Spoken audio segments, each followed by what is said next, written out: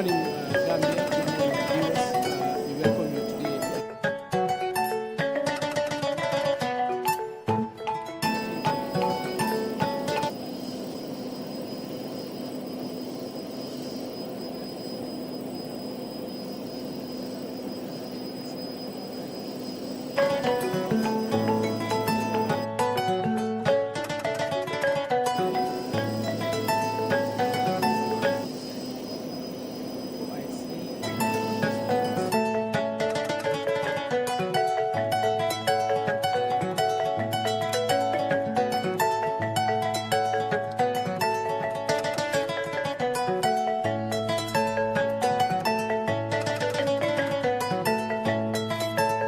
By my colleagues,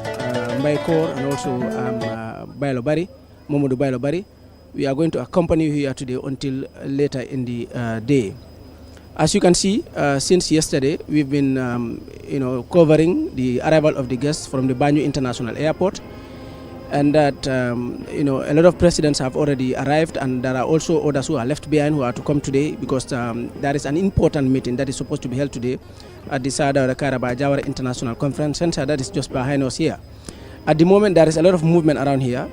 because it's a beautiful Saturday morning. The sun is shining and the guests are arriving one after each other, and the general public, some of the people that have been invited today also are also coming one after the other. So it's a beautiful day here in the Gambia. If you are watching us around the world, we are saying welcome to another edition of this special live coverage of the 15th International Summit of the Islamic Organization of the OIC that is being held in the Gambia. So for that being the case, yesterday we have confirmed the arrival of some of the guests. We can also confirm that the President of Guinea-Bissau have arrived, the President of Djibouti have arrived, and some prime ministers and also vice presidents from countries like Cote d'Ivoire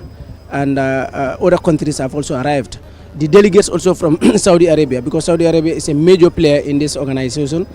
That is the Organization of Islamic Cooperation. It used to be conference, but now it's corporation.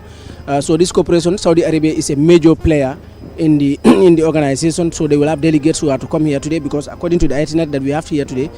a lot of statements are going to be given. Remember, the last edition was held in Jeddah, that was in Saudi Arabia. That edition should have been held in the Gambia, but it was unfortunate by then that a lot of projects were not done by then, and it has to be shifted to another country, and it was chosen to be shifted in Saudi Arabia. So that was in 2019. Then 2019, 2024, here we are, and it's going to be held in the Gambia. In 2019, it was held in Saudi Arabia. So Saudi Arabia has to transfer the chairmanship of the OIC to the Gambia. That is why today, on the agenda, Saudi are going to make a statement, their delegates are going to make a statement, and then also we will have the opening statement from also the Secretary General of the Organization of Islamic Cooperation, that is His Excellency Hussein Ibrahim Taha, who is a Chadis seasoned diplomat, who is leading the OIC at the moment. He is also to make a statement. His Excellency President Anabaro is also to make a statement here today. The President of the Arab Islamic Bank also is going to make a statement. Remember, that is a very important component, or a very important bank in funding a lot of projects around the Islamic countries around the world. So these people are going to make a statement here today, and then we will also have a statement from the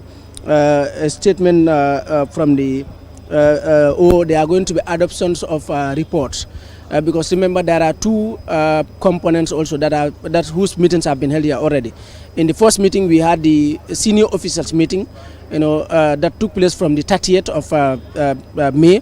30th of April rather, and then the next day it continues until the next day. That was 30th to 31st, and then they were done. Then from there, we had the Council of Foreign Affairs meeting that was held also, like for 2 days. They also finished their business like yesterday. And then from today, the presidents and head of states are going to take over, and the delegates that are representing their countries here today. So that is the agenda. It means today the presidents are going to, do some adoption of some of the reports that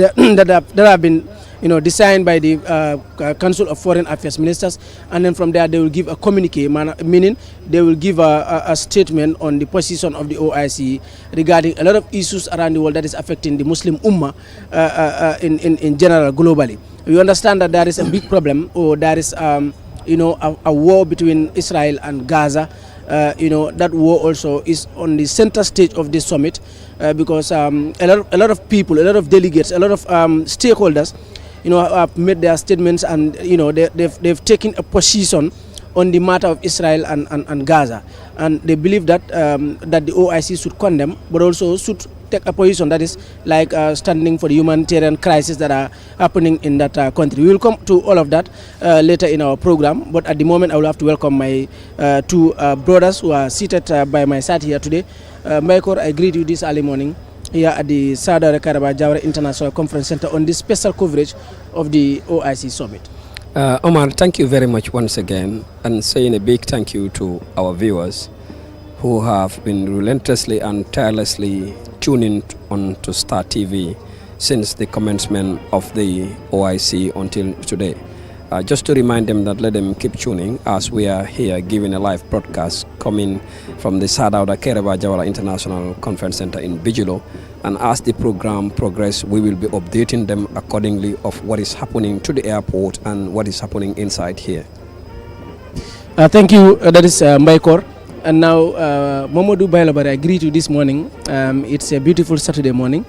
here at the Sadauda Kereba Jawara International Conference Center, and it's a privilege to share this stage with you. In 2006, when that summit was held in the Gambia, I would say we were kids by then, we were going to school. But in 2024, here we are, and we are part of the people contributing in the success of this story of the OIC. Good morning, Bailo. Good morning, Omar. Good morning to our wonderful listeners. This is Star TV Live here at the Sadauda Kairaba Conference Center in Banjul, where, of course, we've been here for the couple of days. It's all because of the Gambia is hosting the OIC in this year 2024.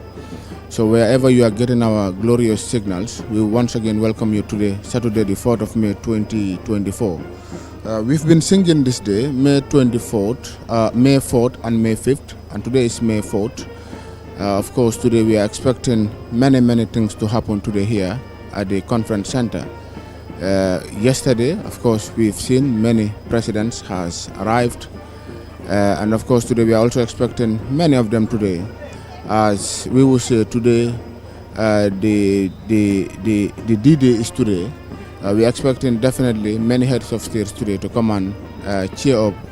this wonderful OIC. As you've rightly said, Omar,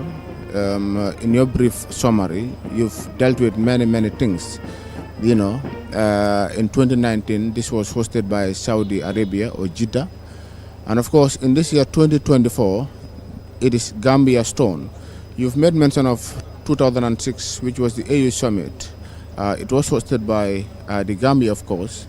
And this 2024, the Gambia is hosting it. So wherever you are getting our glorious signals, this is a special live coverage coming to you live here at the Sadauda Kairaba Conference Center. Thank you, Mamadou Bailabari. What you are seeing on the other side of the screen is what is happening at the Banjul International Airport. At the moment, still guests are arriving, and there are still some head of states that are to arrive and to take part in this summit. Bro, by the issue of the guard of honor, I would like you to give more emphasis on it before we delve into the program. Any guest that arrives at the Banjul International Airport is given a guard of honor as a security personnel. What can you say about that? Why is it important to do such an activity? Omar, thank you very much once again for asking a very good question. Why I say a very good question is many might be seeing, or I can say many are seeing the service personnel conducting such a ceremony, but they may not able to know what exactly it is. Yes, it is said any VIP visiting a military installation, the person is subjected for a quota guard. But any head of state or a VIP visiting a country, the person is entitled for a guard of honor. And a guard of honor you have two. You have half guard of honor and full guard of honor. Guard of honor, it is a tradition that security personnel give VIPs as the highest compliment, because we understand salute is the highest compliment as far as respect is concerned in security. And the process of it is, if the guest or the VIP receive the VVIP from the foot of the aircraft,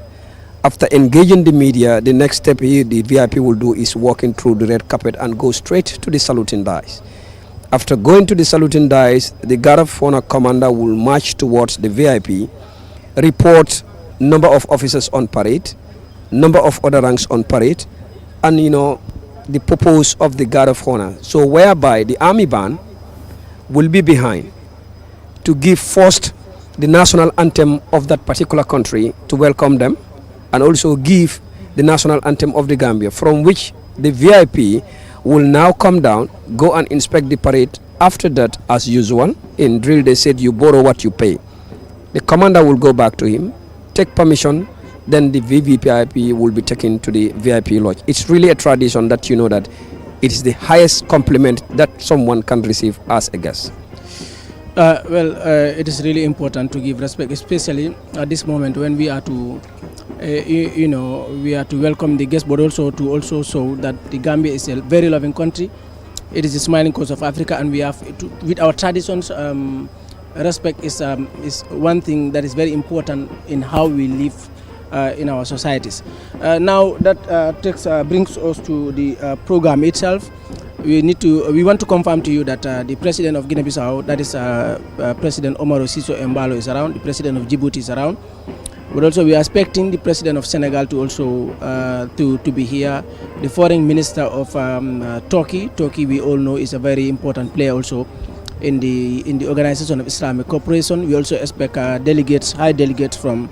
Saudi Arabia to represent Mohammed bin Salman, who is the Royal Highness at the moment in Saudi Arabia. And also we expect delegates from Iran. These are big countries, big players in the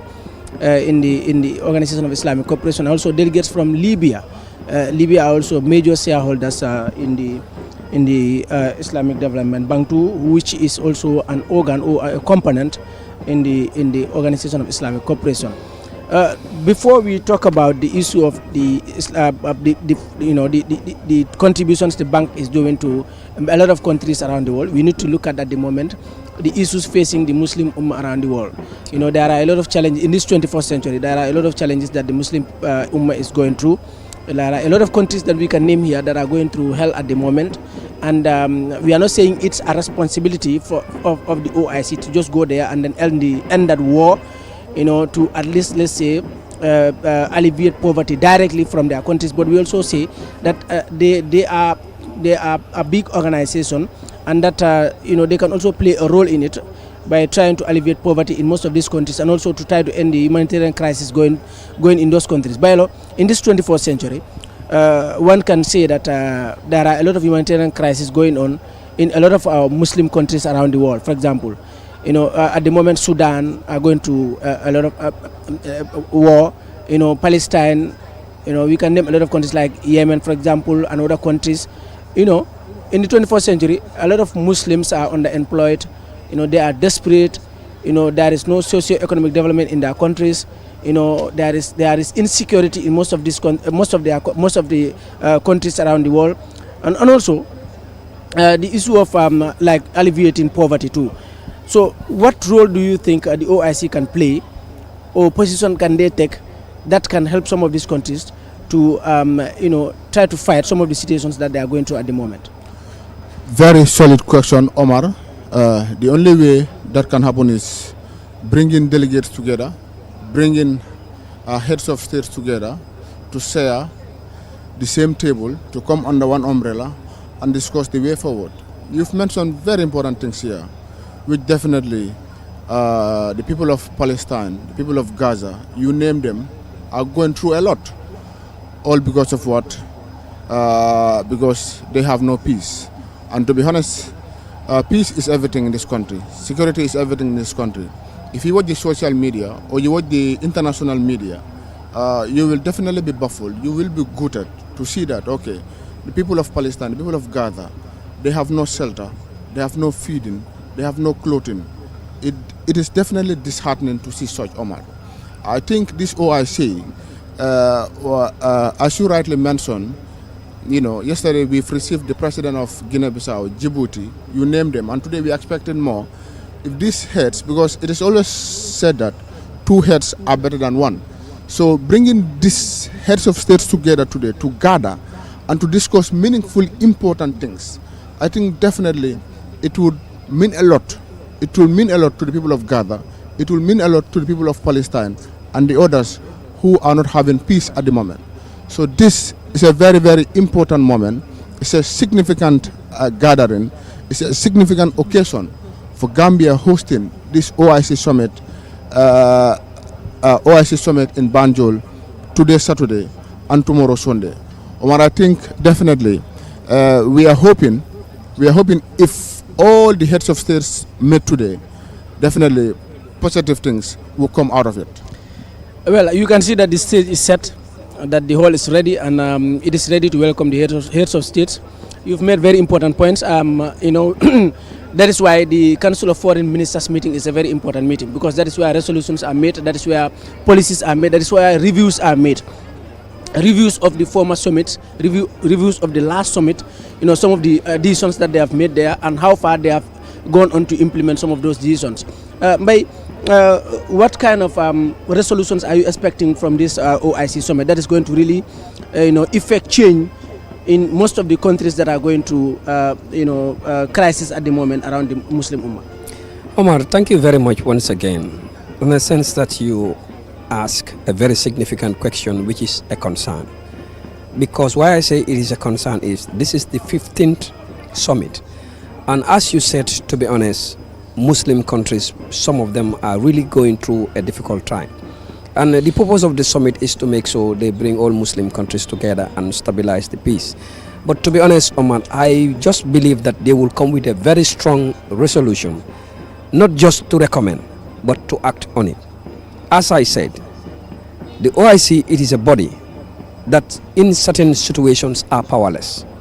in a sense that they cannot impose certain things to their members. But with their resolutions, if it is very strong, look at the crisis, but their main focus, as they said, will be that of Israel and Pakistan, if record is straight. But I believe, as you said also, Libya, it is a point. Because since the demise or the attack of Muammar Gaddafi until date, they cannot stabilize that country to give them a president. I think it is also important they look at that point, because a country is going to be very difficult for a country to go smoothly without having an identified president who is to lead the country. Exactly. So that is a very important point that they should put into consideration, because really they need a president who have a voice. They need a president who can talk and the public of that country can listen to. But to be honest, Omar, the other additional thing, I think whatever resolutions they may come up together with, I think it will be better for them to put it before the United Nations, at least so that the United Nations can help them achieve that aim of resolution. Well, at the moment also, we will highlight some of the contributions that have been made in the Gambia, because remember, the OIC is not only for like summits to be held almost after every 3 years, but they are also an organization that are looking forward to alleviating poverty in most of these countries. That is why anytime that a country hosts the OIC,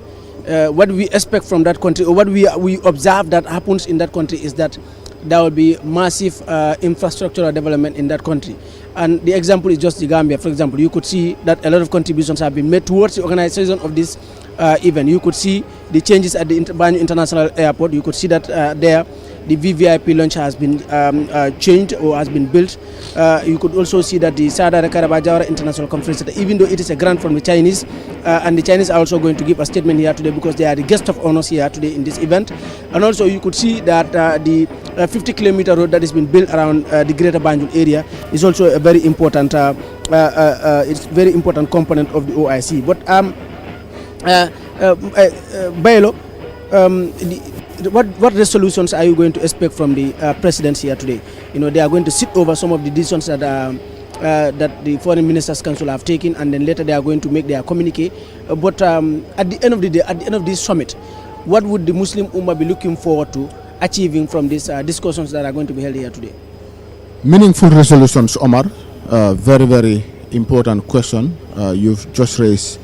After today's meeting, what are they going to expect? Definitely, it will. What brought them together should definitely, should definitely impact on what is going to happen tomorrow. Because if you do not sit and discuss, one idea, 2 ideas, 3 ideas, 4 ideas to come together, it will definitely make a very, very good idea. For instance, today, the people of Palestine, the people of Gaza, what they are going through, people have been praying in their own ways. May Allah help those people. So if those people are helped today, it would definitely, be an impact on others who are not having peace today. As I said earlier,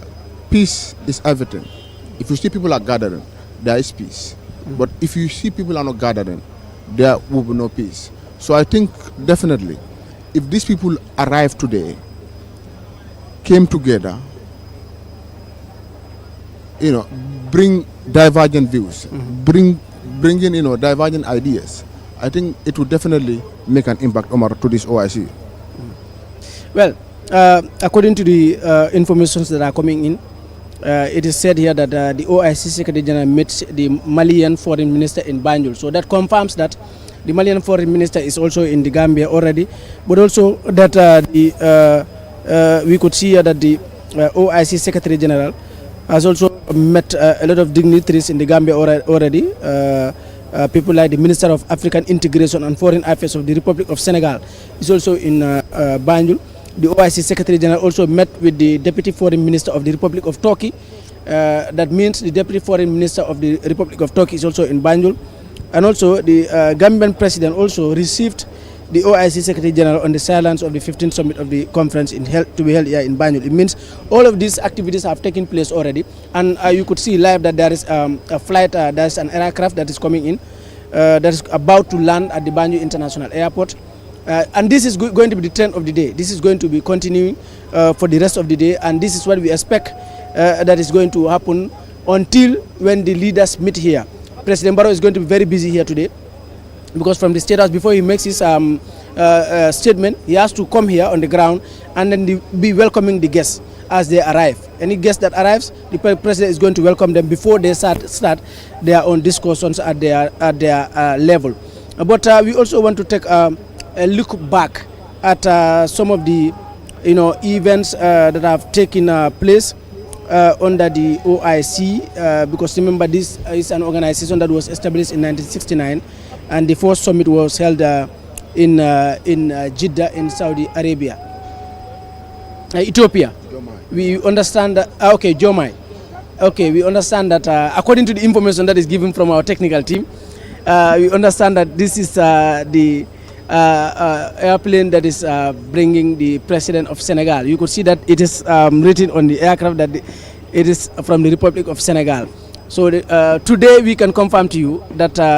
the President of Senegal is just arriving. Has just landed at the Banjul International Airport. That is His Excellency President Bassirou Diomaye Diakhar Faye. He came here not long ago. That is like 2 weeks ago. He came in the Gambia to meet with President Adama Barrow. Remember, the Gambia and Senegal share a lot of, we share borderlines, we share relations, extended relations that cannot be explained in detail, because like they will say in Wolof, liñu boole Yalla moko xam. So the Gambia and Senegal speak the same language, rather, the same local language, rather. We eat the same food. We share the same relations. You find a lot of Gambians, over 600,000 Senegalese are living in the Gambia. You have also a lot of Gambians who are living in Senegal. So you see at the moment the Navy, right? Yes, the Navy. Michael, these are the Navy. They are going to hold a march past, but also later they are going to show the guard of honor to the President of Senegal, so he can be welcome at the Banjul International Airport, and then from there he's going to go to the hotel that he's going to stay. That is the Republic of Senegal sitting on the aircraft there. So it is running at the tarmac at the moment, and the delegates are there awaiting the landing of the President of Senegal. I think this is a very important moment in the history of the Gambia, even though we agree that Senegalese presidents have been coming in the Gambia, because that is something that is not going to stop. That is never going to stop, Senegalese president coming in the Gambia. But on this occasion, like, okay, we agree that we had a summit that was held in 2006, that was the AU summit, but this one is much bigger than that one, because apart from the UN General Assembly, this summit is the biggest summit that you can ever find anywhere around the world. But the arrival of this presidency here today, if you look at the busyness of the Banjul International Airport, that is something that we have not seen for a lot of years in our history. Mbaikor, how important is this occasion that we are witnessing here today? Omar, thank you very much once again. It is indeed there are two aircraft landing at the same time at the moment, May. Wow. But Yes. the one that we are seeing at the moment that we can confirm is the arrival of the Senegalese president. Exactly. Today is a very, very important day in the Gambia. And I will again say thumbs up to the security forces. Thumbs up in a sense that since day one, these gallant men and women in uniform are at the airport receiving all type of guests that are coming to the summit, which why I say thumbs up to them, because here they are not thinking of what the country can do for them. They are exactly thinking of what they can do for their country in such an important and a historic occasion like the OIC. And just to, before answering that question, I just want to set a little light on if they might see, majority might see, presidents will come and be on the saluting dais whenever the guard of honor is on, their national anthems are being blown or whatsoever, they will be taking their hands, putting it on their left.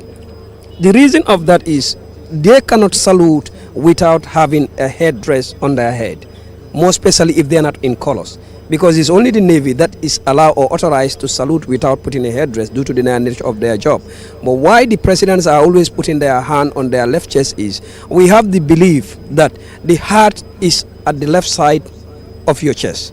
and your country is married to your heart. This is why most of them, if they are taking the salute, they will put their hand on their left side to show the love that they have for their country. Omar, the other thing you can see is what we are seeing on screen. We can also try to make some judgment of what we are seeing on the ground. In a sense that, Omar, we can see the security presence here today is heavier than yesterday. It's more than yesterday. That can show you how ready security-wise the Gambia can possibly be as far as the summit is concerned. Because today, last I can say day of yesterday, you only have the inner cordon and the outer cordon. Today you have more of physical guards outside with support weapons than more of physical guard inside. Because if you can see today, majority of these ones are plain clothes attached to their VVIPs, as I said. The country can provide security for the VIP, but some VIPs also intend or prioritize to come with their VIP. Today, indeed, it is a very big day. The security presence can show it, and it is equally a very significant day. I am happy, as you said, 2006 we were going to school. Today, we are part of history making in the Gambia. Well, it's a historic day, Bailo. You could see what is happening at the Banjul International Airport, and I know at the moment all Gambians are watching and they are following the updates that are unfolding at the Banjul International Airport and also at the Sadar Karaba Jawara International Conference Center here today. You could see that the guests are arriving, and the security that we have seen here today is unbelievable. You know, the entrance is very difficult. It's based on strict protocols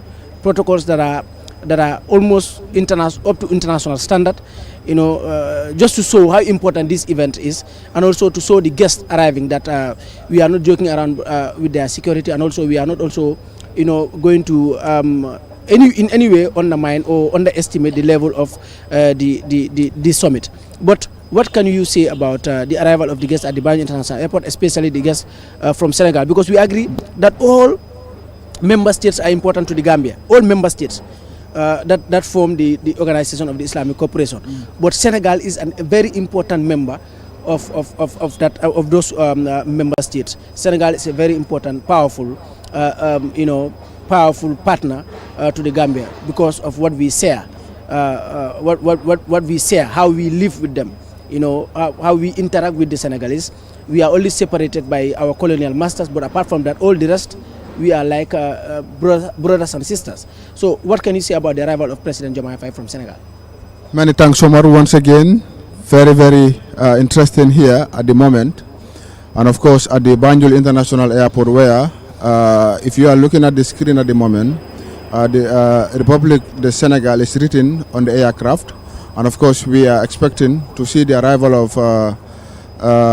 the new president-elect of the Republic of Senegal, President Diomaye Faye. Omar, you've mentioned very, very important things about the relationship between the two nations, the Gambia and Senegal. It has been a cordial relationship between the two nations, and of course we hope and pray this will continue. Looking at the cultures and the beliefs, you know, we both share. You just mentioned these are very, very, very, very key issues. You know, President-elect Basiru Jomai Faye coming to join his counterparts, in Gambia hosting the OIC in 2024. I have said one thing here. May 4th, May 5th. We've been singing this day. Today is May 4th. Tomorrow is May 5th. Mbaikor have mentioned the security presence very tight. Yes, of course, it is tight. And tomorrow will be another day here also. Because these 2 days, even the Gambian leader, the commander-in-chief of the Gambian forces, knows that, okay, yes, in my tenure, this will be a historic moment for me. This will be a significant day as far as the presidency is concerned. So right now at the Banjul International Airport, we are seeing, the new president of Senegal, President Bassirou Diomaye Faye, is about to land at the Banjul International Airport, and of course other protocols will follow. And then of course Mbaikor will lead us to those protocols as things are unfolding at the Banjul International Airport, Omar. Mbaikor, the protocols that we have seen here today in terms of security, I think that is unmatched.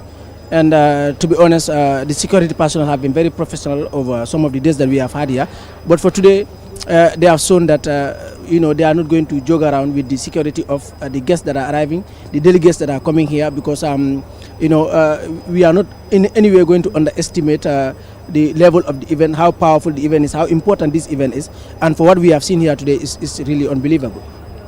Yeah, Omar, is indeed unbelievable, and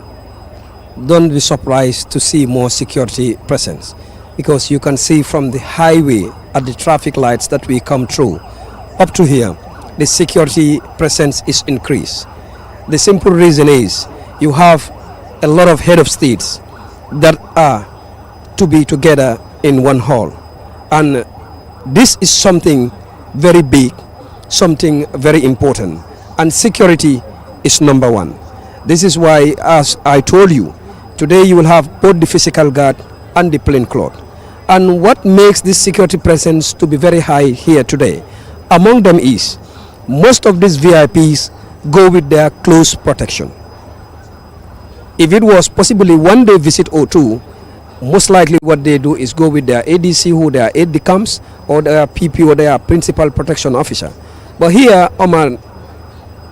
every bodyguard personnel here, no one is important before your eye other than your principal. Who is the principal is the VIP that you are protecting. So this is why everybody will be focused on your own personal principal protection.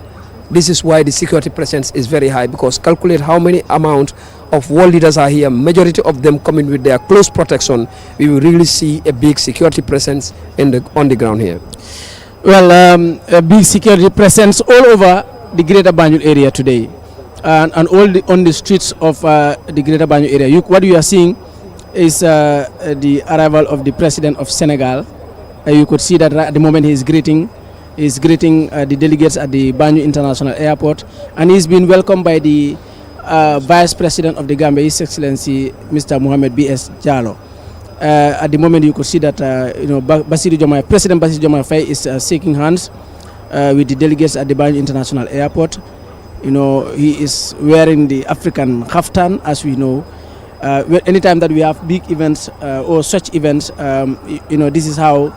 we expect, or this is how our African presidents dress. That is to show the occasion and also to show that they are Africans, and this is also part of their traditions, to give importance to an occasion, and this is historic for the Gambia, even though we agree that he came not long ago. But coming back here again within a few days shows how important this event is. Shows that Senegal respects the Gambia, they value the Gambia, they value their relations with the Gambia, they value the Gambian people. Otherwise, you could have done something else different. That is to send either the foreign affairs minister or the prime minister. Even though the prime minister is well known, you could have said, okay, Ousmane Sonko, you can go and represent the Senegalese people. But no, he is going to represent the Senegalese people, because Senegal also forms part of the organization of Islamic cooperation. So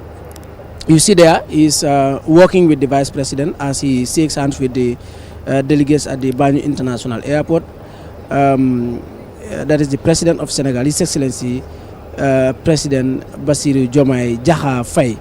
who was just sworn in not long ago in Senegal after winning massively the past elections. He won against, let's say, the government's candidate, that is Amadou Ba, who was chosen by the coalition which was led by the former president, that is Macky Sall. At the moment, he's done with greeting the delegates and he's heading into his vehicle. That is, he's first going to head into the VVIP lounge, and then from there, he's going to head into his vehicle, and then from there, he's going to, of course, be coming here later. He's going to come here later, but at first, he has to go to the hotel. You see that our colleagues GRTS are having a word with him as he walks towards the VVIP lounge. You could also see that today the Banjul International Airport is very busy. You could see the aircrafts around almost everywhere. It was said that the delegates were going to, stay somewhere, or they are going to, arrive in our neighboring countries. First, the president is going to observe we will.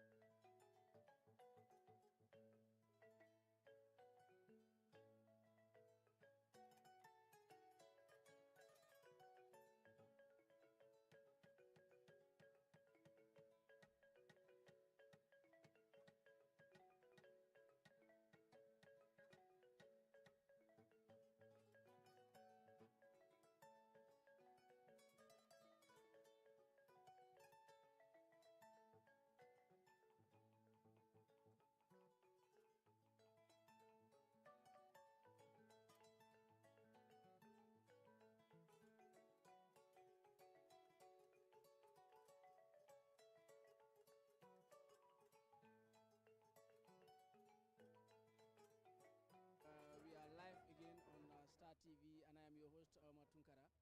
We are giving you a special edition of this program here today, a special coverage of the 15th Summit of the International Organization of Islamic Cooperation that has been held here at the Sada Kairaba Jawara International Conference Center. And I am with my colleagues, that is Bailobari and Mbaikor. We are accompanying you here today. Later you'll be joined by our other colleagues. But then before that, I want to give you a summary of some of the places that this summit have been held around the world. Before the first summit that was held in the month of September in 1969 in the country called Morocco, Rabat. It was in Morocco that it was held in the capital Rabat. Then from there, the second one was held on the 22nd to the 24th of February 1974, it was held in Pakistan, Lahore. And then on the third one was held on between 25th and 28th January 1981 in Saudi Arabia in the city of Mecca, in the holy city of Mecca. And then the fourth summit was held between the 16th and 19th of January 1984. It was held in Morocco, Casablanca. Then we had 42 members. By then we had 42 members. I could have, give you more explanations on this one. And then the fifth summit was held on the 26th to 29th of January 1987 in the country of Kuwait and in the city of Kuwait. By then we had 44 members that participated in that summit. The sixth summit was held between the 9th and 11th December 1991 in Senegal. Senegal first hosted this summit in 1991 between the 9th and 11th September in the capital Dakar, and by then we had 45 member states that participated. The seventh summit was held between the 13th and 15th of December 1991 in Morocco. Sorry, 1994, between 13th and 15th December 1994 in Morocco, in the capital Casablanca. Then we had 49 participants that participated in that summit. The eighth summit was held between 9 and 11th December 1997 in Iran, in the capital Tehran, and then we had 53 participants that participated in that summit. The ninth one was held between 12th and 13th November in the year 2000. It was held in Qatar and in the capital Doha in the year 2000. And then we had 54 member states that participated in that summit. And the 10th summit was held between 16th and 17th October in the year 2003. And in that year, it was held in Malaysia, in a city called Putrajaya. And then the 11th summit was held between 13th and 14th March. It was held in Senegal again in 2008. That was the 11th summit of the Islamic Organization of the International Organization of Islamic Cooperation. It was held between 13 and 14 March 2008 in the capital Dakar. That was the second time that Senegal hosted the summit, this International Summit of Islamic Organization. And the 12th summit was held between the dates 6 and 7 February 2013. That year it was held in Egypt, in the capital Cairo, and 56 member states participated in that summit. The 13th summit was held in Turkey, and in that year it was held on the 14th to on the 15th April 2016 in the capital Istanbul. That is where it was held. The 14th summit was held in 2019. That was the summit that Gambia was supposed to host, but unfortunately by then most of the infrastructural projects were not done, and it has to be shifted to another city. That is why it was shifted to Mecca, in the holy city of Mecca. It was held there in 2019. And now, finally, it is the turn of the Gambia. Since the OIC was established in 1969, Gambia is hosting the 15th summit, and it is being hosted in the Gambia, in Banjul, for the first time. And in this time, 57 member states that form the Organization of Islamic Cooperation are going to participate. All the member states are going to have delegates that are going to take part here today. What you are seeing right now are live feeds coming from the Banjul International Airport, and also from the Sadar Karaba Jawara International Conference Center. You could see that delegates are arriving one after the other. Yesterday, the Council of Foreign Ministers meeting was done, and the guy that you are seeing here is the Gambian Information Minister, who is in charge of digital economy. That is Mr. Usman Ba. But after that, again, we want to give you a background, of the history of the summit, because there are reasons why this summit was this summit is established. The Organization of Islamic Cooperation, OIC, is the second largest organization after the UN General Assembly. and it has 57 member states spread over 4 continents around the world. The organization is a collective voice of the Muslim world. It endeavors to safeguard and protect the interests of the Muslim world in the spirit of promoting international peace and harmony among various people of the world. The organization was established upon a conference of foreign ministers which was held in Jeddah, which decided to establish a permanent secretariat in Jeddah, headed by the organization's Secretary General. Ambassador Hussein Brahim Taha is the 12th Secretary General, who assumed office in November 2021. The first OIC charter was adopted by the third Council of Foreign Affairs meeting held in 1972. The charter laid down the objectives and principles of the organization, fundamental purposes to strengthen the solidarity and cooperation among the member states. Over the last 40 years, the membership have grown. We have seen a lot of countries that have, now joined the organization. The charter was amended to keep pace with the developments that have unraveled across the world. The present charter of the OIC was adopted by the 11th Islamic Summit held in Dakar on the 13th and 14th March 2008 to become the pillar of the OIC's future Islamic action in line with the requirements of the 21st century. The organization has the singular honor to galvanize the Ummah into a unified body and to have actively represented the Muslim by espousing all causes and close to the hearts of over 1.5 billion Muslims around the world. So this is just one of the things, or one of the reasons why the summit was held. And now what you are seeing over there is what you are seeing there is what is happening live at the moment, and the guests are arriving, and what you are seeing right now is what is happening right now at the Saada Karaba Jawara International Conference Center. mbokk yi léegi ñu nuyu leen rek dalal leen ci beneen programme boo xam ne ñu ngi leen ko amal. Programme bu mucc ay boo xam ne special coverage la boo xam ne ñu ngi koy defal sunu nit ñi nga xam ne nag ñu ngi seetaan Star TV ak li nga xam ne nag moom mooy doomi Gambia ak askan si nga xam ne nag war nañ ne ñu ngi toppal li nga xam ne nag moom mooy télé bi ci àdduna si li ngeen di seetaan ni nag mooy jamono ji li nekk di xew ci li nga xam ne nag moom mooy Saada Kairaba Jawara International Conference Center bi mooy ne daal jamono ji gan yaa ngee ñëw am na ñuy wàcc si Banjul International Airport bi gis ngeen ne yàggu noonu président Bassirou Diomaye Faye yegsi na ci li nga xam ne nag moom mooy réew Gambia, président bu Djibouti yegsi na ci li nga xam ne nag moom mooy réew Gambia, président bu Guinée Bissau yegsi na ci li nga xam ne nag moom mooy réew Gambia, waaye tamit Iran seen delegates yi ñëw nañ, Turkey seen delegates yi ñëw nañ, Saudi Arabia seen delegates yi ñëw nañ, Côte d'Ivoire seen delegates yi ñëw nañ. ñii ñëpp dañ nekk ay réew yi nga xam ne dañoo bokk ci li nga xam ne nag moom moo di mbootaay bi nga xam ne moom moo ëmb jullit yi ci li nga xam ne nag moom mooy àdduna si. Kon gis ngeen ne tey vice président yi ba si ministres yi ñëpp ñu ngi jàpp ci li nga xam ne nag moom mooy liggéey bi, parce que ñoom ñëpp ñu ngi dalal gan yi nga xam ne jamono ji ñu ngi ñëw di teew ci li nga xam ne nag moom moo nekk ci li nga xam ne nag moom mooy réew Gambie pour ñu mun a bokk ci summit bu mag bi nga xam ne nag ñu ngi koy def. Fan yi passé am nañ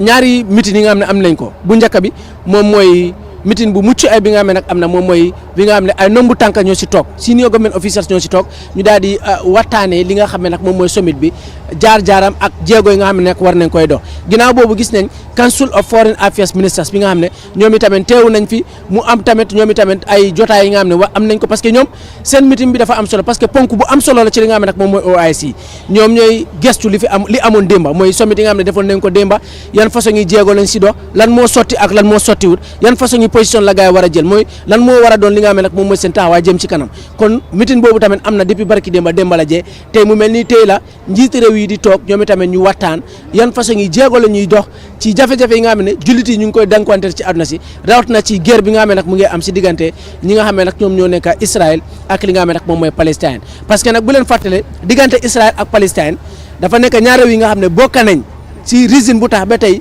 OIC yi mu am, parce que dafa amoon attaque boo xam ne dafa am ci Al Iska mosque bi, mooy benn juma boo xam ne jàpp ne juma bu màgg la bi nekk foofu ci li nga xam ne nag moom mooy Jérusalem. wane ne foofu nag buñ fa defee attaque moo waral nag ba Kim Faisal jamono jooja mu oote ne il faut jullit yi ñu ñëw toog, su ko defee ñu sos benn mbootaay boo xam ne dafay saytu bépp jafe-jafe boo xam ne nag jullit yi ñu ngi koy jànkuwante ci àdduna si. Loolu moo andi li nga xam ne nag moom mooy OIC. OIC ñu ngi ko sos si atu 1969. at boobu Morocco moo nekkoon réew bi nga xam ne ñoo njëkk a dalal gan yi nga xam ne ñoom ñoo teewoon waxtaane jafe-jafe yi nga xam ne jullit yi ñu ngi koy jànkuwante implémenté ci li nga xam ne nag moom mooy àdduna si boobu ba léegi nag summit bi ñu ngi koy def daanaka ñetti at yu nekk ren jii nag lañ ko soog a def ci li nga xam ne nag moom mooy réew Gambia suñu dëkkandoor yi Sénégal am nañ ko ñaari yoon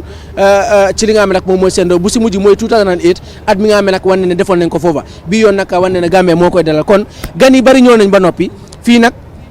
man Omar Tunkara maam fii ak ki nga xam ne kooku mooy Mbaykoor ak ki nga xam ne kooku mooy moom kii di Alaaji Mamadou Baylo Bari comme ni ñu koy faral di ooyee si suñu rajo bi kon mu ngi noonu mbokk yi mu ngi noonu yéen a ngay gis nataalu ki nga xam ne kooku mooy Saadara Kairaba Jawara moom moo nekk first président bu Gambie te moom si boppam am na ay taxawaay yi nga xam ne def na ko ci réew yi nga xam ne nag moom moo nekk réew jullit yi moom Saadara Kairaba Jawara mi nga xam ne mooy first président mi nga xam ne moom lañ amoon ci réew Gambia am na ay tànka yu bari nga xam ne dox na ko si àdduna si pour mun a dox jàmm si réew yi nga xam ne nag réeroo mu ngi am seen diggante balaa moom ci boppam muy noppalu ci li nga xam ne nag moom moo nekk ci place bi nga xam ne dénkoon nañ ko kon moom Saadara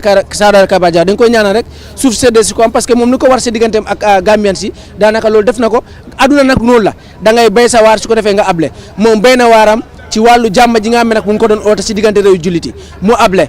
former président Jammeh ñëw moom itamit mu bay li nga xam ne nag moom mooy waaram dëgg la dina am ñoo xam ne dinañ xaw a criticiser tuuti nguuram gi nu mu doon demee waaye am na jéego boo xam ne dox na ko ci wàllu summit bi nga xam ne tey ji nag ñu ngi see dalal li nga xam ne nag moom mooy gan yi léegi nag wattu yi excellence si président Adama Barrow la moom itamit nag tey yàlla moom la wërsakal pour mu dalal li nga xam ne nag moom mooy gan yi pour ñu mën a def summit bi maanaam summit bi buy am tey ci jamonoom la mooy am moom mooy dalal bépp président boo xam ne mu ngi ñëw bépp ministre buy ñëw toogal fi li nga xam ne nag moom mooy réewam bépp délégué boo xam ne na mu tànk la boo xam ne dafay ñëw toogal fi réewam tey président Barrow moo leen di dalal moom mooy waxtaan ak ñoom moom tey la ñuy daanaka tabb parce que dinañ ko jox li nga xam ne nag moom mooy chairman yi lii di OIC bi si ñetti at yi nekk suñu kanam nag Gambia moom mooy jiite li nga xam ne nag moom moo nekk lii di OIC bi kon loolu mu nekk li nga xam ne lu am solo la Mbaykoor gan yi ñu ngay ñëw te mu nekk bés bu màgga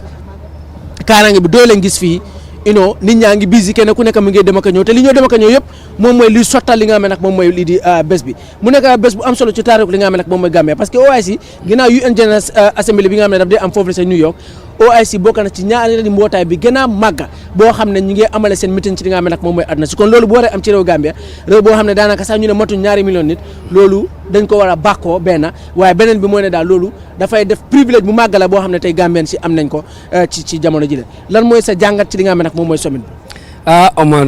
di la jaajëfal bu baax xanaa kontaan rek foon na sax suma kontaan weesu na ko parce que pour fàttali ñëpp ne olof dafa ne ku aayewal sa moome te wax dëgg neex yàlla dañ ne peccim liir bu neexee ndey baa téye ci mbagay ku ñëw sabar sa bunti kër nag fooguma ne di nga waaliyaani tey nag ñu ngi sabar biir Gambia moo tax demuñ waaliyaani te soo gisee security presence bi mu am doole comme ni ma ko waxee peccim liir bu neexee ndey baa téye ci mbagay tey ñoom ñoo war a jàppale ñu nekk ci biir seen xel dal ñu nekk di wax comme ñun ak ñeneen yi seen xel dal bu leen leeree ne am na ñi nga xam ne ñu ngi leen a aar rek ci xel bu dal rek seen xel dafay mun a comfortable dañoo mun a waxtaanee li nga xam ne lu am njëriñ la waaye wax dëgg ne yàlla amoon suma kontaan te foo ko nata weesu na ko parce que tey comme ni nga ko waxee 2006 OIC AU summit bi bokk ci history making in a sense that ñu ngi dem school di def leneen tey bokk nañ si taarixi Gambia mun nañoo toog di wax suñ setine OIC bi bu mu amoon lii ak la dinañ leen mun a wax luñ fekkee li nga xam ne xëj na nekkut luñ bindal li nga xam ne dina mun a génne suñ xel yi dina mun a génne suñ xalaat yi ba pare nañ leen mun a woon ay firnde ay sedd yi nga xam ne lii amoon na fii naam dëgg la Gambia dëkk bu tuuti la waaye buñ fàtte ne Gambia dafa bokk si OIC bi since on the 25th of February 1974 loolu nag nekkut lu ndaw dëgg la juróomi at yi mut na bési pay bi jot na nañ ko féetoo nañ ko jàpp si ñaari loxo ñun ñëpp ñu bokk si taarixi Gambia.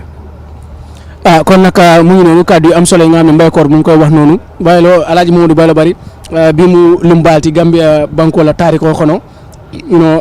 ñin kuusi fa nena manke Gambia kono jang katu to nyalon sa fono OIC summit ke AU summit ke tan in 2006 but this one is bigger than the AU summit ñine warata AU summit to men kata in 2006 katu OIC UN General Assembly kola atele warta any other organization to me yalan ko nga soto dunya ko me yalan ko ke la mitinol kale and OIC e ka muslim bankol la ko le jibe ila bata kol e ndaka mun lo nyaala kije pour bata bondi o bankol kono nata ke lolo bije be mun lo nya sifala kala je fa yalan ko fa yaje ko o maybe yo kelo bayje mol mi yalan ko fana yela nyantol sotole ibola nyantol fana protect no la nyaadile al nyaabe minat en santeng wala his excellency president Adama Baroti wala be jikanten santeng ala moto kono president Barole kanananten he is waving at the crowd ate president Barole jitananten santeng ala moto kono abina kan kadunnan OIC International Conference Center afende santeng ba bennun kan his excellency president Adama Baro bidung be chairman ya dira ate president Adama Baro bila be kala because atelon Gambia OIC Secretary la chairman oti coming mulla OIC Gambia banko kanjang OIC Secretary ron chairman oti but bilong ba kala di general secretary chairman bilong chairman ya be dira la for the next 3 years Gambia be chairman ya tala wota la president Baro dun tala kono taje sayang atele bitaje ani dun tawle kacha parce que bi atele be dun tawol jiala bi atele be president wol jiala president jamal le nata nan already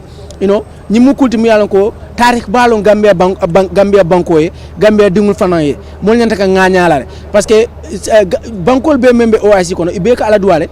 pour ye ñi somito ke la bankol kan so nata bi ala yake ko tel fana ngañi sotel ala ko to ñanta ka ngañala le parce que OIC tata banko ikajele ko banko what we observe there wolon ko o banko ñanta ka ñaato ta sotel in terms of infrastructure, in terms of their economy, we be nyata kijele. Parce que OIC fam wala kendi ya lo pour ka banko manko pour ke bondi bata kol kono that is poverty. Ke manko pour sustainable economic development soto. Mola fo ela banko la ta nyaato pour itel fana soto. So na rabi itel fana gambe ngo soto, ngamera o munye ku balati wala kendi bi Gambia dingol be nyanta ka nganyale nyanta ka kukele mo yana ko at least wala ba ken la fo ni luntangol nata na ya feel like okay ibotana ila banko le kan boy nata banko le kan inata banko men kam fana je fana welcome le wada bi mu lumbalti baylo abaraka bake Omar bi mu lumbalti ba fatale tep ko lunga sa jafa nya fon sa fa bilamu badingolu nyin temina amam filimo mako atani OIC dinkirado memba atani bijilo sate kono nyin temina ko be bake kan janneto kabonang na banko la kulunti la jidlado kana jang wairi nga kalamda ko komantonu banko nyaron ko jamale fango binaka nun jang nyi so mandala fa ngajele president elect mimo president kutodi atani Senegal banko kan o fana jita nanne kana ka mabe nyi bengola bengom yaron ko OIC ya kumandi anu Gambia la jia badingolu ninga tariko jibe komantonu comme Omar Bora fokano nyami angale kawni suru akawro ala signa woro jango akeda no Senegal Dakar min keda no 9 to 11 December 1991 ala signa tanning killing jango fana keda no Senegal 13 to 14 March 2008 ala signa tanning nanin jango akeda no Saudi Arabia min nyanta kala no Gambia jang bari hello dole sodo no wayat na fanga manke bari ala signa tanning lulu jango abake kam mun tole wolam Gambiati Banjul and President Adama Barrow nyin temena coming aliajon nyam screenero afreta bengotole coming afunu nyam kunung bi baba falal tep wayre kunu ngajele president mimba tenyin Guinea Bissau amabeda nung jang anen fanang mingera fanang nyaran ko atenyin Djibouti bi sumanda fanang president elect jela Basiru Diomaye Faye mi carte fayo ning gagné amami bakare ngi Senegal banko kan ñim be binala bi kaje ko dal e batabulo bulo ñoko ñang kadu kacam fendi mi yanko akumara bakele hadama dingon la fonnala wari ñe OIC jibe ay min fu dolum ñindi ko Organization of Islamic Cooperation banko lo mi yalan ko dal ay muslima banko jamal le fanan adani kumbeng bari bajala ko banko dol bi jemi yalan ko Cairo tije ke lolé biye ladlam problème odi domoro problème odi dum fenga famu problème odi baringolo woba dawda wo man Cairo soto woto alama Cairo jidla Omar wala nan koy ko two heads is better than one ba hakil kilinten hakilti e bajila nyim be ngam mbakere mbi banko president his excellency Adama Barrow bi wala ba jiaro kela addo nyolla ibnalal yetabulo bula tema ibesi ye kacar mi yalan ko abakela kacha kuma bare abakela kacha kensende abakela kacha kensende abakela dango domorol ke nimpare danga jang amen ko kacha sifa ka jele hani bare kacha lo min yalan ko ye min kacha jambi bare ngol kibar talal bi janne korosirlal bi janne anu fengol fana mi yalan ko dal nya kacha alama akita kachate alama kala kachate kacha mi yalan ko aba Cairo fana sabatin la banko min yalan ko wala man Cairo soto But movement mu make kam jambi tanin na you could see that delegates will be nakanne and nyemol koma jube jambi motol men bel nyakan jang and the amount of security me yalon ko wala jitana jambi o kaytandel ko nyimmanke bendingte o kaytandel ko ku bale be ke kan gambe banko kan jambi and wo mu kultumu yalon ko to be honest gamenol nyanta ka muta kude do wa fero bongolam bi Omar tanko la fannale nyajibe kunun ko mota fogo tanko ni yom fadal domani bar kabo bile kata sama tanko ni aba stronna baba kele because nyaajale bi amanke ko nyikara bidiko do wala nyikara marché do OIC dinkira do jambi ala nyin ton ko nanol do wala gambe fon la ton ko nanol do be nyi finita banda e fon ka jale ko dal kula ba keren gambia mim mu kayra bengoti odo nyin kayro ala ma jidila banko min fon yalla ko iman kayro soto. If you are watching us, if you are just joining us, you are watching Star TV, and I am Omar Tunkara with my colleagues, that is Mbaikor and Modu Bailobari. We are streaming live from the Sada Karaba Jaro International Conference Center, where the 15th summit of the Organization of Islamic Cooperation is being held this year, that is 2024. This summit was supposed to be held since 2019. Unfortunately, by then, the Gambia wasn't ready. But now we are ready because you could see that all the delegates have arrived. All the claims that were made before the event, we've seen that fortunately for the Gambia, some of those things have not been, we have not seen them. The delegates have arrived. The airport have welcomed a lot of guests. The international guests that are coming, they have all arrived, and most of them are in the country already. And today is the big day. Today is the D-Day. Today and tomorrow. Today summits are going to be, the summit is going to be held for the first time. And you've already seen that the President of the Republic of the Gambia, His Excellency President Barrow, has arrived at the Banjul, at the International Conference Center here in Bijilo. You could also see that other presidents have arrived already. And yet still there are others who are also going to join because they are going to be here for today and tomorrow, and they are going to have fruitful discussions on what is happening around the Muslim world, on what is happening in between Gaza and Palestine, because those are components, those are important components of the discussions that are going to be held here today. Mbaikor mu melni watani am solo tay mom lañ sentu loo xam ne mënut a ñàkk tey loo xam ne dinañ ko waxtaane loo xam ne leer na Gambien si yëpp leer na ku nekk ci àdduna si moom mooy ne il faut ñu waxtaane Israël ak li nga xam ne nag moom mooy li di Gaza li nga xam ne mu ngi xew foofu parce que li gën a naqari nit ñi mooy ne ay xale ñoo fa nekk di ñàkk seen bakkan ay jigéen ñoo nekk di ñàkk seen bakkan seen nekkuñ di protect li nga xam ne nag moom mooy rights ci jigéen yi am na ñu bëri ñi nga xam ne dañ leen displace mënatuñoo dëkk ci seen dëkk yi am na xale yu bëri nga xam ne mënatuñoo dem li nga xam ne nag moom mooy school am na ñoo xam ne lekk sax dund sax mënuñ koy am te dund bi nga xam ne sax dañ koy dugal seen réew loolu mënuñ koy dugal seen réew lan mooy nekk taxawaay OIC if you go through their page you could see ne already condemn nañ si anam bu gën a kawe lan moo nekk di xew foofu ak ñu ngi oote ne ndax am na jéego yi nga xam ne seen mbootaay bi war nañ koy jël waaye tamit réew yi war nañ koy mën a jël ba sàmm ak ñi nga xam ne ñoom ñoo nekk Palestinians si lan moo nekk yow tey taxawaay yi nga xam ne yaakaar nga ne war naa mun a am ba nga xam ne tey jii jafe-jafe yooyu nga xam ne nag mu ngi dal jullit yi si àdduna si war nañ koy mën a génne. Omar di la jaajëfal rek di wax naan ne wax dëgg ne yàlla am naa ci yaakaar bu mag parce que OIC bi soo ko gisee Gaza bi ak Palestine bi nekk na lu leen ñor te nekk na lu leen soxal lu tax ma wax loolu buñ fàtte ne OIC bi pour summit bi generally pour mu am ñetti at ba ñetti at la waaye lii bu mu amee tax na ba OIC secretariat bi dañ oote emergency meeting boobu lu mu laa firndeel mooy lii lu leen soxal la lu leen ñor la parce que wax dëgg dafa doy waar ay jigéen dañ néew doole jigéen yi di soona di toro xale yi nga xam ne war nañoo mun a doon lu nekk ëllëg di ñàkk seen bakkan si li nga xam ne xamuñ boppa be gen bi xiif bi am na doole ñàkk bi am na doole kon wax dëgg ne yàlla am naa yaakaar bi nga xam ne jéego yuñ jëloon ba oote emergency meeting pour saafara problème bu am diggante Gaza ak Palestine mu mun a teel a jeex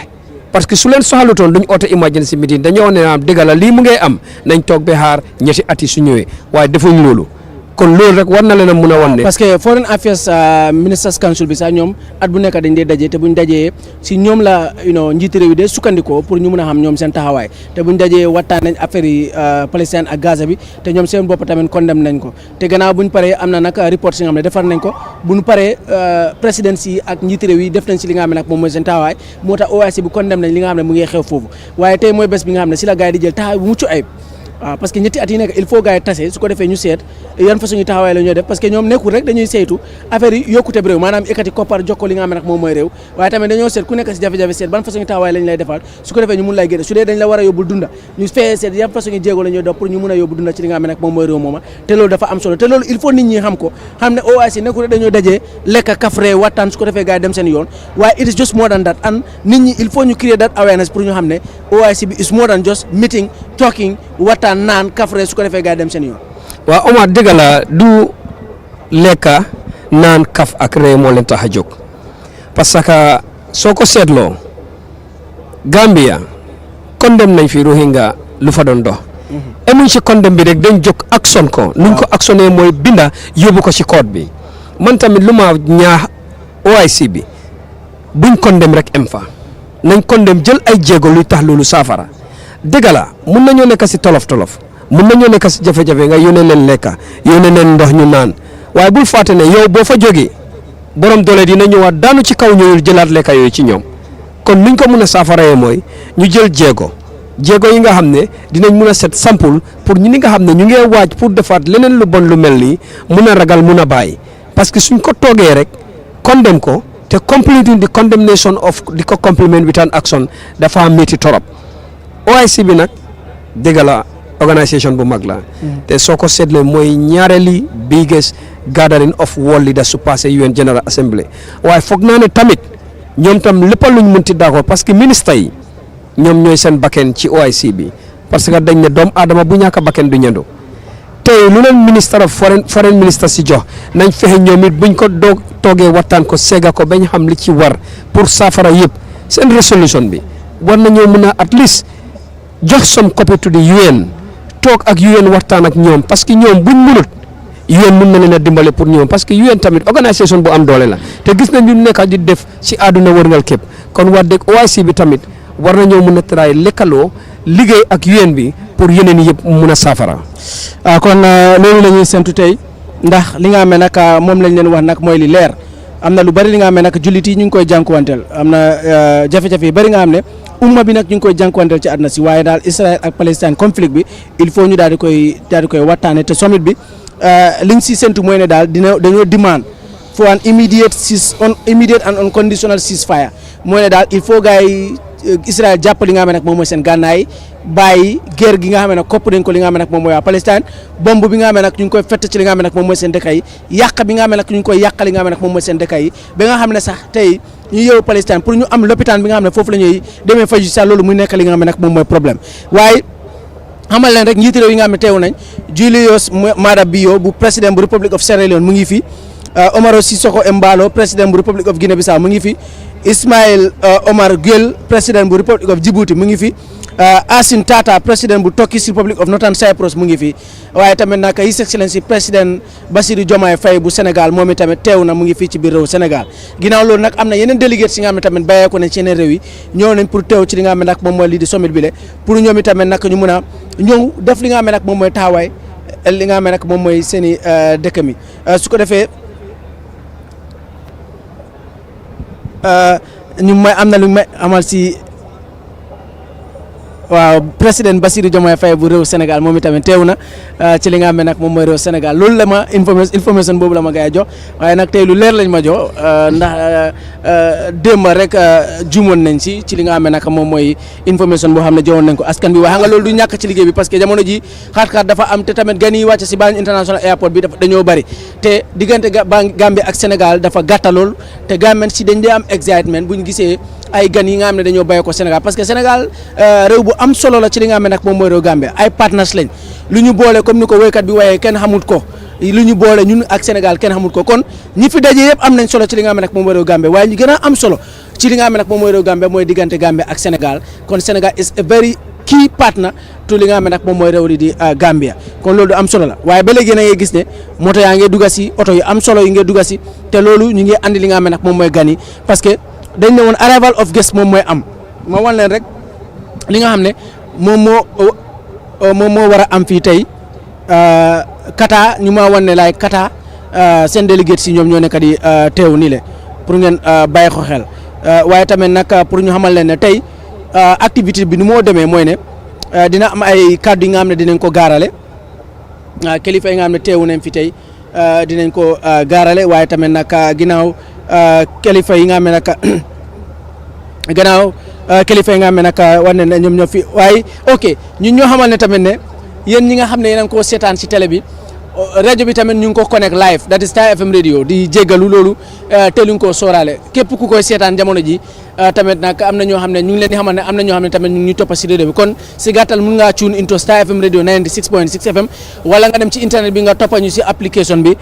mooy si star.gm am nañ application boo xam ne bu dee online nga nekk mun nga koo topp mun nga koo dégloo foofu tamit kon ñi nekk ci rajo bi ñu mel ni ñoom sellu ñi nga xam ne ay supervisors leen ñu jàppale doon technicien si nga xam ne ñu ngi jàppa ci radio bi ñoom itamit ñu ngi rafetlu li nga xam ne nag moom mooy seen liggéey bi nga xam ne ñu ngi koy def foofu waaye ñi ñoo xamal ne delegates from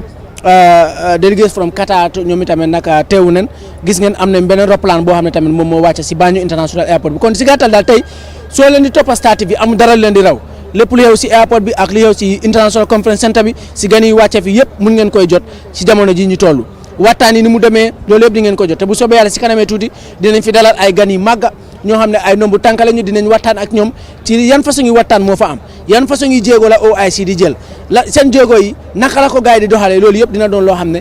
dinañ ko waxtaanee tey si kanamee tuuti dinañ leen confirmal ban roplaan bi wàccan yi kan ak kan la andi si jamono ji ñu toll dinañ ko confirmal waaye tey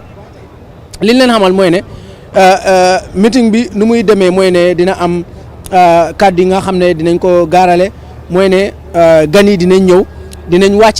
wàccee alxuraan fii maanaam dinañ jàng ay saar yi nga xam ne ci alxuraan bi lañ koy jëlee parce que bu leen fàtte ne ay jullit ñoo fi teewu ay jullit na fépp fuñ teewu rek si li nga xam ne moo ñu tënk moom mooy diine islam kon diine islam il faut ñu fonk ko mënoo fonk diine islam nag te fonk loolu li nga xam ne nag moom mooy alxuraan bi kon moo tax daal tey dinañ jàng ay saar yi alxuraan ginnaaw loolu dina am kàddu yi nga xam ne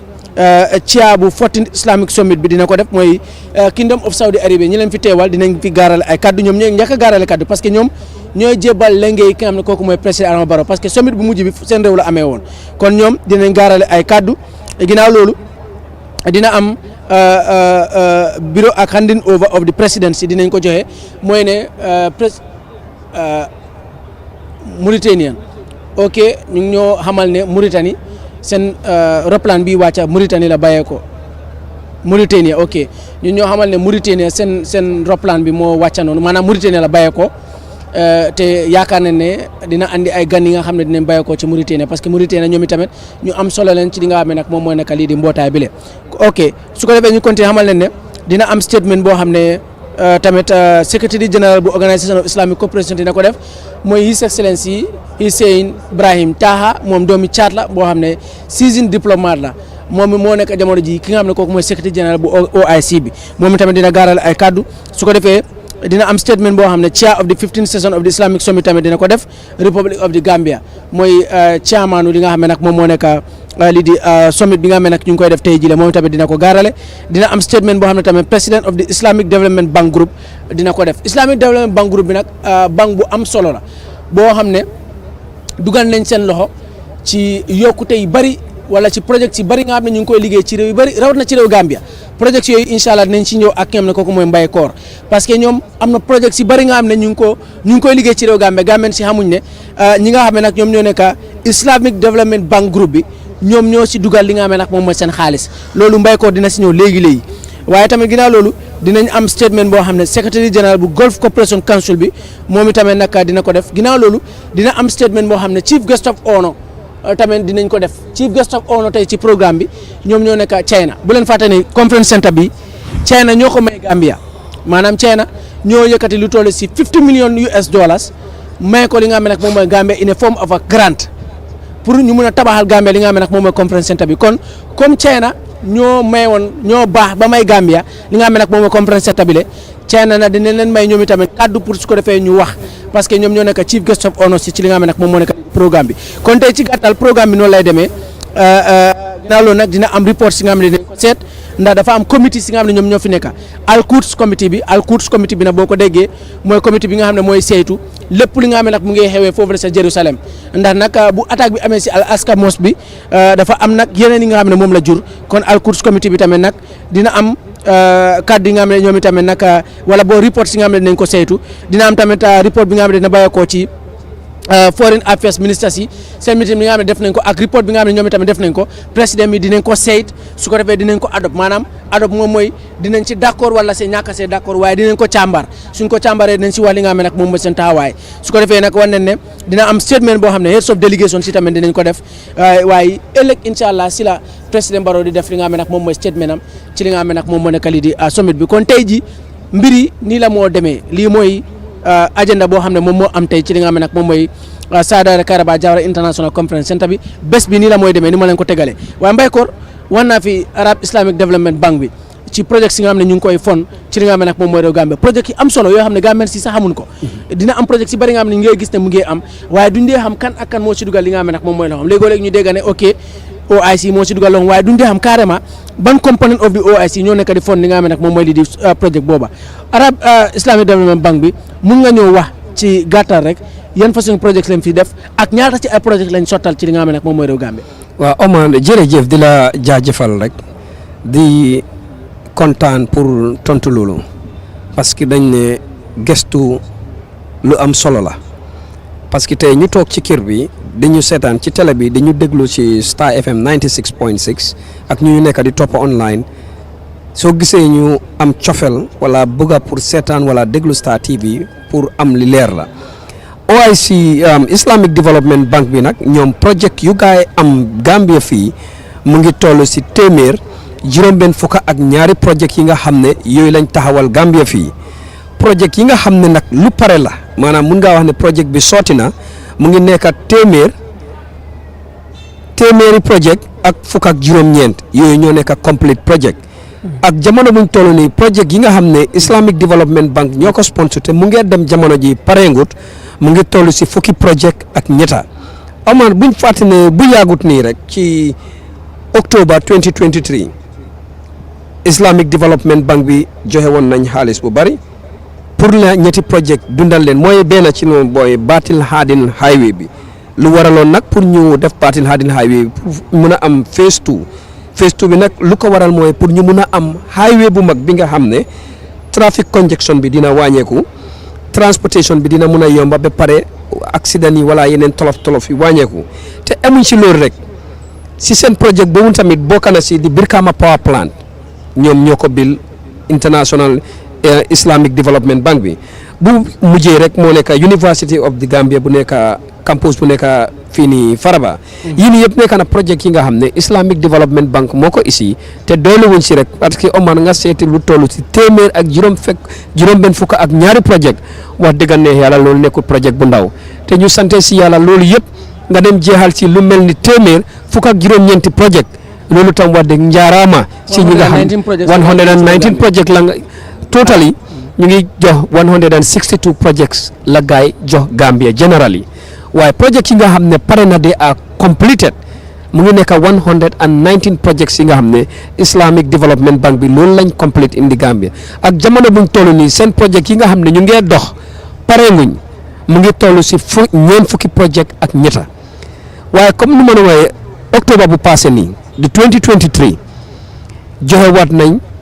yeneen initiative pour yeneen project yi nag dafa tàggat ñetti phase benn phase bi mooy Batil Hadin Highway bi pour yaatal ko mun a reduce traffic congestion bi mun a easy load transportation bi ba pare mun a wàññi tamit risque bu fa involve beneen projet bi mooy Brikama Power Plant bu ñëw tiitaroo tey bi nga xam ne tey mu ngi jox nit njëriñ bu réew bu bari ci biir dëkk bi fii si wàllum koren ñoom ñoo ko bokk si ñoom ak last one bi University campus bu nekk Faraba tam si projet yi Islamic Development Bank la Omar. jërëjëf Mbaykoor kon mu nekk projet si am solo parce que bu leen fàtte ne university bi dafa am solo Baylo University of the Gambia is a very important institution for our country. So if we have an organ of the OIC that is funding, that is giving out funds to build an institution like that for the socio-economic development of our country, for the education, for the higher education of our youth, in order to achieve greater things in our future. I think that is something that is very important. So the flight that you are just seeing, the flight that just landed is from okay, Mauritania is from Mauritania. So Mauritania send delegates si ñoo nekk di wàcca nii ci airport bi mooy ci Banjul International Airport bi flight bi nga xam ne nag moom moo wàcca nii nag moom moo bàyyee ko foofu la ca Mauritania mooy roplaan bi nga xam ne moom moo wàcca ñu leen di xamal ne Mauritania la bàyyee ko kon gan yi bàyyee ko Mauritania ñoom ñoo nekk di teewu ni le pour ñoom itamit ñu ñëw bokk ci li nga xam ne nag moom mooy summit parce que summit bi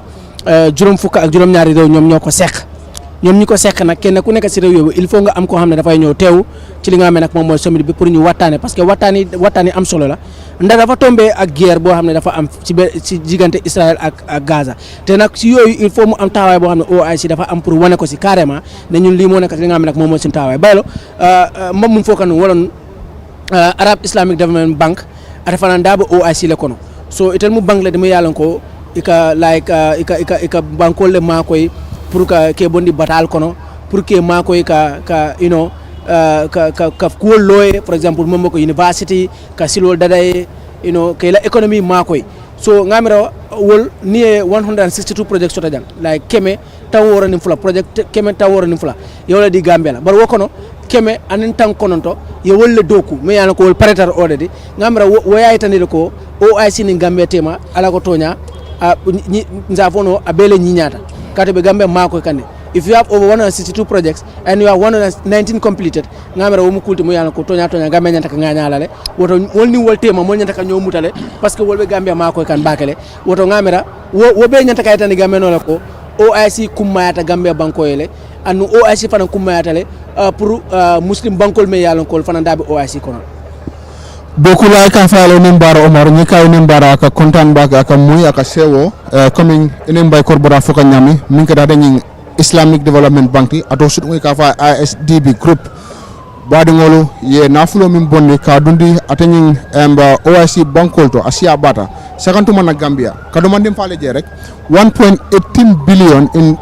development badi ngolo o manke duda jamu fulatide o mu ko di jamalti ñi bodor fana yeta batil harden highway ye min sa no wala min ko 15.10 million o mu fana fende mi yalla ko dal comme mbay ko bora fuka nyami batil harden highway ka silo ñi fanundi e bayela ko trafic ko ñi fana kana block hani sama kono brikama power plant atani ISDB fana ye bulo dundu jele kara fana University of the Gambia Faraba campus ISDB ye bulo dundu jele ani dula jamalto min yalla ko dal ISDB ye bulo dundu atani amba atani project kono Omar ñimu fenn mi yalan ko dal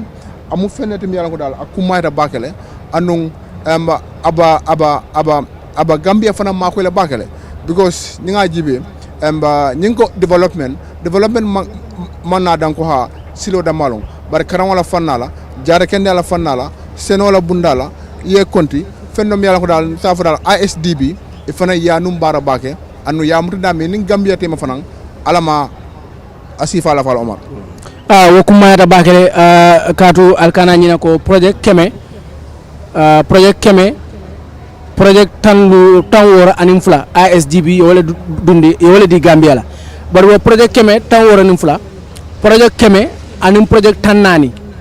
tan kononto sorry wala tan nin kononto la project keme anim project tan nin kononto wala project goto mu yalla ko wol dokule fo pareta Gambia banko ka aketa silolti bang aketa e bungumen lo bang aketa conference central ti bang conference Chinese ole adi Gambia la aketa airport ti bang aketa university ti bang project keme project tanning kononto wala project golti mu yalla ko wel dokule fol pareta fuka pare Gambia banko kanjang so album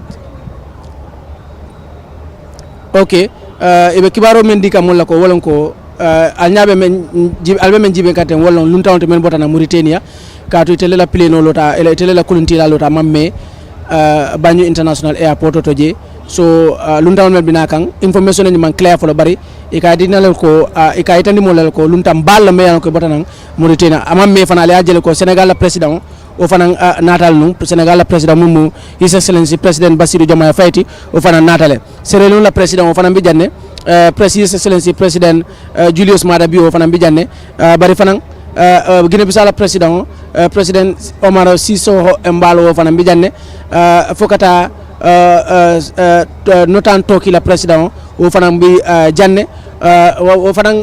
natale bari fanan luntam bal dol fanan bi jam yan ko fanan nata si janne pour ila bankole mel boko foreign affairs minister sol mi yan ko wol fanan bi janne nata si jang ila bankole so sante al nyabe menata wala international conference center membe jam fa sante ni motol mo bo lokan jan sante wolon luntam to mel mi yan ko fanan airport to dol bi je botana ila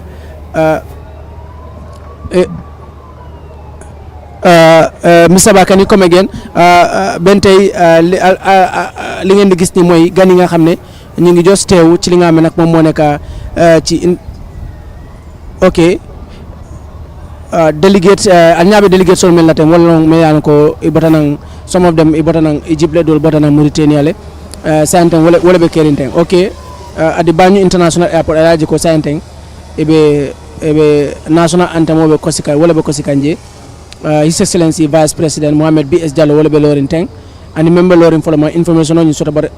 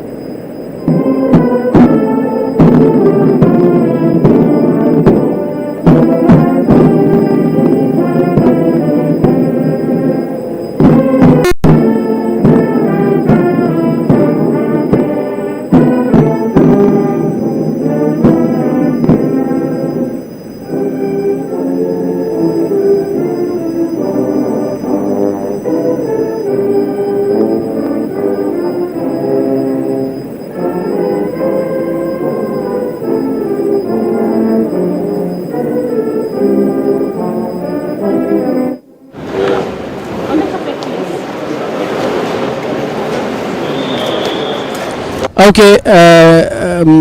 mbokk yi ñu dellusiwaat fii ci Sadara Karaba Jawara International Conference Center bi li ngeen di seetaan nag mooy ne gan yi ñoo nekk di teew si nii ci buntu bi noonu gars yi ngeen dugg ci biir ndax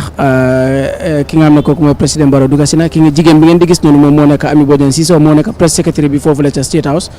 moom mooy wàcc kaddu ki nga xam ne kooku mooy moom kii di président bi moom tamit bokk na si ñi nga xam ne ñu ngi taxaw ci buntu bi di welcome gan yi waaye tamit nag di leen xamal ne ci Banjul International Airport bi tamit lépp lu fa xewee nag di ngeen ko seetaan fii ndax gis ngeen nag dañ doon tëggal li nga xam ne nag moom mooy bàkki réew mi ak réew mi nga xam ne nag moom moo jos egg si li nga xam ne nag moom mooy Banjul International Airport gis ngeen ñu ngi koy cërale ñu ngi koy wan li nga xam ne nag moom mooy respect yaakaar naa mbay ko lii du am solo la ndax lii aada la boo xam ne daanaka dañ ko war a defal képp koo xam ne daanaka gan nga ñëw gane ci li nga xam ne nag moom réew Gambie rawatina bu dee nomba tànk bu mag nga rawatina ci bés bu mel nii nga xam ne summit la boo xam ne képp ku war a teew ci li nga xam ne nag moom mooy si airport bi rek lii war nañ la ko mën a dalalee ci li nga xam ne nag moom mooy réew mi. waaw Omar di la jaajëfal rek di la wax ne lii aada la ak cosaan bi nga xam ne réew yi yëpp loolu lañ nekk di wéyee maanaam dafa nekk cër bi nga xam ne réew boo nekka loolu la dee jox moromam parce que tey soo nekkee sa dëkka beneen président wala nomba tànka jógee sa dëkka dem beneen réew teranga bii nga ko dee jox moom luñ dee ooyee guard of honor parce que gis nañ tamit independence su amee parade buy am Kota Guard su amee parade buy am ak guard of honor dañoo nekk benn parce que ino cérémonie bu nekk ak bési boppam la mooy waral lii soo gisee président yi buñ laane ci airport bi comme vice président bi dem nu mu ko demee jëlee nii dafa nuyuwante moom mu waxa taskati xibaar yi su fa jógee dafa dem straight si saluting dice bi lu tax muy dem si saluting dice bi nag mooy aada ak cosaan bi ak respect bi moo waral Gambia moo xuus moo tax ñu joxe national anthem yi Gambia bi for the second time dëkk bu ñëw da ngaa jox national anthem bi dëkk boobu pour welcome ko dalal ko mooy waral ngay joxe first national anthem bi parce que Gambia moo nekk di host comme niñ la ku ñëw sabar sa bunti kër doo waali yaani ñu soog a joxe bàkki réew yi Gambia bi loolu moo waral ñuy def lii soldats yi nag ñoo nekk di ko def depuis bu lii commencé ba tey ñoom ñu ngi ci airport bi parce que gan bu ñëw teranga bi lañ ko war a jëf ñoom it di leen a jaajëfal parce que jamono buñ toll nii nekkuñ di xalaat wala di seet lu leen seen réew mën a defal luñ nekk di xalaat wala luñ nekk di seet mooy bokk si taarixi réew bi ba pare ñoom luñ mën a defal seen réew ci meeg soo lii dem ci jàmm bem sooti. ki ngeen di seetaan ni moo nekk His Excellency président Adama Barrow moom nag moo nekk di dalal His Excellency président Omar Sissoho Embalo bu Guinée Bissau ñoom nag yàgg nañoo ànd parce que Sissoho Embalo anything lépp lu xew ci biir Gambia rek daanaka daf dee teew moo muy independence suñ ko ooyee wala buñ doon waatal ki nga xam ne kooku mooy président Adama Barrow loolu tamit bés bu am solo la ci ay at ci gannaaw rawatina bu li nga xam ne nag moom moo nekk élection bi tamit nag bu mu passé kon moom mën nañoo ne daanaka lépp lu xew fii rek daf dee faral di teew nag ci réew mi te loolu solidarité la boo xam ne African presidency dañ ko dee wanante mu nekk taxawaay boo xam ne dañ koy rafetlu parce que nag sa morom yi African président bu xewlee African si ñoom ñoo mën a wane solidarité ñoom ñoo mën a jàppalante ñoo mën a jàppante pour mun a fexe ba suñu tund bi dem ci kanam loolu nag mu ngi dooree ci ñun dafa am na mandarga boo xam ne si ñun la war a dooree bala mooy yegg feneen te lii nga xam ne nag Embalo mu ngi koy wane ak président Diomaye Faye ak yeneen président si nga xam ne ñu ngi fii ci Afrique loolu dañ koy rafetlu kon président Barrow welcome na ki nga xam ne kooku mooy Omar Sissoho Embalo président bu Guinée Bissau dugg nañ ci li nga xam ne nag moom moo nekk ci hall bi ndax foofu la war a welcome gars yi ñoom ñëpp ñu toog su ko defee suñu toogee si lañu commencé di gaaral li nga xam ne nag moom mooy ay statements waaye jot nañ fi benn information boo xam ne information bu am solo la boo xam ne mu ngi bàyyeekoo ci His Excellency Hissène Brahim Taha moom moo nekk Secretary General bu Organisation of Islamic Conference gis ngeen ba léegi His Excellency président Adama Barrow mu ngi welcome gan yi ci li nga xam ne nag moom mooy International Conference Center bi bii nag moo nekk ci buntu bi noonu rek li ngeen di seetaan ci buntu bi la noonu rek mu ngi welcome li nga xam ne nag moom mooy gan yi pour ñu dugg ci biir pour ñu dem jël li nga xam ne nag moom mooy seen toog yi moom président bi foofu la mooy taxaw nag tey gan bu ñëw rek mu welcome la su ko defee nag nga dugg ci biir jël sa li nga xam ne nag moom mooy sa place ndax foofu la gars yi war a def jàkkaarloo tey seen waxtaan bi jàkkaarloo la mooy doon kon président Barrow tey mooy dalal gan yi ndax tey moom moo aaye gis ngeen fa gars yi di dox noonu daanaka flag si réew yi yëpp mu ngi fa pour wane rek ne ceral nañ li nga xam ne nag moom mooy réew yi teew te lii dafa am solo gis ngeen président baa ngi welcome li nga xam ne nag moom mooy gan yi president is welcoming the guests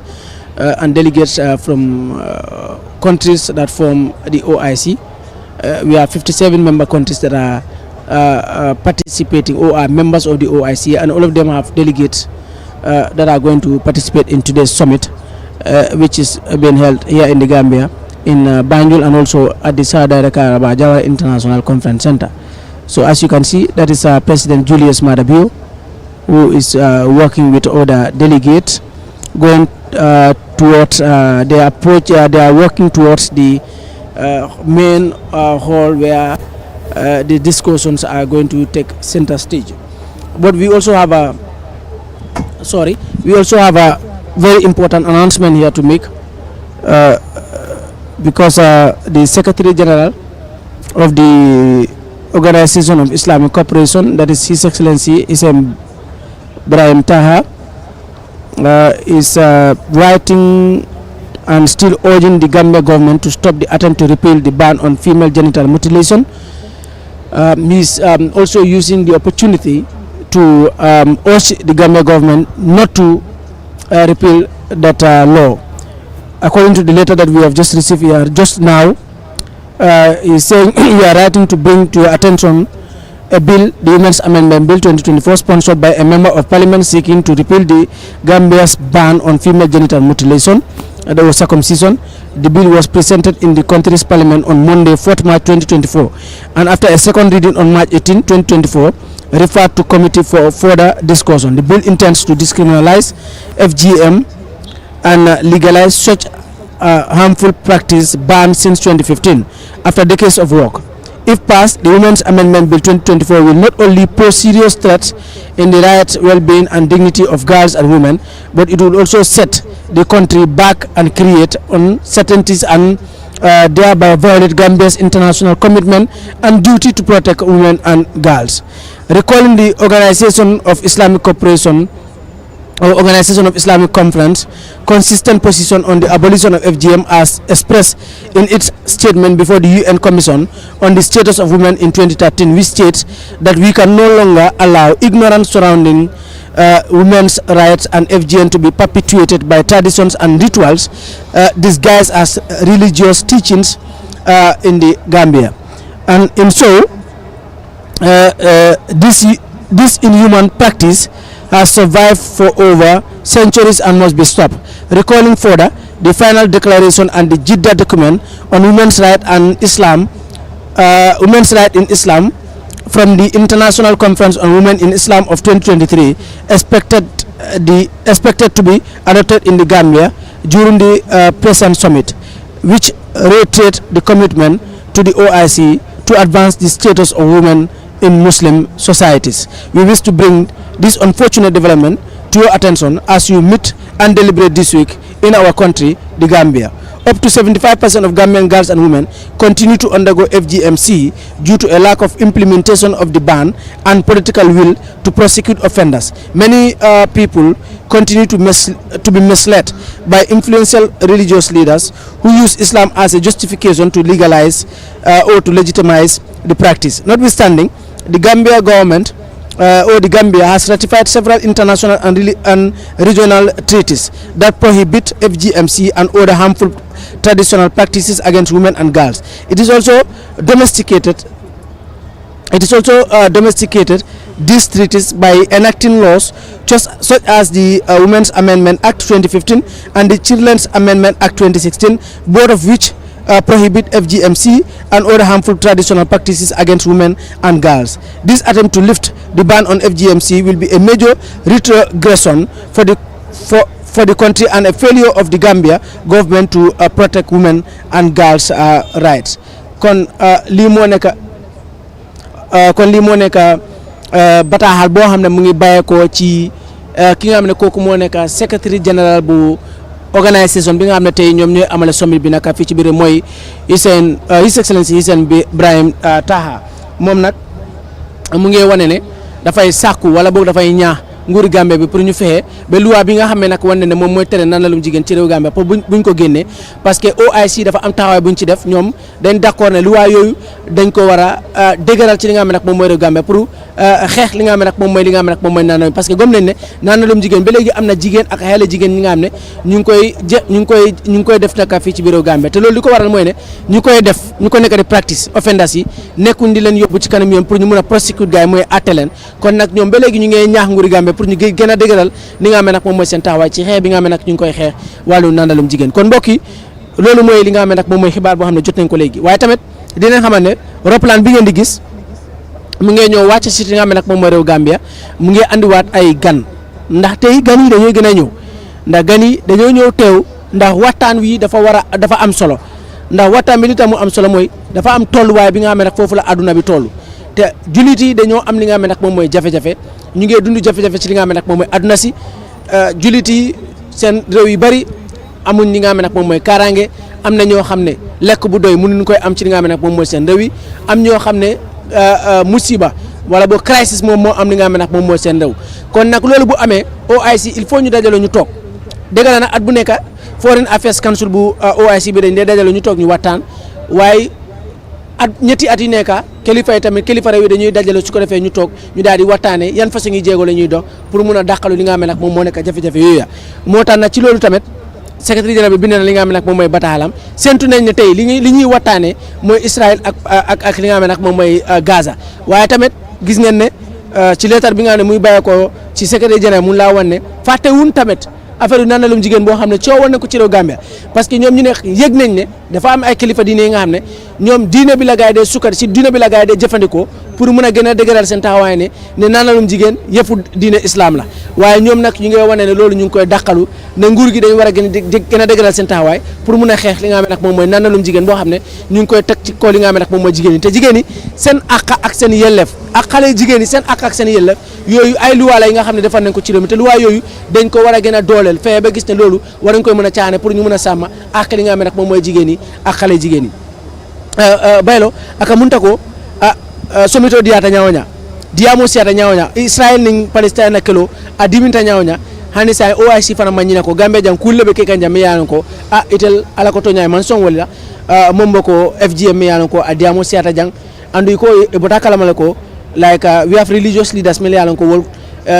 ila fa ko nyinta la ka foko kaytani mo la ko islam fa ba ko male andu ñu kulte mu yanon ko mo la dino fa ya aya sembentu yale itel ko o man soto andung ila fale pour gamela man sakunda pour mo me yanon ko they are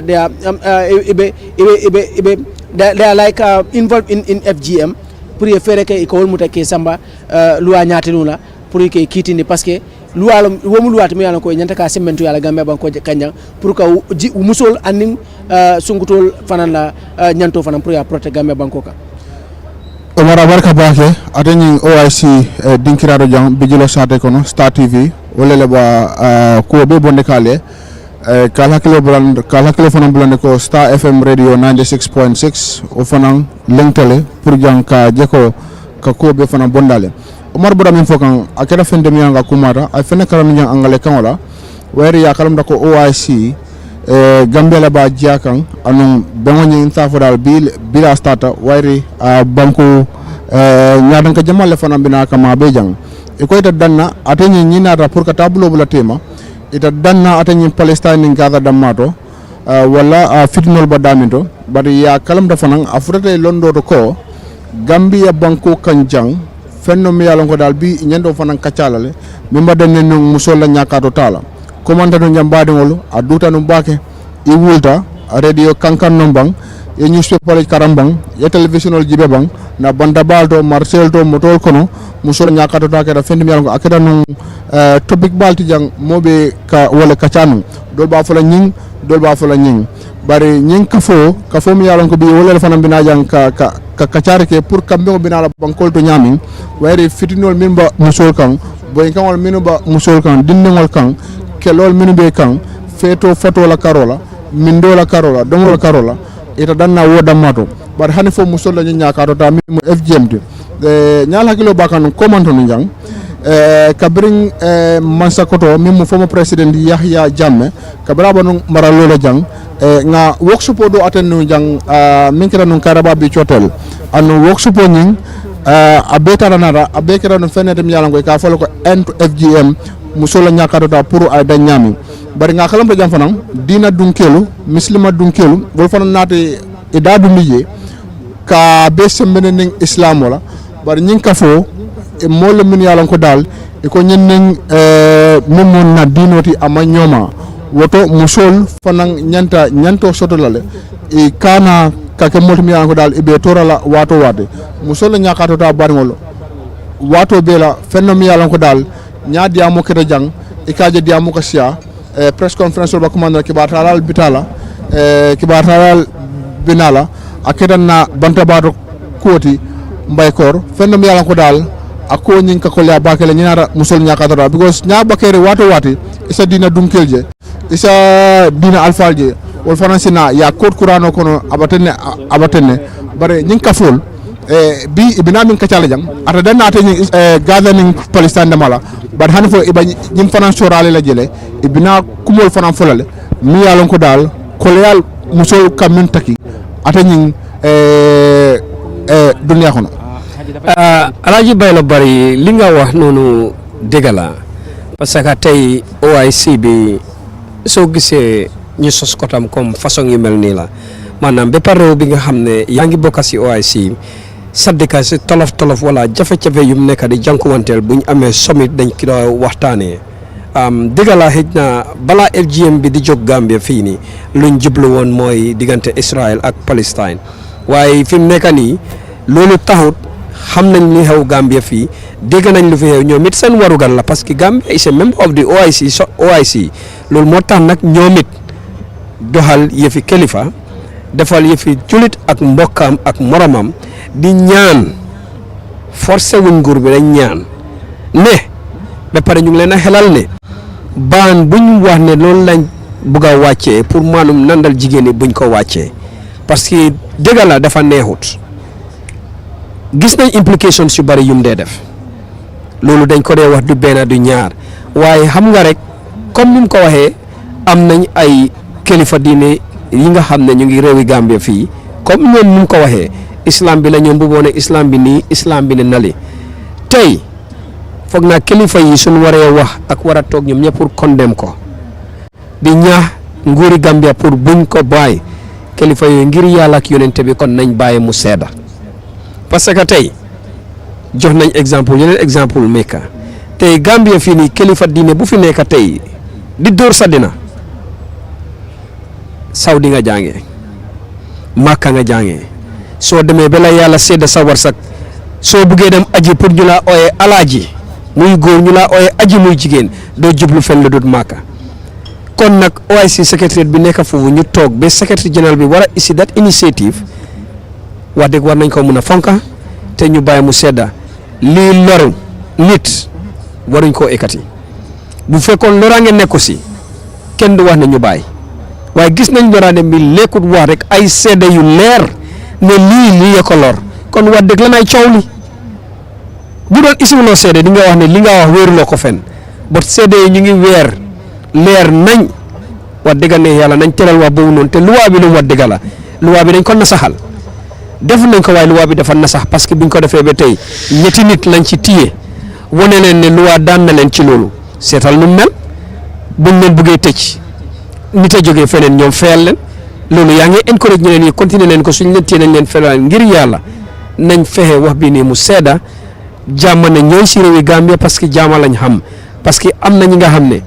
fu ñoo xalaatee ak fu ñoo gisee dafa utee te Gambia ñun ñëpp benn lañ nañ fexe ñu aar jàmm bu Gambia bi am jàmm bu Gambia di tiitaroo wax dëgg muy benn wala ñaar waruñ koo yaaxa. kon nag muy benn wala ñaar waruñ koy yaaxa gis ngeen ne Banjul International Airport bi nu conference center bi busy tey noonu la Banjul International Airport busy ndax lu mel nii musut a am ci taarixi Gambia waaye Banjul International Airport tey li moo witness musu koo witness li nga xam ne nag moom mooy in history ndax nee naa leen dëgg la Gambia mosoon naa am summit in 2006 waaye summit boobu ak bii kenn mënu koy tollal parce que boobu AU summit la woon waaye OIC bi is bigger than the AU parce que after the UN General Assembly ñu laa woon ne OIC bi mooy a bigger international conference boo xam ne mu ngi am ci li nga xam ne nag moom mooy àdduna parce que juróom fukki réew ak juróom-ñaar ñoom ñoo si bokk te si juróom fukki réew ak juróom-ñaar yooyu ñëpp réew bu nekk dina am sa nombu tànk bu màgg boo xam ne dafay bàyyi ko ca réew ñëw teew file tey képp ku fi nekk ci OIC conference center bi di nga gis ne fii mu ngi busy nit ñaa ngi dugga di génn rek moto yaa ngi daw di dugga di génn rek security baa ngi tight nit ñaa ngi welcome li nga xam ne nag moom mooy gan yi waaye tamit président bi tamit mu ngi welcome li nga xam ne nag moom mooy gan yi ñu ngi wàcce si airport bi ministre yaa ngi welcome foofu gars yi vice président baa ngi busy mu ngi fay nekkal président bi si boppam mu ngi nii ci li nga xam ne nag moom moo nekk conference center bi te mu ngi welcome li nga xam ne nag moom mooy gan yi gis ngeen président Barrow mu ngi saaf wante ak delegates yi nga xam ne ñu ngi ñëw ñoom itamit ñu ngi dugg ci li nga xam ne nag moom mooy centre bi mu ngi waxtaan ak ñoom di leen wan ne Gambie de réewu teranga la waaw Gambie réewu teranga la te réew la boo xam ne wax dëgg yàlla mun nañ gan soo leen ñëwee li tax ñu naan Gambie di smiling coast of Africa soo leen ñëwee dina leen ko wan te wax dëgg yàlla Gambie dafa nekk réew wax ñun ñu ngi sant yàlla when it comes to for example crime ak yeneen i mbir yi nga xam ne daf dee am ci yeneen réew yi duñu wan ne nag we are perfect ba mun nañoo bàkkoo ne Gambie réew la boo xam ne wax dëgg yàlla soo fi ñëwee xëy na li ngay gis yeneen réew yi loolu doo ko fi gis parce que nit ñi fii nit ñi baax lañ nit ñi xamuñ fitna nit ñi daal li ñu xam moom mooy li nga xam ne nag moom mooy jàmm boobu lañ seq moo tax adduna bi yëpp loolu la ñu xamee li nga xam ne nag moom mooy Gambie te loolu dafa am solo bu baax a baax waaye nee naa leen te li ñuy waxtaanee bokk na si moom mooy Israel Gaza summit bi te dinañ waxtaanee tamit wala OIC dinañ jël seen taxawaay ci wàllu FGM bi nga xam ne coowoon nañ ko ci li nga xam ne nag moom mooy réew Gambie ak yi tamit jafe-jafe yi nga xam ne nag mooy challenges yi nga xam ne jamono ji ci àdduna si jullit yi ñu ngi koy jànkuwante parce que jullit yi lu nekk ñu ngi leen koy tam ci li nga xam ne nag moom mooy àdduna si but I wanted us to discuss about this. Muslims around the world have been portrayed as terrorists and I think the OIC has to play a role there, that is to create awareness, to show the people around the world, the different faiths of the Muslims, that Muslims can do better, that we have diverse cultures, that we are so useful than just being portrayed as terrorists. And I think OIC also have a role to play in that aspect. That is to tell the people around the world that Muslims are better in other areas, that they are educated, that they can go to the universities, that they can be useful in the countries that they are in, rather than being portrayed as terrorists. And I think that is just one aspect that I think the OIC has to just keep on doing. That is to keep creating awareness, so as to not allow other people or other organizations to portray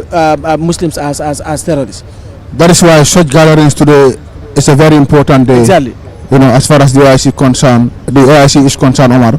you've read a very, very good piece here, which the OIC will not only concentrate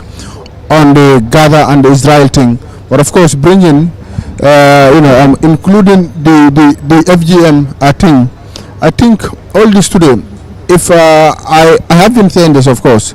2 heads is better than 1. We are expecting many heads of states. As of now, yesterday, many landed at the Banjul International Airport, and of course, as we speaking right now, the country's number 2, His Excellency Mohammed BSDAL, is there receiving the heads of states, while here at the OIC's conference center in Bijilo, the Gambian leader, the commander-in-chief, is here also receiving the heads of states. I believe here is the final destination, because here is the center where, of course, leaders will come to terms, will come under one umbrella, and to see, of course, how are they going to resolve all these issues, because it is very important,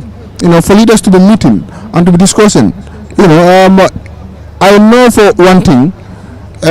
this other guy will bring his or her own idea, different divergent views, but of course, at the end of the day, it will be one OIC, one peace, one nation. You've just mentioned that, of course, some Muslims are portrayed in a very, very bad way, which, of course, if you are a Muslim, you hear that, you see it on the newspapers, you see it on TV, you will be baffled, you will be so sad about it. So I think today, of course, this gathering will definitely change a lot in the future. Okay, su ko defee rek mbokk yi mbégte ak kontaan la ñuy am rek tey Bayro wax na ko ci gannaaw mu ne ci kàllaama mandinka bilo somito piroti ngalam wo fanan be ko la mol male bi kadu bi sade ko ngalam mol man dara sade ko ba ngalam sade ko ko fanan balu ko bi fenne be kelen gambe banko kan kadu bi ni findita silo kan e ka mouvement siata nyame galo ko ko bi fenne be keri wala ken kabri ko bilo OIC piro fonti o em faji lolla Baylo Mbakor somito la piro mbila di somito piro mbila ko la di because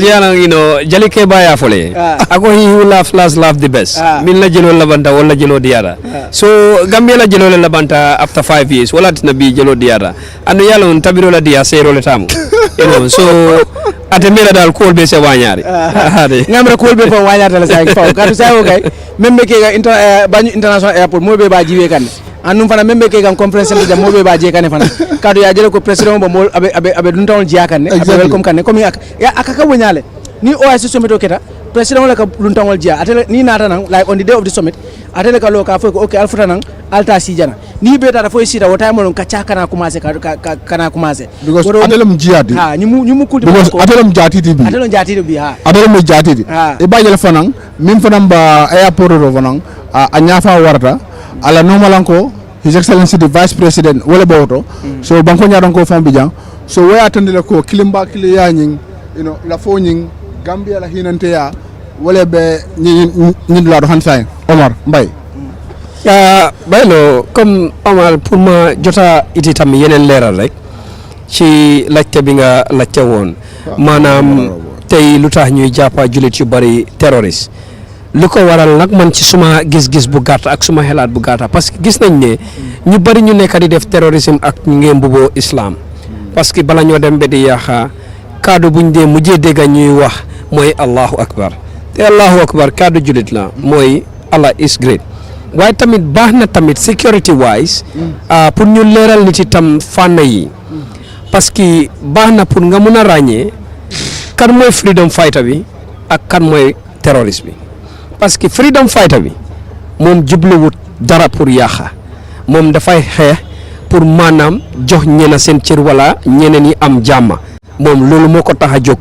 waaye terroriste bi moom lu ko tax a jóg mooy yàqa rek seetut kii am na kii amut lii bana lii baawut moom yàqa rek moo ko tax a jóg te dafa cause collateral damage freedom fighter bi nag su cause collateral damage rek xamal ne amut pexe dafa mel ni comme ñu ne kii suicide bomber la am na ay fànn bombing am nga proxy bomber am nga suicide bomber maanaam lu ñu mën si proxy bomber mooy nit ki mun na ñëw téye njabootam ñu téye njabootam ne ko place bii ni nañ bëgg nga yàqal ñu wala xibaar bii ngañ bëgg nga àggale ñu ko fii léegi pour ñu bàyyi sa njaboot fu mu jaar nga àggale xibaar bi wala pour ñu bàyyi sa njaboot yow fu mu jaar nga rey sa bopp ci lii oo démoles lii kooku da ngaa gis ne kooku proxy bomber la ndik dañ ko defloo ndik amut ene bi ba suicide bomber bi kooku ene bi la am loolu la pare pour dem rey boppam yàqaale ñëpp reyaale ñëpp soo kon baax na tamit fànn yi nii ñu mun di ko sóoraale nekkut ku jóg rek ñu ne kii terroriste la déedéet terroriste am na fànnam freedom fighter am na fànnam baax na ñuy mun a ràññee lan mooy freedom fighter ak kan mooy terroriste Seydou. jërëjëf Mbay Koor mbokk yi benn tey rek di leen fàttali ne yéen ak ñoo bàyyi xel fii ci Star TV ñu ngi fii nag ci Sir Dawda Kairaba Jawara International Conference Centre bi nekk ci diwaanu Bijilo liñ doon waajal nag xew-xew bi tey la ak ëllëg mu di ñeenti fan yi ak juróomi fan yi ci weer wi nga xamante ne moom lañ nekk ni le mu di weeru mai looloo waral nag li ngeen di gis nag ci screen bu Star TV mooy njiitu réew mi di Excellency président Adama Barrow ndax moom teel naa ñëw dugga si jël place am ndax moom moo war a dalal gan yu màgg yi nga xamante ne ñu ngi war a ñëw fekkee ndaje bu màgg bi le mu di OIC Summit bi ñuy amalee fii ci Banjul lii nag bu ngeen bàyyee xel di ngeen gis ne am na kilifa yu bari yoo xamante ne nii jamono ji jot nañoo agsi fii ci Sir Dawda Kairaba Jawara International Conference Centre bi waaye benn tey tamit am na ay kilifa yoo xamante ne ni ñu ngi leen di négandeku war nañoo agsi ci conference centre bi moo am ay kilifa yoo xamante ne nii léegi tey seen roppalaan dal ci Banjul International Airport bi kon nag mbokk yi dañu jàpp ne lii xew-xew bu màgg la te tamit àddina si yëpp ñu ngi bàyyi xel réewu Gambia li waral lii nag mooy ndaje bi di OIC Summit bi mooy ñaareelu ndaje bi nga xamante ne nii moo gën a màgg ci àddina si ndax boo amee UN General Assembly bi loo see teg moom mooy OIC bi kon nag lii Gambien si yëpp dañ koy ndamoo loolu moo waral tey réew mi képp ku fi dugga si wala sax képp kuy bàyyi xel liy bàyyeekoo nag ci buntu taseekaay xibaar yi nekk ci biir réew mi di nga xam ne xew-xew bu màgg bi tey la loolu nag am nañ ci mbégte ak kontaante waaye nag fàttali leen ne li nga xamante ne moom moo nekk OIC Summit bi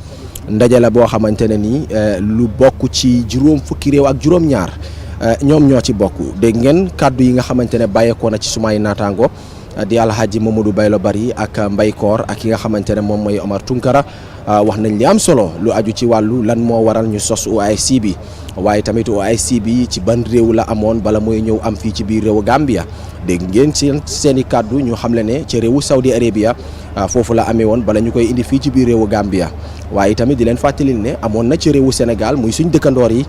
ci atum 2008 Sénégal nag bu ñu hosté OIC Summit bi ñu mujjee ñëw nag def ko foofu la ci réewu Égypte bu ñu fa bàyyeekoo ñu def ko ci réewu Turquie bu ñu fa bàyyeekoo nag ci lañ ko amalee ci réewu Saudi Arabia léegi nag bii moo nekk 15th edition of the OIC Summit ñu koy amalee fii ci biir ji réewu Gambia kon nag ndam bu rëy la ci li nga xamante ne moom mooy Gambia ndam bu rëy la ci ñi nga xamante ne ñoom ñoo nekk Gambian si pour war a mun a ñëw bokk ci li nga xamante ne moom mooy xew-xew bu màgg bi le mu di OIC Summit bi bokk na ci lu ñu fiy waxtaanee nag li nga xamante ne gën naa ñor nit ñi mooy liy am foofule ca Gaza mooy di war in Gaza loolu nag yaakaar naa ne tey dinañ ko waxtaanee ci ndaje bu màgg bi tey pour ñu seet neen pexe la ñuy nas pour jàppale palestiniens yi nekk foofale ca Gaza ndax bu ngeen di fàttaleku nag am na xeex bi nekk di am foofa ca Gaza ndax Gaza nag ci jamono juñ toll nii li fa ñàkk bakkanam ci xeex bi weesu na fanweeri junne doomu aadama waaye ci lu weesu fanweeri junne aadama yooyu noonu lu toll ci fukk ak juróomi junne ci ay doomu aadama yi ñàkk seen bakkan ca Gaza ñoo ñëpp ay tout tànk lañ mu di ay xale yu ndaw yoo xamante ne ni seen yoon nekkut ci woo waaye gis nañ ne ñu ngi fay price bi foofa ca Gaza waaye ñeneen ñi nga xamante tamit jëlee na ci loraange mooy ay jigéen yoo xamante ne nii ñàkk nañ seen bakkan ci woo boobu noonu ñu gis ne nag warugal la ci ñi nga xamante ne ñoom ñooy kilifa yi ci àddina si surtout réew yi nga xamante ne ñoom ñoo bokk ci OIC bi pour ñu ñëw toog na si pexe oote woon nañ nag emergency meeting ci réewu Saudi Arabia waaye emergency meeting boobu noonu am na résolution boo xamante ne nii xaatimoon nañ ko résolution boobu nag am na lim wax ci xeex bi nekk di am foofa ci réewu Gaza di wane ne nag li nga xamante ne moom mooy xeex bi dañ ko war a arrêté ci ni mu gën a gaawee waaye li ci gën a am solo mooy humanitarian aid nag bu ngeen ko déggee mooy ndimbal bi nga xamante ne rek moom la waa Palestine yelloo foofale ca Gaza lu ci mel ni lekk ak naan ak li nga xamante ne moom moo nekk garab kon nag mu nekk ay mbir yoo xamante ne nii yaakaar naa ne loolu dañ koy gën a fësal tey Alaaji Mamadou Baylo Barry ci summit bi nga xamante ne nii tàmbali na niki tey gis nañ njiitu réew mi di Excellency président Adama Barrow teel naa ñëw jël place am di dalal kilifa yi nga xamante ne nii ñoom ñoo war a ñëw fekkee summit bi fii ci Banjul. abarka bake sewdo baɗigol alwaskinima min jibe kan tenting alyajele luntagol bina kan ne kendeke kono kumal ba jikan ata ñin koluntila jidla min bije Gambia toyala min ba luntagol jiyala woto wala keta banko ñaɗon ko numalankor His Excellency the Vice President the countries number 2 anu ñinata jam fanan conference center to banko ñaɗon ko fanan natale a fanan bala luntagol fanan jiya kan janne coming a ñante jiyala ñami atangin airport bi atangin conference center bijilo sate kono badamin to tenting Star TV badamin tenting badingol nyimudula kumalet min yalan ko dal bi mobile ka janne walin wayri Gambia kada banku de yalan ko e dabata OIC summit tole anno nyenam fana nyina fana ala sanje tanni lulu jangoti andon e tolle fana ba jiakan atina kabarin kunun ko kibatalal fana man si bi janne bari mota foganal bi me karotili nani anen sama me karotili lolu ñino lum fulode lum yalon ko amanya mo danna nyalman Star TV jibeno alsa radio fana mutano 96.6 wayre ñin temmena e beba bonni kan live wala aleta na Facebook to memo Star TV di Gambiati ñin temmena kol balarin tentine atanin sa dawda karaba conference center ka boate ñin airport kana jang silo ba bizirin bi momo findita bi Gambia ton kon nan ifan kalna ko kula ba keren Gambia wo fon stata kabirin kunun kole anon kula mi yalan ko fanan mbayila kan fanan atani masake jamalla wayre kunun president o membe atani Guinea Bissau kada Djibouti anin jamalu wala le jita atani kulintlaji laro kunun bi ñin somandala fanan ngaje president elect president mi yalonga mamme fang senegalel fanam findite e wulul ka carte fay ka je ko dal fo ba man sa kudo soto la fayda man ta kudo soto la bar alnate harje e man ta kudo soto min kata Basiru Jomay fayti afanam ma beta atani bengoto janne bi e woto ñe min tandi wol min ko Gambia ni Senegal metale comme sur wal ka fu ñami anda bu yaga bi degala wayri ñe Gambia jibe ñe Gambia ni Senegal jibe signol lamu because ñamoy ko Senegambia fennom yalan ko dal fenne fonte ifatanola ñe tariko jibe Senegal man take jamal banu jang Gambia fanan ñi nga jibe na president Keba sa dawda kayra ba jawra alamane mon ka farkala nen sa bonde freto malbe afanan ato tu jane badi ngol woto Gambian ko ngamira ko dal e man nimisa ka je ko dal ñing conference center ka tola mola mi yalan ko dal president hinante balo mun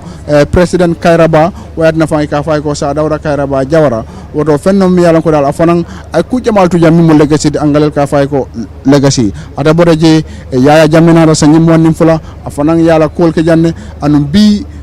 tilo baro ko ndalom bi wala mo president Adama Barrow bi atelal ko bakeri njambi ate fanan nyim fanan bakela tarikoldi ka foko dal ala watola ala jamanola ala sanjanoto OIC Summit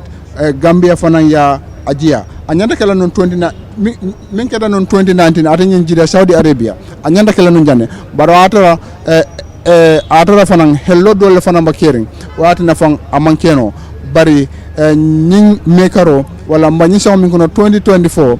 Gambia wala ya jia ñin temmena kabo airport kana sa roda karaba conference center kula mandara mo kumba ka ñin temmena andung amba duwa foro bengo fanan wala bijambi badingol comme nga funu ñami somito la piro wala bakeri ngata ñing Gambia banko ka jambi Baraka Bake Alhaji Mamadou Baylo Bari. Well, viewers, thank you very much. You are watching us live at the Sadauda Kairaba Jawara International Conference Center in Bijilo. Today we are witnessing the big event, that is the OIC Summit. The summit that we have been waiting for so long is now kicking on, and the President Adama Barrow is already in receiving the President's, Vice Presidents, Prime Ministers, and of course Foreign Affairs Ministers who are representing their countries in this big occasion, that is the OIC Summit. Today the OIC Summit, I think the big talking point should be the war in Gaza, and of course the war in Gaza is a topic across the world, and we've seen protests in some countries, of course big countries like the United States of America, France, and of course Great Britain, that is the UK. People are protesting, showing solidarity with the Palestinian people, and right now the most vulnerable people in this war are the children and of course women. Right now, what can we do to stop this war in Gaza? What can we do to make sure there is a ceasefire in Gaza? We know that Qatar have already taken steps. They are leading the negotiations in order to have an agreement between Hamas and of course Israel, but still there is no ceasefire in Gaza. What can we do at the OIC level today to make sure there is permanent ceasefire in Gaza? I say thank you very much once again. My personal observation on this thing is, yes indeed, it's very, very, very sad, to be honest, because why I say it's sad is, number one, the children and women are very vulnerable in this, and if you look at majority of those who lost their life comes from this category, women and children, whom you know that they can be whatever in the future. So those people, their future have been damaged, or their future are put on a stop based on what they are innocent on, when they don't know the head and the tail.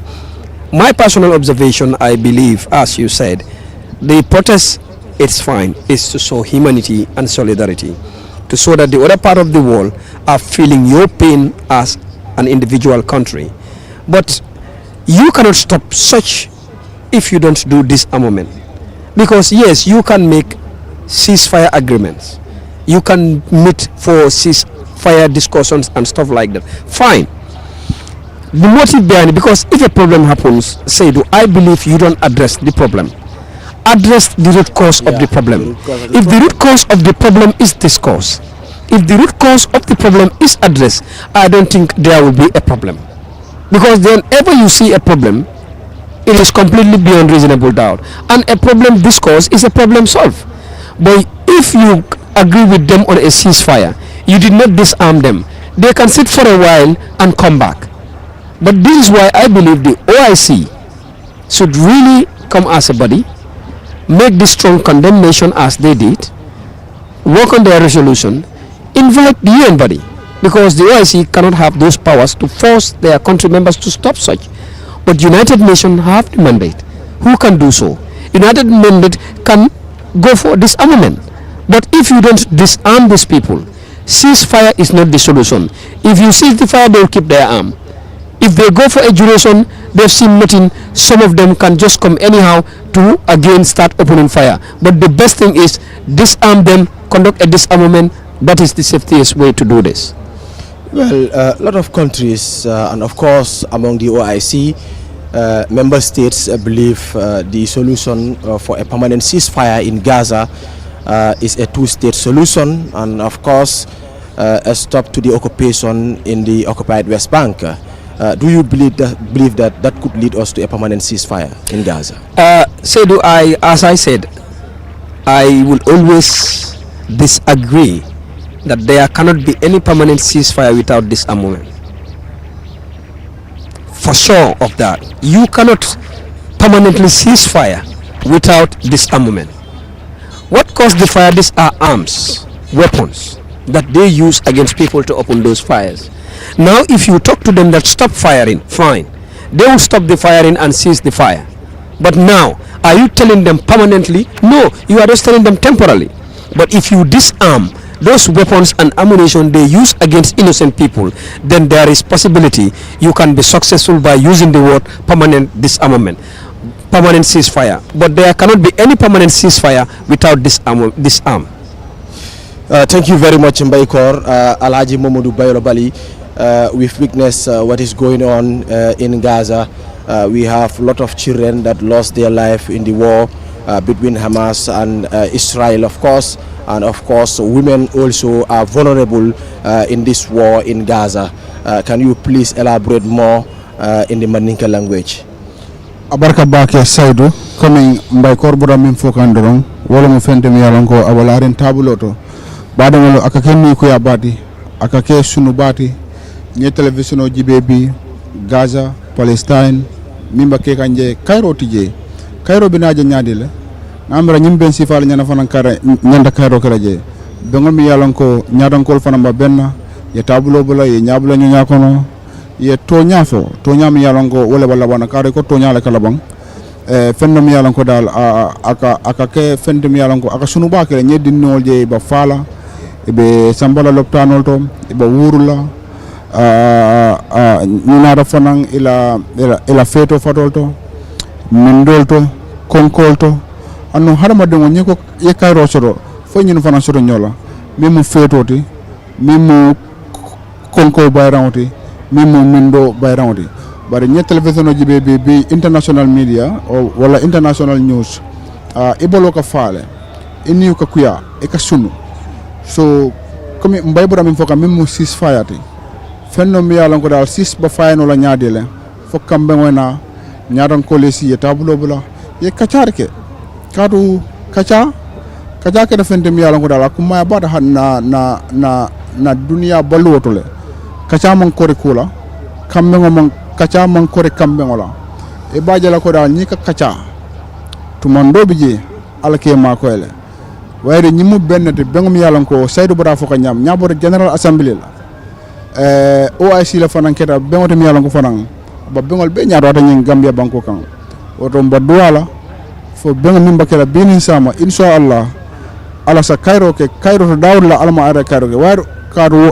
wato be la nyina ke bal duwata nye e kam min do mo wala ñu ne ko almal solo sima ban jar kendala Cairo ba dawda alma ale Cairo keje Cairo to dami alma ale Cairo fanan keje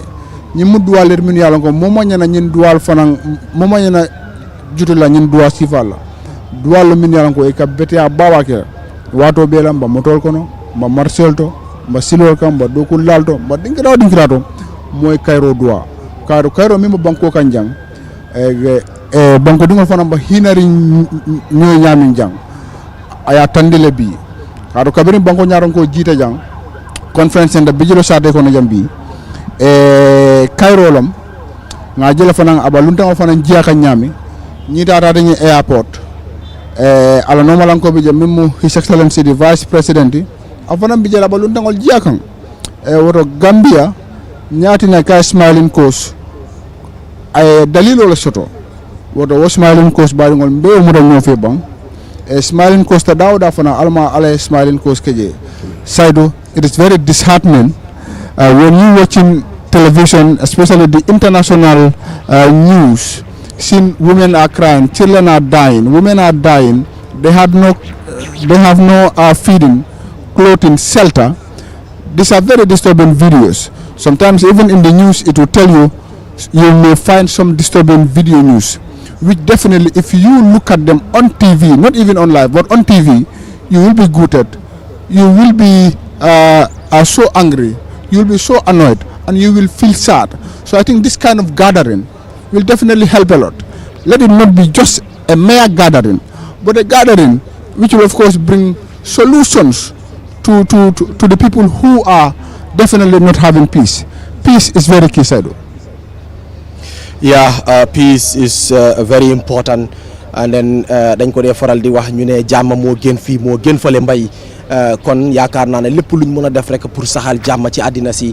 loolu war nañ koy def fexe ba gis ne dina am parce que xam nga li tax ma wax loolu ne bu ñuy saxal jàmm nañ ko saxal ci àddina si parce que kenn xamut tey mun ngaa ñaanal sa bopp jàmm nga ñaanal sa dëkkandoor jàmm bàyyi keneen kooku musibaam mun naa ñëw ba nekk yow si sa musiba because ñu ne ay du yem ci bopp borom kon lii moo waral it is our responsibility pour ñu fexe ba gis ne aduna si jafe-jafe yi fi nekk di am ci wàllu xeex dinañ ko waxtaanee dinañ si jël di necessary measures pour ñu mun koy fay mu jeex because exemple bi may joxe rek mooy di Russia Ukraine war woo boobu noonu xam nañ ne sori nañu trop ñun Africa waaye bokk nañ ci ñi nga xamante ne nii ñoo si gën a jëlee loraange because li tax loolu mooy dunda bi nga xamante ne moom lañ dee dugal fii ci Africa nekkoon na jafe-jafe pour ñu mun see jot loolu li ko waral nag moom mooy xeex bi kon gis nañ ne jàmm moom boo koy ñaan fexeel rek nga ñaan ko ci àddina si yëpp kon loolu lu am solo la. waaw Seydou loolu lu am solo la parce que ci àdduna bi réew moo gis am na lu ko yàlla sédda moo nekk mineral resources am parce que réew yi yàlla nu mu leen dee séddee mineral resources. Mbaykoor kon dama lay dagg rek because am nañ information bu leer ne honorable lawyer Ousainou Darboe mi nga xamante ne moom mooy former vice président bu réew mi moom tamit teew na ci li nga xamante ne rek moom mooy OIC summit bi ndax honorable lawyer Ousainou Darboe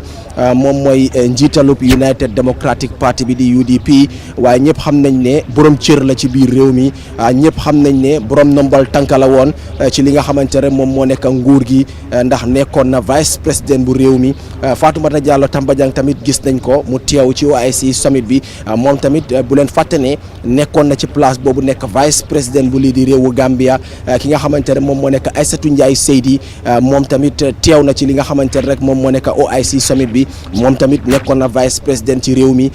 former vice président Aïssatou Touré moom tamit teew na ci summit bi mel na ni suñ vice président yi ñu amoon ci biir réew mi yëpp former vice président si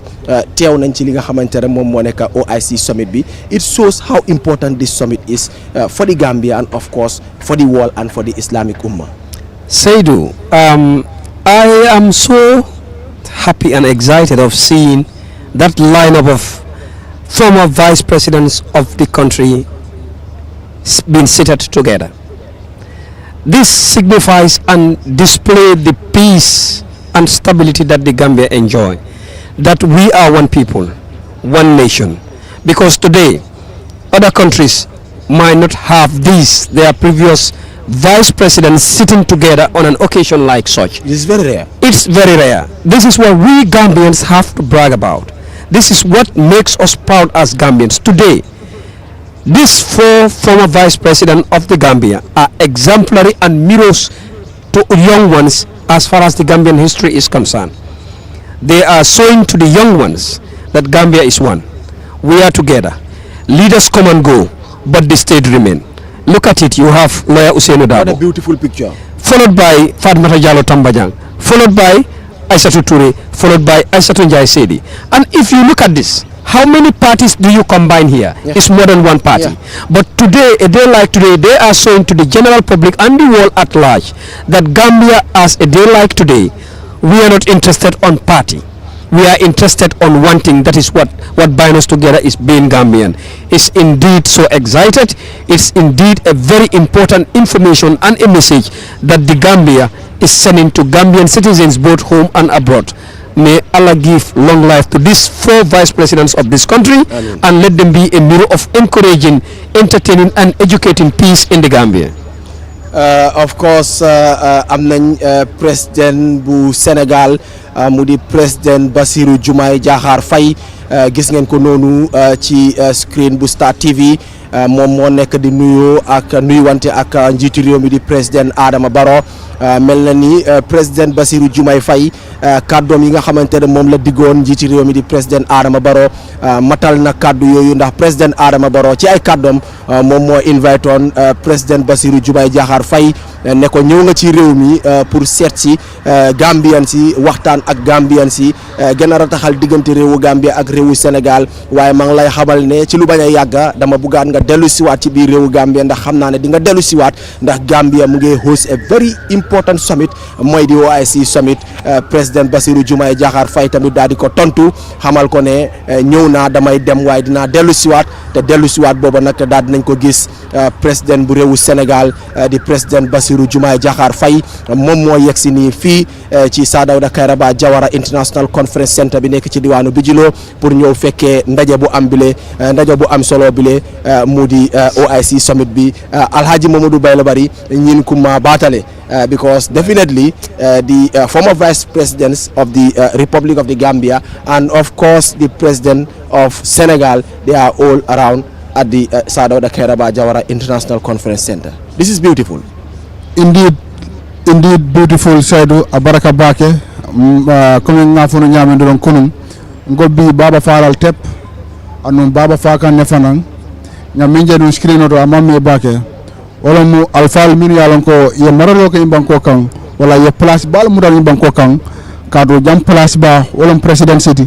anon mimbe fanan no wala mu vice president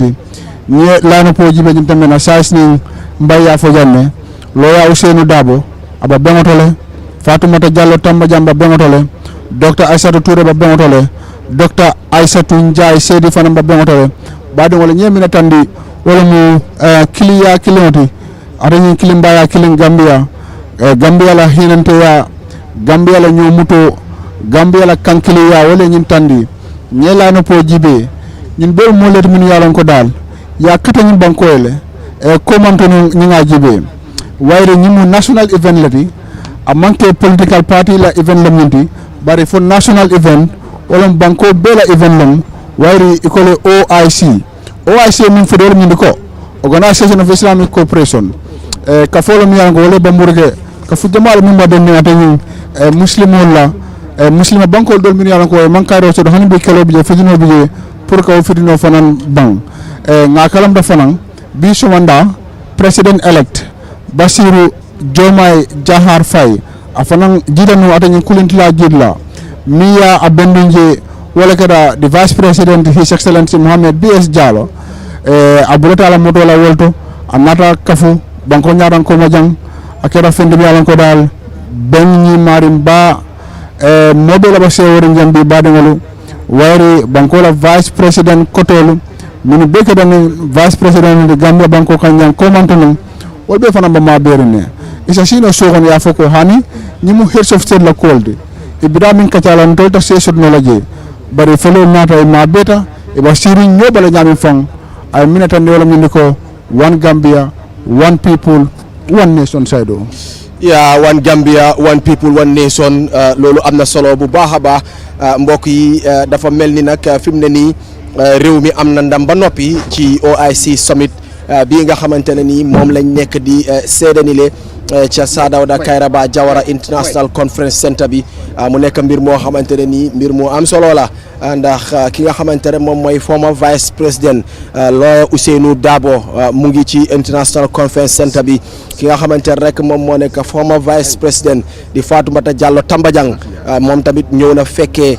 li di summit bi former vice president Dr Aissatou Touré mom tamit ñëw na fekkee summit bi former vice president Dr Aissatou Ndiaye Seydi mom tamit ñëw na pour fekkee li nga xamantene mom mo nekk summit bu mag bile mbokk yi lii moo nekk di xew fii ci Sadauda Kairaba Jawara International Conference Center bi waaye tamit am nañ xibaar yu leer yi wane ne ki nga xamantene mom moy vice president bu réew mi ci jamono juñ toll nii mom tamit bàyyeekoo na foofule ca Banjul International Airport bi ñëw fii ci Sadauda Kairaba Jawara International Conference Center bi ndax xam ngeen ne mom tamit liggéey bu am solo mom la doon def ci airport bi ndax mom bokkoon na ci ñi nga xamantene ñoo doon dalal gan yi biñ wàccee ci seen roplaan yi ci Banjul International Airport bi léegi nag jógee ko na foofu ñëw na fii ci Sadauda Kairaba Jawara International Conference Center bi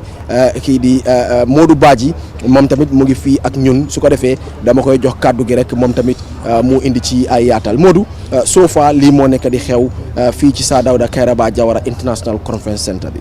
jërëjëf Seydou Camara jaajëfal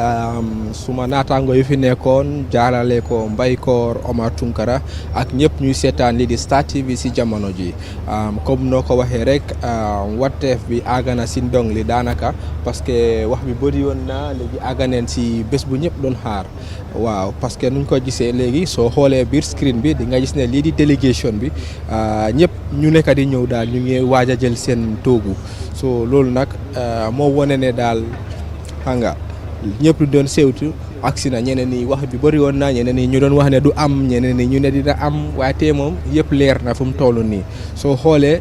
even fii si biir grand bi media houses boo xalaat si biir réew mi boo xam ne kandaam la si wàllum tasum xibaar ñëpp door nañ di dal fii délégation boo xam ne mu ngi fii ñëpp ñëw neen ak seen taskati xibaar moo wane ne ñëpp ñu ngi yàkkamte pour dégg xibaar buy jógee fii buy dem si wàllum réew yi diine yoo xam ne si jamono ji ñu ngi si ay jànkuwante soo xoolee mel ni Soudan Palestine ak yeneen yi ñëpp soo yëpp fu mu toll nii kilifa diine kilifay réew yi ñëpp dal neen fi sa OIC International Conference Center loolu moo waral tey soo xoolee nga gis borom kaala yi ñu bëri parce que dëkkam naar yi nag doon na ñoo xam ne programme bi wala event bi daf leen soxal trop pour ñu gis ne dinañ mën a am nu gaa di def pour saafaral lii di jafe-jafe bi bu nekk di xew foofu ca Palestine ak foofu ca dëkki Soudan parce que ñëpp réeréwuñ mbir ne soo xoolee keetu xibaar yi di ngeen xam ne like dëkka yooyu yëpp doon na dëkka yoo xam ne ñun si ay jànkuwanteel loolu moo tax tey fu mu toll nii président Adama Barrow moom mooy jiite procedures bi fii sa OIC International Conference Center moo tax nag nga gis ne moom moo jiitu ñi nga xam ne ñooy délégation yi mu ñëw fii mu xaar leen dalal leen si event bi soo leen xoolee nataal yoo leen di gis ni seen screen bi li doon na nit yoo xam ne ñoom ñoo ñëw teewu ji ñoom teewal seen réew fii si event bi ñooñu noonu yëpp naari la ñooñu yëpp si biir conference hall bi lañ toog nii te yàggut tuuti sax gis neen Gambians yoo xam ne ay nomba tànkaleen ñoo xam ne ñoo ñëw teewu foofu ca biir OIC conference center bi Baylo Bari. Thank you very much, Modou Lamin Baji. In case you just joining us, this is Star TV. We are live here at the Sadauda Kairaba Conference Center in Bijilo, where the Gambia is hosting the OIC Summit, and this is the 15th edition. If you look at the history, the Gambia should have hosted this event in 2019, but because of so many things went wrong, this is why the 2024 edition is being hosted here. Welcoming Mariam Adem and Modou Baji here in our midst. The good important thing, Mariama, is we saw a very, very beautiful lineup on the screen, which will be coming later, I believe, which the four former vice presidents of the country are all around: Lawyer Ousainou Dabo, Fatoumata Jallow Tambajang, Dr. Aissatou Toure, and as well as Dr. Aissatou Njai Sedi are all here today attending this wonderful OIC summit. What is this telling you as far as Gambia is concerned? I mean, thank you so much, Bailo, and good morning, or is it afternoon already? It's good morning. It's good to be back here in the studio once again. As you mentioned, we're live from the OIC Center, where delegates are getting seated for the OIC Summit, the official opening, of the summit today. So, I mean, Bailo, coming back to your question, this is a very, very important, gathering, and this shows you how important it is for people to unite. And this is the beauty of the Gambia. This is, even without the OIC, this is what Gambia is known for, coming together, putting our political differences aside to grace this important and historic event. It's very important for people to know this is the first time the Gambia is hosting such a gathering. So I think it's important, and to see all these leaders seated, line up waiting for the OIC summit to officially open for important discussions to take place. The vice president Mohamed B.S. Jallow was at the Banjul International Airport receiving the heads of states, including the president-elect, who is President Bassirou Diomaye Faye, who is also in the midst here today. And now we've got information that the vice president Mohamed B.S. Jallow left the Banjul International Airport and is now currently here at the Sadauda Kairaba Conference Center, where his boss, the big boss, President Adama Barrow, is here. Of course, he has received many people. Since yesterday, heads of states have been arriving. Since yesterday, heads of states have been arriving in this country to come and attend this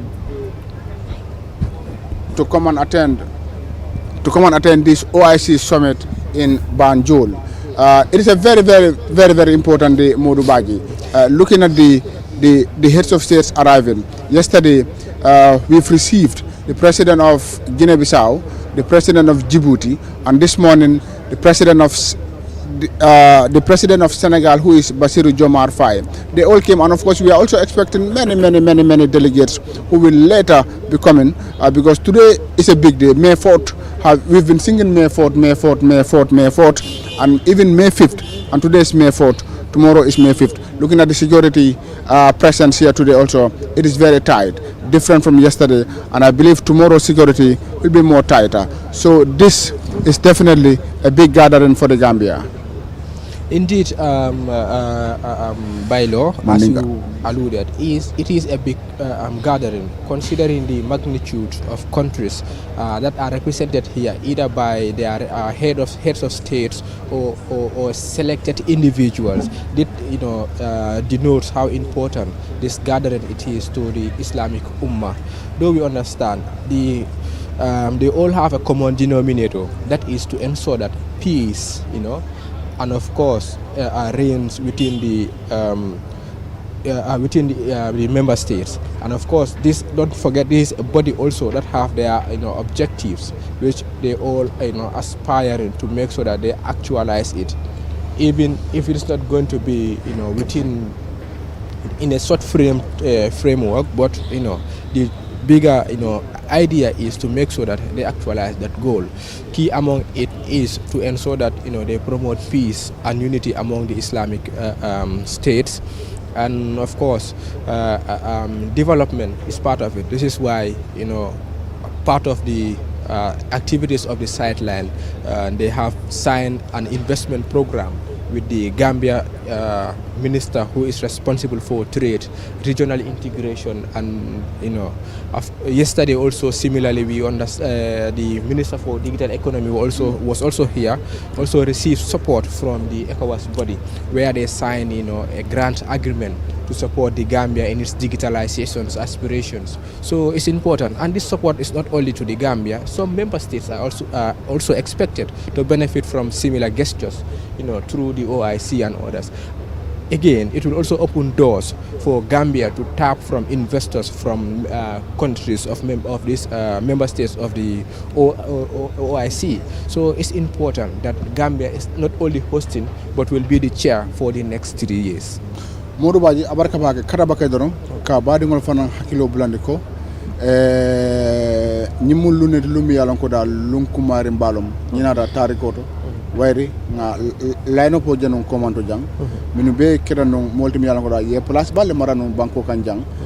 mimu vice president lo yaw seno dabo ba mabere janne fatou mata diallo tamba jang docteur Aïssatou Touré anen men keta madame Aïssatou Ndiaye Seydi yimɓe ɓaate ñim beŋotol commin mera folo ñaame don baba falal bi tep sulata tula mankuto bi abe muminat munam national development andon adani OIC le fanan e ñim beŋo fanan commande itonya comment non jang ndoñol fanan ya karang kacal fanan mimba kela bi ata kela ko e fitno damma mimba Gaza ning Palestine tema bari hani fo afutete la londotol ko e musol la ñakato ta fenno mi yalon ko baadingol komanta num a coco siya bata banko kanja dina dunkelu islamu dunkelu fana be la press conference commande e ba diamula ala kola nyim topical de fana mi yalon ko bi a fana ba kala a topical de atani diamo kono wayri nyaadon kolle kana si ya tabulo bula ya discourse ya jibe bang tañato bakeno nyaadale wayri fituno mimba boy kan usol kan asiyata fituno mimba boy kan dinelo kan asiyata feto fato lombang mindo konko andon tonya la hadama dingo ye yimbe nidle nyaabota kayro la feto konko mindo nyaata dawda balengol on den kayrata so diamo mimba kala bi na foko sol kam adni nyaata o nyama baylo ko ya fo nyame parce que yalo ko liamu be laare wo Sudan Palestine volcan walatna jamala focus be firing wo bankol kan ya famle but ko ya fo nyame nyaaka to ta konko inketa kulata mi yalon ko akumayata bake parce que man Nicole fam kaydi bota kensen bu kalono anu yaje jama bi jebe konkoren bi kuma sabu kelo nyina sabu nga fa je fana wo kele bankol fana nyim arab kafubal is lo nya kendo ta ke mako e balu wala fannala do yalon nkaje like télé dol ika bondi but mbe ngalo media be nyamen adi dunia kono nyintembe na isulo mi mindi wala ka findi but even nyin kafuba mi mo OICT fana ye simfa nya ba leta ka je ko ye mol mako e balu wala fannala especially bankol mi yalon ko kelo bije sako sudaning jana molbe alone ibin ni ajube mbota salol la teng amam me bake ni salo sita e kaje de maro kabo arab du ida alla kabilo yenni soldi ala wala ye jabol ni tulol di ala pour ni sunkar fengol kono bar ni akrosif bi nyin keta fengol mi ala ko aman siano nyinam banko kono jang gambe banko kono jang kuma tinna nyin kelol la sabu parce que min keta ñing arab bankol dole la na fulol kensu ñokane pour ka je ko ñi mol mako mi yalan ko e be ñi mantoro le kono ya famle wala tan la ko adabe la agenda kono pour ka ñi ka wodiamu bi aketa le dole ya katale bot ya ngaje ñi nak ya nati la agenda kono pour ya landi tabulo kan ya jube abe kala nyaadi le fo abe kala ko ñing kafu dunia kafu babe ñame United Nation be ñame pour ka special committee soto wala kafu soto mi yalan ko wala be marla ka mo sifal banko sifal ma ko balu wala fannala abe be lon ni somito banta musol la nyakato ta aketa kulete mi yalan ko ameta kurkur la fo labango Gambia sa anata fengoti kefengoti mi yalan ko anata futa député bungoto ngaje député mol nata yela kaytol samba député bungo kono dinen ko nyaaton ko mol findita banko kono jang kayit ka jiko yela dinol fasa mol nata jata ken yala fannala ka jiko ka lo kayitande ko ñinnin jata ken yala tata nyola wala ama anin jata ken yamanta nyola fo say fotata tembeto kaytol nata futa dulato e ka famiye ko community stage ngalon banko la député bungo ta nyala atina fa wala tan akwoni man na tariya so wobe keta kulete mi yalan ko nyin kafo nyimu OIC bemba mi kana dati bi gambe banko kono jam mol bina jube la wol fana bina sila ila temboto ka jube e be nyin ko jaral la nyamen especially nyin nyakoto ta ko pour yalla ñi ñatale ye silo ñin mu yalan ko be ko lanke men de yalla mo yalon an niaji be fana gambia meta katalale ñi OIC ku la kuoto parce que niaji be kabrin tala sa dawda kayraba jawara keta molti mu yalan ko kafuta ñi arab banku mol kan kata kayro diamo ke ka fomi ko peace negotiation wala dol ka fa peace talk dalbe don adabe non delegation kono kata ka jeko ye diamo pour ye kayro nata nyim banku dol kono mi yalla ko e be muslim banko kono e mun bu ko iraq wol anin seku touré wol ñun be kata molti mi yalla ko e dabe non kafol kono mi yalla kata nyim ko diamo andum ni tariko jube ba fulay ko sa dawda ay simfa nya kendole ta ka jeko banku kayro e soto nyim banko to yalla ko fitino bije walatna bi gambela ma sakunda man nimsa ka nyindulata ka tola ate sa dawda kayra ba jawara so ni ajibe afango bi ala wala ala dimbaya e be sewola ko bi ifama meta min kelelan wala e gambia dundu kafo min kono hani bi gambia be wotino do mo kanne parce que ni silol je kata burfut kata dawada kombola dandanga ja wala silamu ambije mi yalla ko man sakunda ye doku abe sunta munela gambia la taro nyin kafo kono mi OICT so mi jamale mol sije wala sa dawdate katun ko munam ay kata kuwol minke hana manke gambia jandamate but bantala banko fana ay kata ku jamale kige so ni ko be tari ko jibela kuwol be siyala bake baylo bari Abarka Bake Modubaji. Mariam, quickly let's shift our attention to the Gaza, Palestine, Sudan. It is very disheartening when you watching news, especially the international news scene. Women are crying, women are dying, children are dying. They have no feeding, they have no clothing, they have no shelter. It is very painful to see such people in a such situation. I think this gathering will definitely help a lot because it brings heads of state of heads of together to come together, of course, to discuss how can peace be in these countries where peace are not. It is always important to pray for peace, but if you have peace, it is good that you pray for your neighbors to have peace. Secondly, the FGM which has been trending, especially here in the Gambia, it was even discussed at the National Assembly level, which definitely you know more than I. It is also said today in that discussions here inside the conference center, it will be a topic of its own. Because if we talk about FGM, especially here in the Gambia, we had lot of things. Imams were preaching this, some were saying this, some were saying this. But I think today in their discussions, solutions should definitely be there. Because it is painful if some explains to you the trauma they got, the difficulties they got through. Not only the Gaza, but including the FGM, which will be later today. Yeah, Bailo, I think it is very, very, a crucial moment, because considering the state of, Palestine and, of course, Sudan and other countries, what they're going through, as we mentioned, it's very disheartening. Every day you see new things, children dying, women dying, like people dying, losing their life for no reason. I think this is a very timely event, to discuss these issues, to bring out, solutions that, will be able to reflect on these, in order to at least, stop what is happening. Because this is genocide. Let's just be honest. This is genocide. What is happening there, they don't deserve it. Nobody, no country deserves what, the people of Palestine and Sudan are going through. And I think this is a very, very important, event where these things will be discussed. We expect, solutions, concrete solutions, we expect after this OIC summit to see differences. I mean, positive differences, not negative. So I think it's also important when talking about FGM, the topic of FGM has been, a very hot one recently in the Gambia. So I think, creating a platform for this issue to be discussed, I think it is very, very, very timely and important, because it will help, for them to enlighten people as to how this should be go about, whether it was, being practiced during the Prophet Muhammad Sallallahu Alaihi Wasallam's time, as other, imams have put it, or whether it's just, a traditional act. And to be honest, listening to testimonies from survivors of FGM, it's so, painful what they go through, and I think it is a timely moment for such issues to be brought up and be talked about, for it to have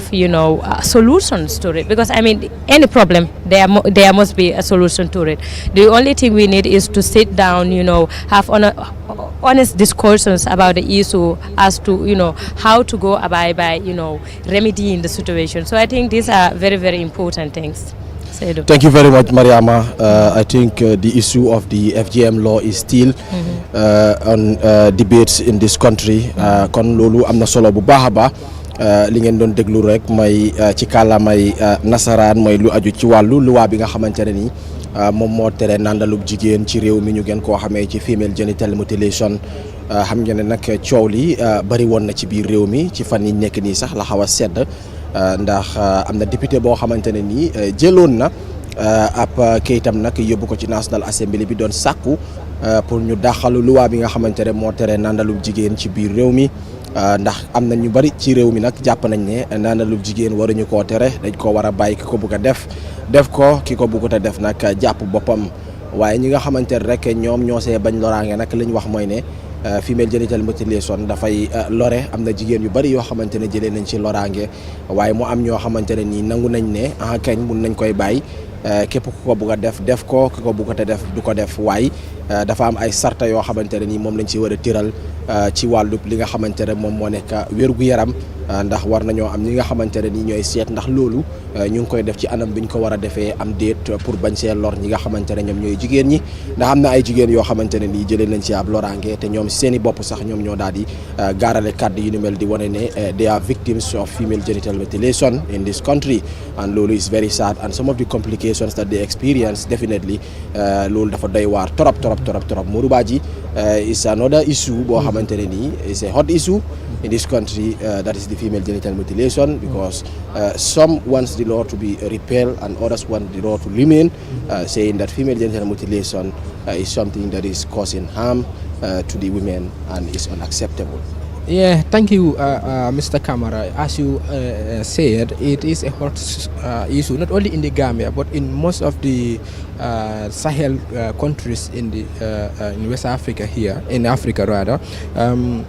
All this, especially Muslims, the practice of this FGM, continues to carry fill the airwaves rather. So it's important as a organization, spearheading the issue of Islam in the world to at least share a table to discuss and come to tangible solutions in ensuring that they find a remedy to this much talked about issue. Though in the Gambia it's because we have a law which prohibits it before. This is why the NAMs deem it necessary to at least lift that ban that is levied on FGM. So if you like, even in Sudan, some part of Sudan, in some part of Nigeria, among the Muslim communities, this practice continues to raise a lot of concerns to many. So it is worthy that the OIC as a body to start and discuss about it and come up with tangible solution. Yes, it's a religious practice, but there are some factors that lead to some complications as people have reported to be victims. So we hope that this meeting will at least look into that issue and then come up with something that all member states will work with. Yeah, the question is, was there enough consultations,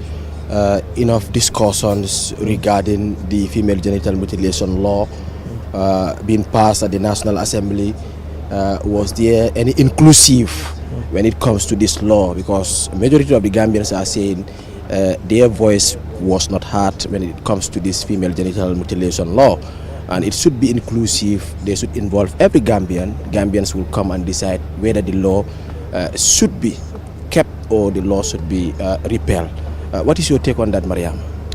I mean, yes, you're right. It should have been a consultative thing, but then at the end of the day, is the National Assembly members that voted for this bill to be passed in 2015.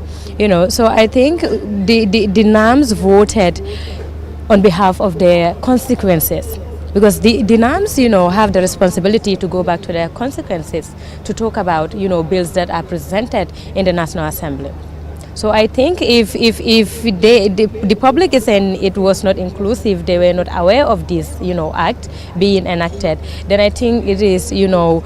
the responsibility. I mean, the NAMs at that time, are supposed to be held responsible for that, because they are there for the people. So I think whatever you vote on at the National Assembly should, represent the voice of the people who voted you in during, elections. So I think, but still now, it has not passed. We still have time to familiarize this act to the general public, to know,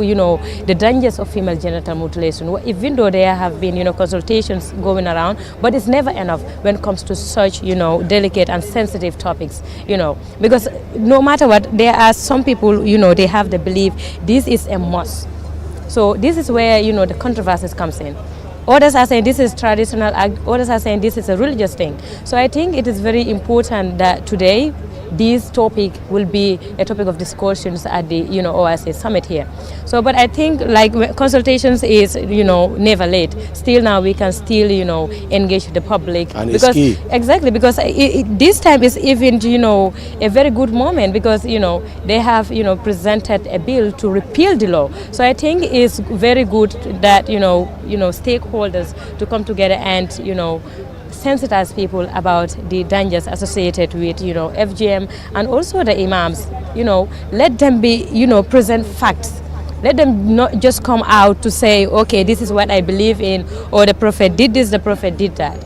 Is it Sunnah? Is Sunnah by force? No, Sunnah is not by force. But the worrying part of it is the health implications. Exactly, that's the point. A woman who goes, through FGM, comes out and then talk about what she experienced, and someone out there coming to say, no, this is not it. I mean, it's even disrespectful. When the individual has nothing to do with exactly, it's even disrespectful. Just recently, there's this young lady who came to me to tell me her story, because she feels that there are a lot of people going through what she's going through, and she feel the need to come out and talk through the media for it to be disseminated. And she's going through a lot. She is married and she has one son, but this is, affecting her marriage due to the female genital mutilation. And how many, women are going through that? Because it's not everyone who is bold enough to come out, and say, this is what I'm going through. But, few people who are bold enough to come and speak, through their experiences. I think this should be respected, and I just hope that today these religious leaders that we rely on will talk, will make us understand whether this is a religious act or it's just a traditional act that is, harming, women. Yeah. Well, it's a very sensitive matter, Yeah. a very delicate matter for that matter. Looking at the law, it was passed on 2015 at the National Assembly. It was by then the President of the Republic of Gambia, who was former President Yahya AJJ Jammeh, and then he ordered the law to be passed at the National Assembly, and then by then, majority of the National Assembly members were at the ruling party, that's the former ruling party, that's the APRC. Now the law is being passed, and now debates are on again that the law should be repealed. And Modou Badji, dégg nga waxtaan yu am solo yooyu noonu ci kàllaama rek li nga xamante ne mooy wolof ak mandinka pour ñi nga xamante ne ñoo déglu te ñoom tamit dégguñu kàllaama nasaraan lu aju ci wàllu luwaa bi nga xamante ne moom moo nekk female genital mutilation act bi muy luwaa bu tere nandalub jigéen ci réew mi coow la boo xamante ne ni mu ngi ci biir réew mi te sax yóbbu woon nañ mbir moomu ci National Assembly bi pour ñu waxtaanee ko foofu seet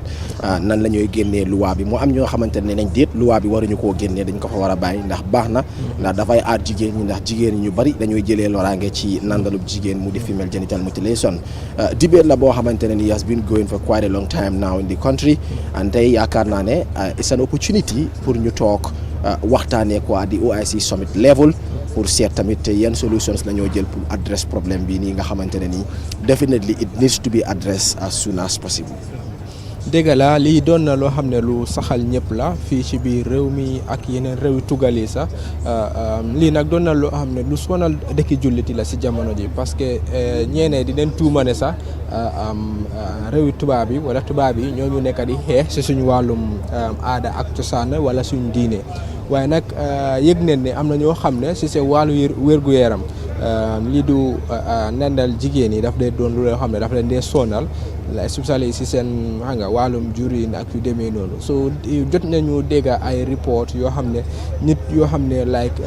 nandal bi doon na loo xam ne lu leen sonal trop especially suñu demee ba ñu jox leen seen jëkkër ñu dem ba sëy wala ñu dem ba di waaj a wasin ak yooyu noonu yooyu yëpp doon na loo xam ne yuñ dégg fii la so ida nuñ koy defee la practice bi nuñ koy defee la wala moo doon loo xam ne jaadutu yoon nda la moo si rax so li yëpp doon na loo xam ne dañ si war a gestu pour mu dem si néegi nu mu demee si néegi député bi parce que ñëpp réeréwuñ mbir ne amoon nañ fi former président Yaya Jammeh moom nag moo jël loi teg ko ci kaw lii di nandal jigéen bi pour like mu doon loo xam ne tere na ko fii si biir réew mi waaye nag giseet nañ waat si néegi député bi ñu bugg a delloo si waat loolu soo xoolee Yaya Jammeh ba mu doon def loolu noonu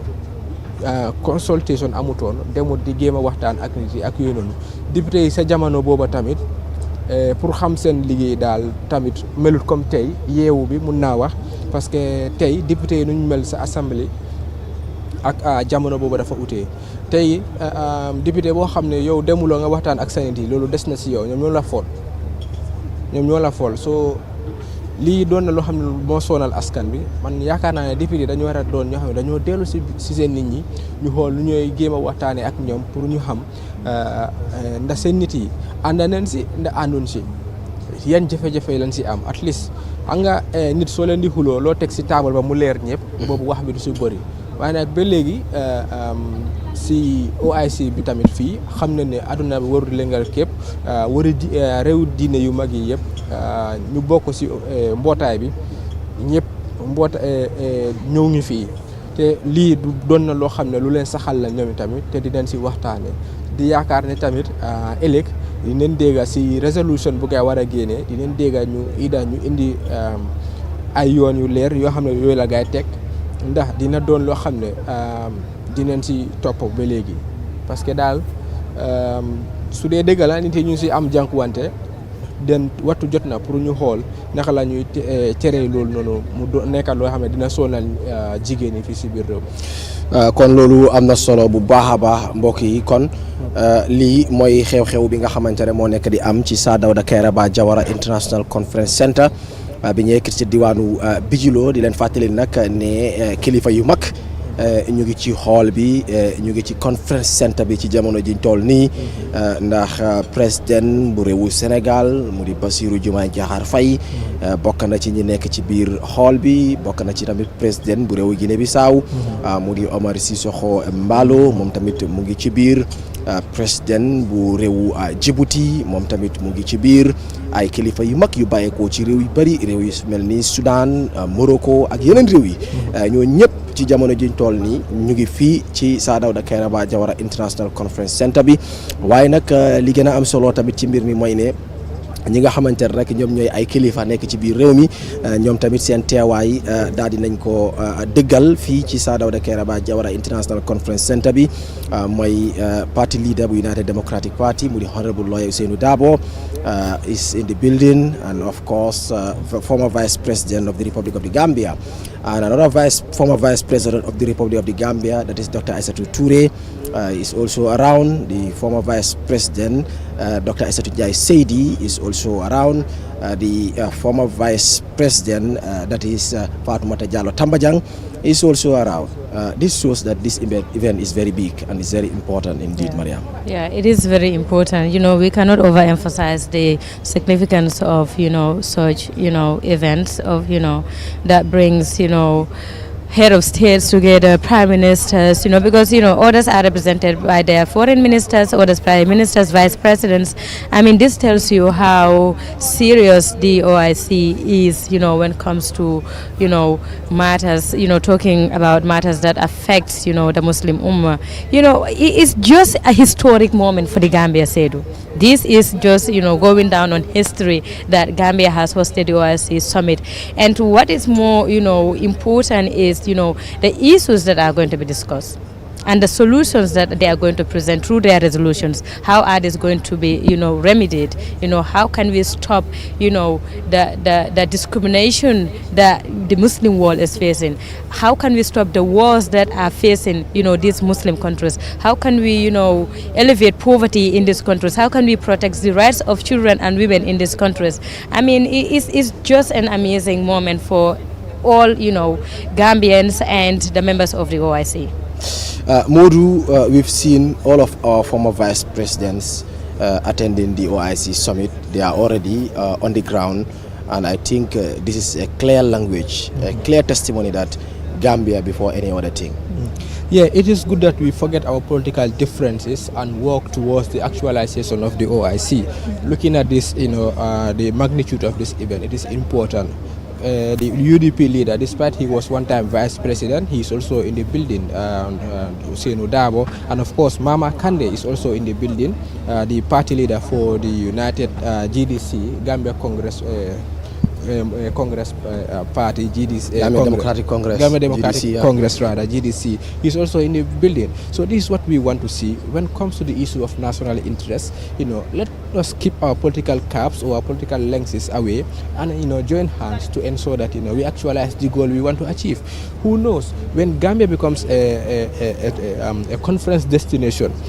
things might change. It might either be in the range of either Mama Kandeh or Lawyer Ousainou Darboe or somebody else. But the legacy still remains, as we are still celebrating Sir Dawda, because thanks to him that the Gambia joins the OIC, and he played a role in negotiating, wars and other conflicts within the the OIC member states. We understand even the Rohingya. Gambia participated, but that was during the reigns of Adama Barrow. So this is what we want to see. During Jammeh's days, he also participated in Libya's issue. Yeah. So this is what we want to see.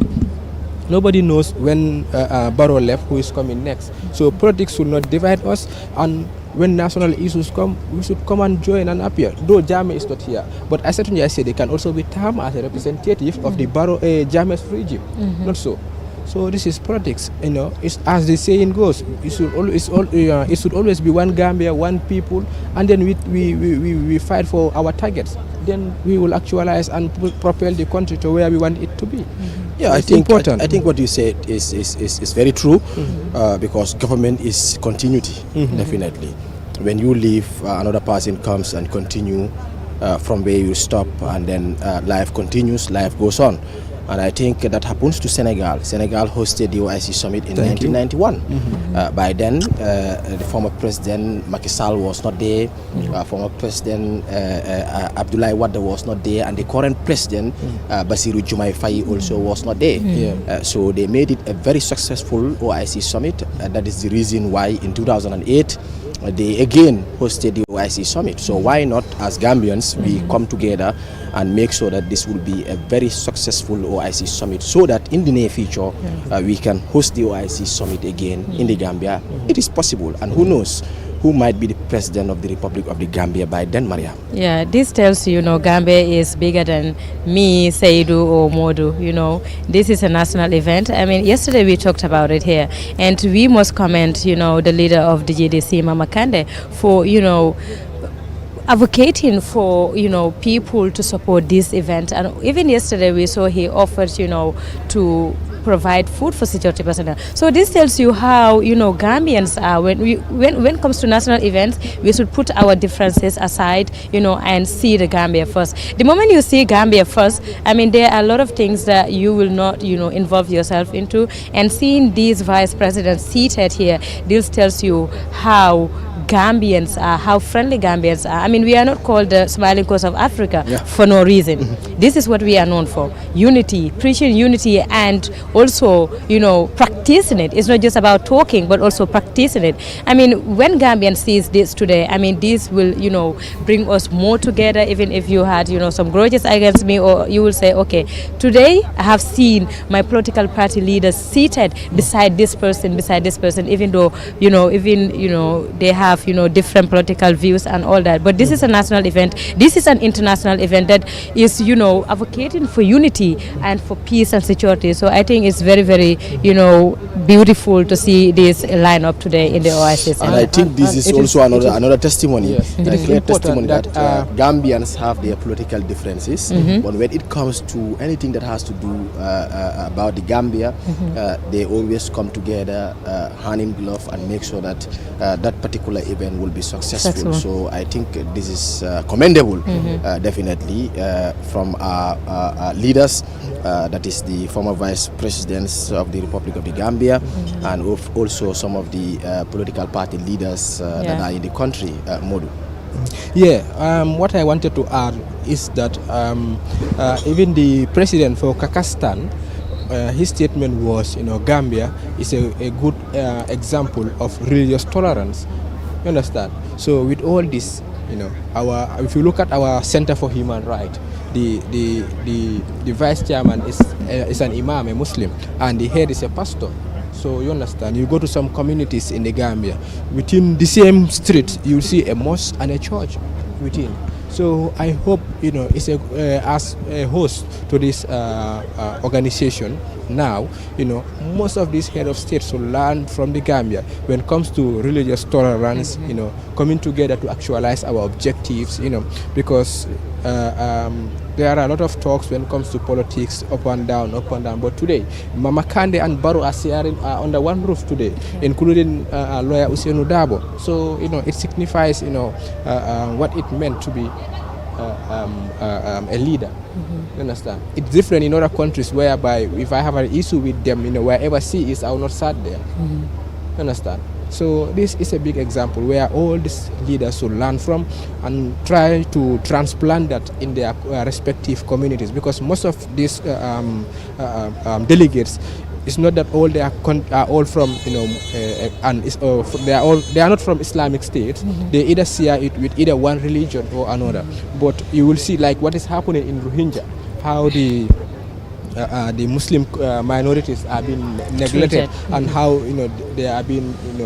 forced to some certain issues which is not nice to the eye of a Muslim. So we hope at least when these delegates move to their countries, they will try to transplant that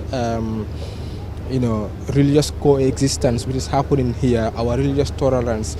political or moral issues to their countries, and put that as a practice and see the world will be at peace, I believe. Yeah, I believe when it comes to religious tolerance, Gambia is second to none in the world because we've seen it, we've lived it, we've witnessed it. Gambia is a country where you cannot differentiate between the Muslim and the Christian.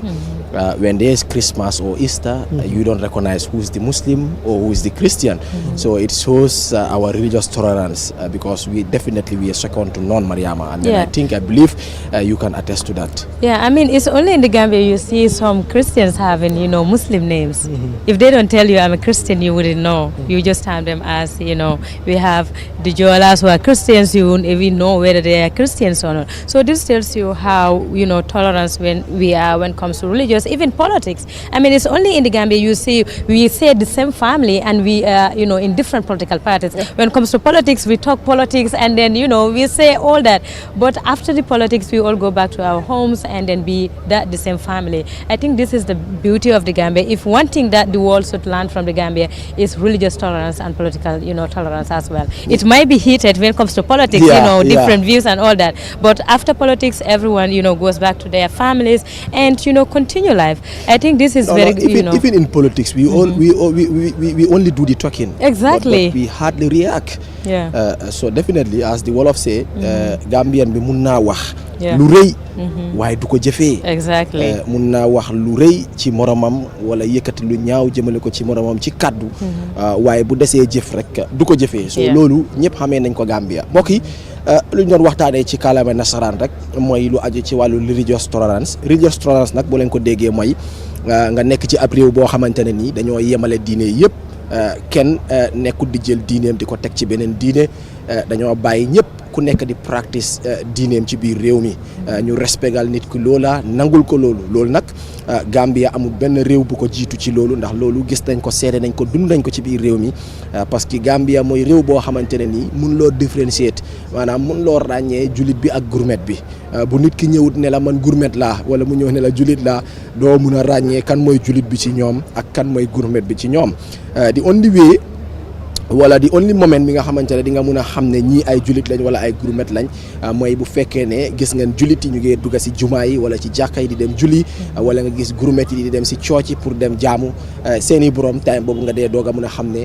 ñii dee ci gourmet yi lañ bokk ñii ci julit yi lañ bokk kon dafa mel ni colin yi yëpp benn la lu julit yi dee dress maanaam lu ñu dee solu ci réew mi loolu la gourmet yi dee solu ci biir réew mi kon Gambia religious tolerance nekk na loo xamante ne nii definitely loolu kenn du ko jàngal réewu Gambia ndax loolu dañ ko xam dañuy ñaan kay mu sax law ba faw loolu dafa am solo bu baax a baax Modou Badji because suñu waxee li nga xamante ne moom moo nekk OIC Summit dafa am lu moo def ak diine mooy réew yi nga xamante ne ñooy réewu jullit gis seen bopp ci diine islam ñoom ñoo ñëw manko bokk ci OIC bi di def nag ay summit boobu dafa am mbir yu bari yoo xamante dañ ko fay waxtaanee tënk ko xaatim ko noonu la organisation bi di doxee ci diiri ñetti at yooyu nga xamante ne nii dinañ ko am bala ñoo amati beneen summit kon bu fekkee ne loolu defe na di diine moo ko lal baax na tamit pour ñu ràññee religious tolerance bi nga xamante ne nii am na fii ci biir ji réewu Gambia ndax Gambia mënuloo ràññee jullit yi ak ñi nga xamante ne ñoom ñooy loolu is the fact moo nekk loo xamante ne yëpp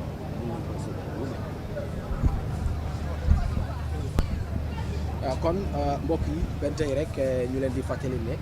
ñu ngi fii ci Sir Dawda Kairaba Jawara International Conference Center bi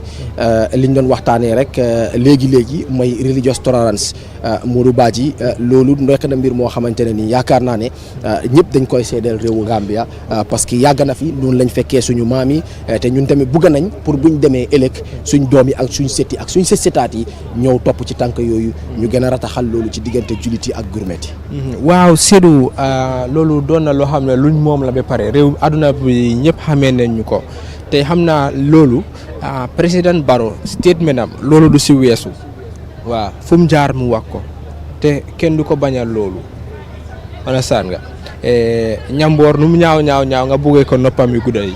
waaw so Barrow tey moom fu mu jaar foog mu wax loolu te nit yi dañ si nangu te lii moo waral ne Gambia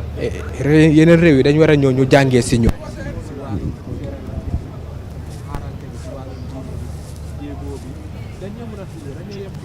tey nga support beneen team wala nga def leneen dañuy xuloo but at the end of the day dañuy ñëw benn place xaaral fi Christmas mu jot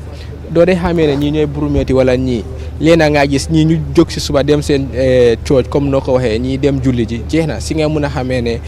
waxtu julli jot na te dañoo dëkk benn community nekkut le yeneen dëkk yi boor bale nga am muslim yi boor bi nga am christian yi Gambia dëkk boo dégga even nga dégga nga dem dëkk nga dégga ñu tuddee ko daaru xayru parce que dëkk am na dëkk yu tuddee noonu sax nga dem nga dem dëkk yoo xam ne ñu leen tuddee Makka bi réew mi fii soo demee da nga fa fekk ay christian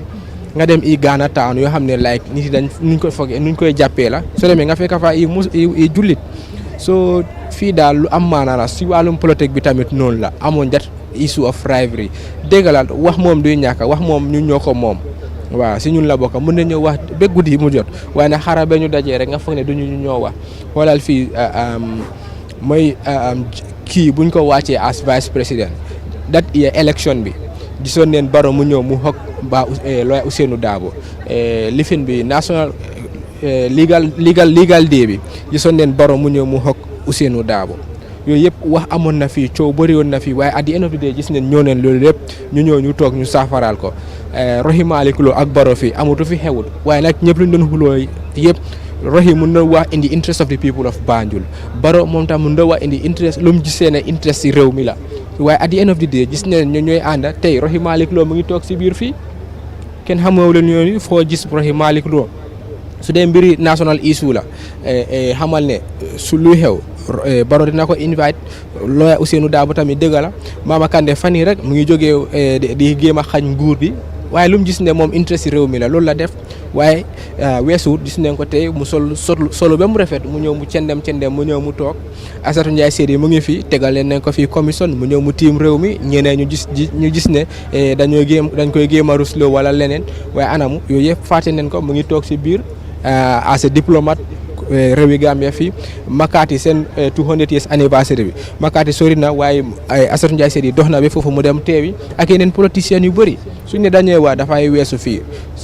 xoolal saabali fii amul nu mu fi kur feñee nguur amul wax yu mu fi waxut against the Barrow government bi jox leen tuddee leen i tour te anamu mu ngi si bokk na si government bi di bokk si liggéey loo xam ne mooy yóbbu réew mi kanam te fii yaakaar naa ne tey dina fi teew parce que fan yi moom mu ngi woon fii te tam yaakaar ne dina fi teew so yeneen réew yi Gambia nekk ñu ciya OIC bi lu rëy la si Gambia te yaakaar naa tamit yeneen réew yi tamit duñ ko jëlee Gambia ak tuutiwaayam de waaye war nañoo ñëw jege Gambia ñu mun a jànga nu ñu mun a nekkoo benn déggoo si wàllum diine bi politique bi ak si yëpp lu ñuy def ak nu ñuy mun a toog jiite intérêt si réew soo xoolee tey Israël ak Palestine nit yi suñu waxee da ngaa foog ne ñaari réew la waaye benn réew la jos ñii dañ nekk benn side ñii ñu bëgg a beneen side bi mu génn si di bundu xatalante soo yooyu yëpp foog naa di Banjul déclaration dina nekk déclaration boo xam ne bu ñu yaakaar mooy ñëw xew si fii pour mu leer sax Banjul déclaration 2024 parce que Jawara amoon na Banjul déclaration yu bëri fii nii so buy ñëw ni bu OIC 2024 bi doon na loo xam ne daal yaakaar naa yeneen réew yi especially those under the Islamic OIC dinañ si jàngee lool waaw te tamit dinañ si njëriñu bu baax parce que suñ ne njëriñu sax du ma si wax lu bëri parce que luñ gis loolu rek fees na boot parce que conference center bi buñ gis nii ñu tuddee ko OIC fii lañ ko sampa te OIC meeting bi dafay jeex monde rek dafa fekk fii yëpp jeex na waaye duñ buddi conference center bi ñu yóbbu ko yoon yi duñ ko buddi ñu yóbbu ko fii lañ ko bàyyi so courant bi système bi lu ñu siy liggéey wàllum ndox mi yëpp projet yi OIC yëpp benn du fi jógee yëpp fii la moo des ñun ñoo ko moom so loolu la jarut nit nga toog fële ngir ne man suma parti leader lii la wax wala man suñ politique lii la wax nga jaru ko gis nañ fi Mama Kandeh mu dem si kiiti xibaar yi di oote pour ñëpp ñu nekk benn ñu ñëw ñu lifin waaye taxut parce que gétta nag boo dem di ngay nag yoo xam ne dañ leen di takkee si bopp ñeneen di takkaleen si tànka doo dee understand gis nañ ñeneen si political party di wax lu ñaaw si wàllum conférence bi xew fi te kenn xamut ëllëg ñoom mën nañoo ñëw ñu yore lengay si réew mi so ñëw nekk benn dafa war a doon lu important. Thank you very much, Modou Badji. And Mariama, let's look at the issue of the Gaza war. And I believe it should be discussed here during this summit. And of course, I believe it will be part of the resolution that is going to be adopted so far. This is a group photo of the high dignitaries, the VVIPs, that are attending the OIC Summit with the President of the Republic of the Gambia, His Excellency President Adama Barrow, and of course other presidents from other countries and vice presidents from other countries, and of course foreign affairs ministers and prime ministers. All are part of this big delegation here at the OIC Summit Conference Hall. Mariama, let's look at the issue of the Gaza war. I believe the issue of the Gaza war will be discussed here today because there was an emergency meeting called at Saudi Arabia before the Ramadan to make sure there is an immediate ceasefire for humanitarian aid to reach the people in Gaza, for Palestinians to be able to observe the month of Ramadan in peace. And of course here today the leaders of the OIC, that's the member states, are here at the Sadauda Kairaba Jawara International Conference Center, and I believe this issue is a concern throughout the world and it will be discussed here today. What do you believe needs to be done at the OIC level to make sure that there is an immediate ceasefire at Gaza, and for that matter a permanent ceasefire? I mean, this is a very important, question you asked here, because what is happening, in Gaza is totally unacceptable. It is a violation of the human rights. I think today leaders should be honest. They should, come out with concrete, paper that will condemn and,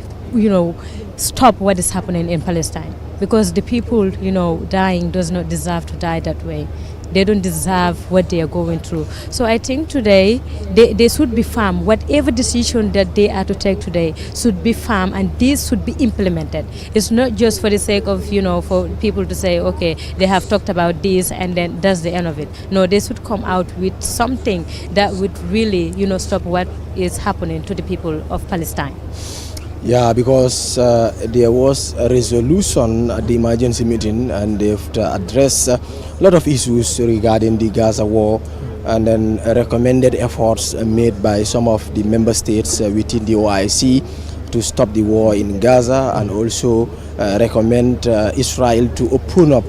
for humanitarian aid to access Gaza and to reach Palestinians. But still, there are still a very big issue in Gaza, and still the Palestinians are yearning in for a ceasefire, are yearning in for humanitarian aid to reach them, and still we have a blockage on that. Morubaji, what do you think needs to be done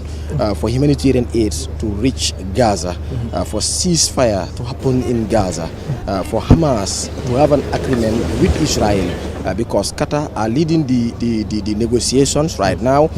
There are a lot of meetings that have taken place in Egypt, that's the capital, in Cairo, but still there's no agreement between Hamas and Israel. What needs to be done at the OIC level? Well, we understand. This is why, as a result of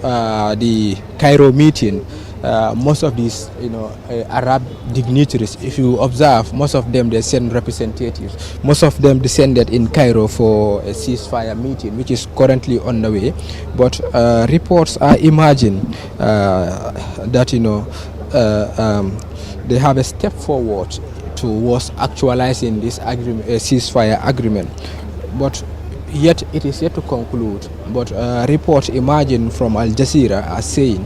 that they have a step forward. But what does that mean? Is it towards the ceasefire, or there is something else? So we yet to have a clear report on that, because this report from Al Jazeera is saying that a week is given for these people to withdraw, but we don't know how substantial is that report from Al Jazeera, though it's a credible source, but we don't know. These are the Arab nation, and we know what is Benjamin Netanyahu is capable of. He can say yes, and in the next minute, But today we've seen news regarding the Israel Prime Minister, that is Benjamin Netanyahu, affirming his authority and saying that they will invade Rafah regardless of a peace agreement or a ceasefire between Israel and Hamas. So how can it be possible that there will be ceasefire and at the same time Israel will have a ground offensive in Rafah? Well, it is I don't even know what to say, but looking at this thing, it is very critical at the moment because the outcome of that meeting in how to call it, in Egypt, coupled with the outcome of the OIC, I think that should give a solid ground to these two warring factors to cease fire. But we understand negotiations in Egypt are yet to yield that substantial dividend which everyone is currently anticipating for. But there is still time because for the Gambia it's a 2-day discussion. It's today and tomorrow. And for Cairo also, I believe it will be of at least take some time before they finally come out with a resolution. With the recitation from the Holy Quran. We will at the conference center.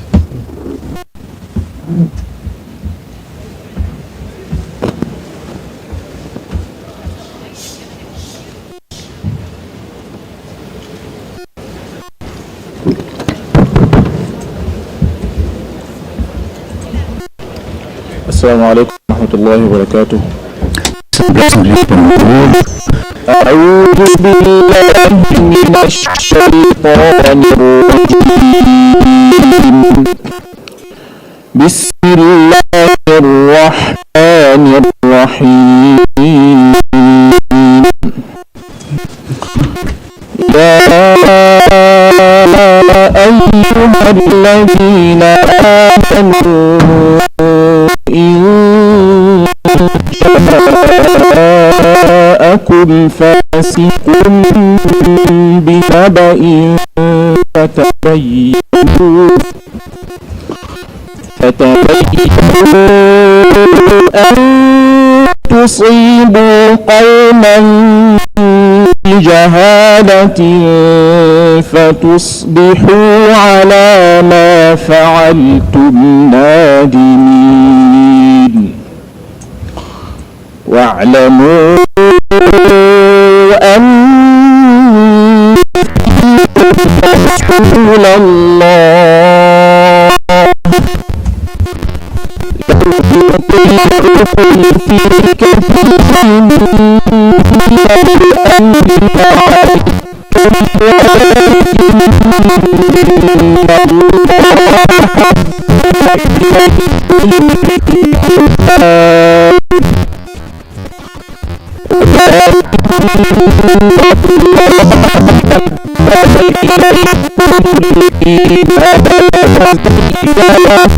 في قلوبكم وكره إليكم الكفر والفسوق والعصيان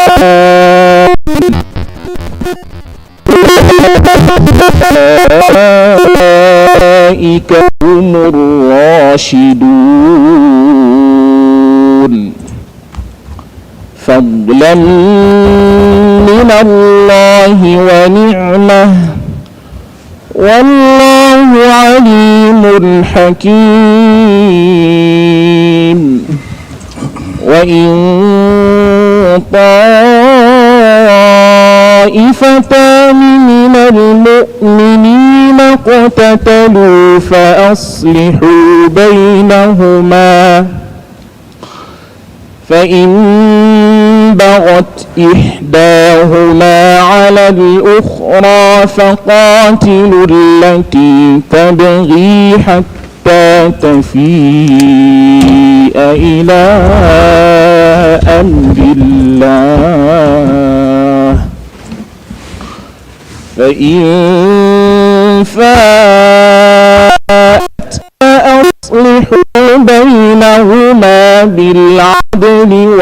وأقسطوا إن الله يحب المقسطين إنما المؤمنون إخوة فأصلحوا بين أخويكم واتقوا الله لعلكم ترحمون صدق الله العظيم.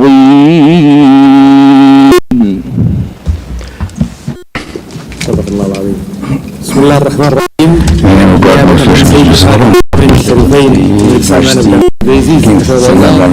May God bless you and life. We shall now announce the celebration, the opening of the 15th session of the Islamic Summit Conference under the theme of celebrating and solidarity for the benefit of sustainable development. بسم الله الرحمن الرحيم. In the name of God, والصلاة والسلام على أشرف الأنبياء والمرسلين. فخامة الرئيس آدم بارو President Adam Barrow, President of على الأمين العام of the organization, distinguished participants. السلام عليكم ورحمة الله وبركاته. وسرني بداية I'm highly grateful to the outset to congratulate you the regions of عبد العزيز آل سعود وصاحب السمو الملك الأمير محمد بن سلمان بن عبد العزيز آل سعود ولي العهد رئيس الوزراء حفظه الله وهنئ جمهورية غامبيا الشقيقة على تولي رئاسة الدولة 15 for the assumption of the 15th session of the Islamic Summit, and the God Almighty that this summit will contribute to achieve the Islamic Ummah's aspiration in terms of peace, security and prosperity. I would like to extend my heartfelt thanks to His Excellency the Secretary General and the General Secretariat and all its staff for their commendable efforts in preparing for this summit and for the efforts put in for the consolidation of joint Islamic action. Honourable participants, the issue of the cause of Palestine remains a priority for the Islamic Ummah since its insertion. It reflects the voice of the Islamic Ummah in support of the brotherly people of Palestine and to ensure that they accede to their rightful justice as enjoined by the international legitimacy. It is regrettable that till today the Israeli aggressions are still ongoing and even being escalated against policies, against hospitals, schools and infrastructure, resulting in thousands upon thousands of victims. Since the launch of the aggressions, the Kingdom has been collaborating with the sisterly and brotherly countries to protect the Palestinian people. The Kingdom reiterates in this respect its demands for the immediate ceasefire and for the provision of safe passages and for the alleviation of the ordeal of the Palestinian people and to ensure their right to self-determination and to the establishment of their independent state. Honourable participants, the Kingdom, as it participates with the Islamic states in terms of solidarity and support for the earlier mission in consolidation of Islamic joint action and for the unification of our ranks at all levels, to face up to the challenges that we all face and to face up to the aggressions and actions of hatred. The Kingdom continues its efforts to bring together the Islamic nations and for initiatives that will consolidate the action of the OIC in settling and resolving international and local and regional peace initiatives. And we continue our efforts at all levels, local, regional, international. Honourable participants, the Kingdom reiterates the importance of consolidated action for peace in Yemen towards a comprehensive settlement that would lift the ordeal of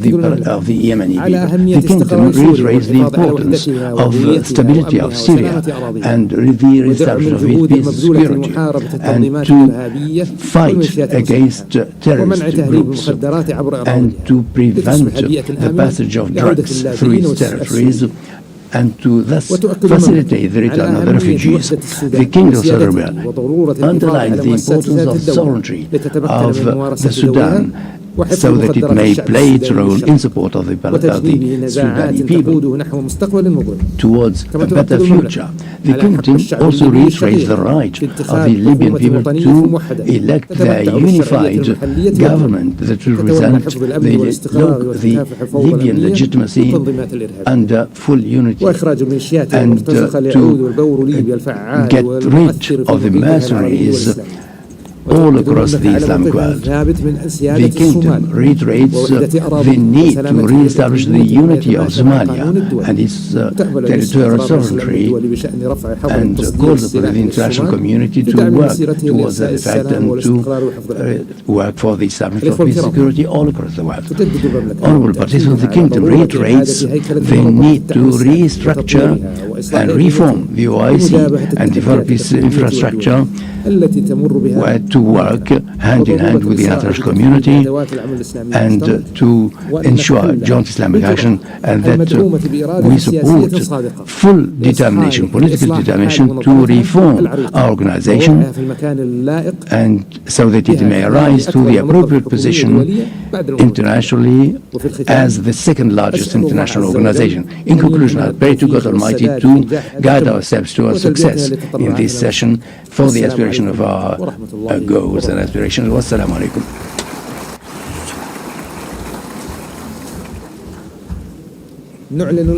We now announce the formation of the members of the Bureau, Gambia as President, Djibouti as Vice Chairman, Islamic Republic of Pakistan as representative of the Asian Group as Vice Chairman, Palestine as Vice Chairman, and the Kingdom of Saudi Arabia as Rapporteur. Thus, I announce the approval and adoption of this Bureau. Now, I shall hand over the chairmanship to His Excellency the President of the Republic of Gambia, wishing His Excellency the President full success in chairing this meeting. You have the floor, sir.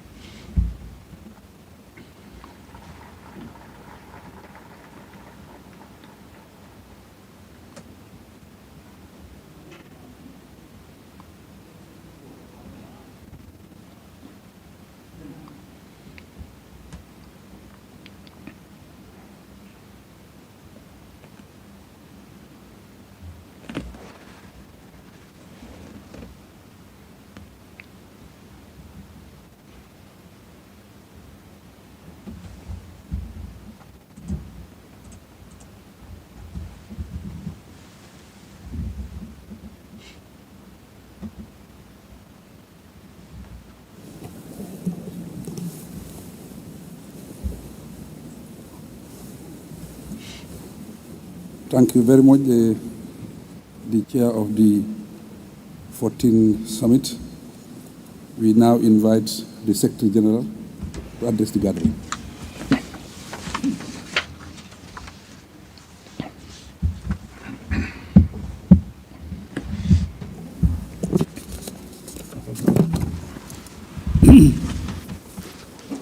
Bismillah ar-Rahman ar-Rahim. Salatu wassalam ala Sayyidina Muhammad wa ala alihi wa sahbihi ajma'in. Excellence,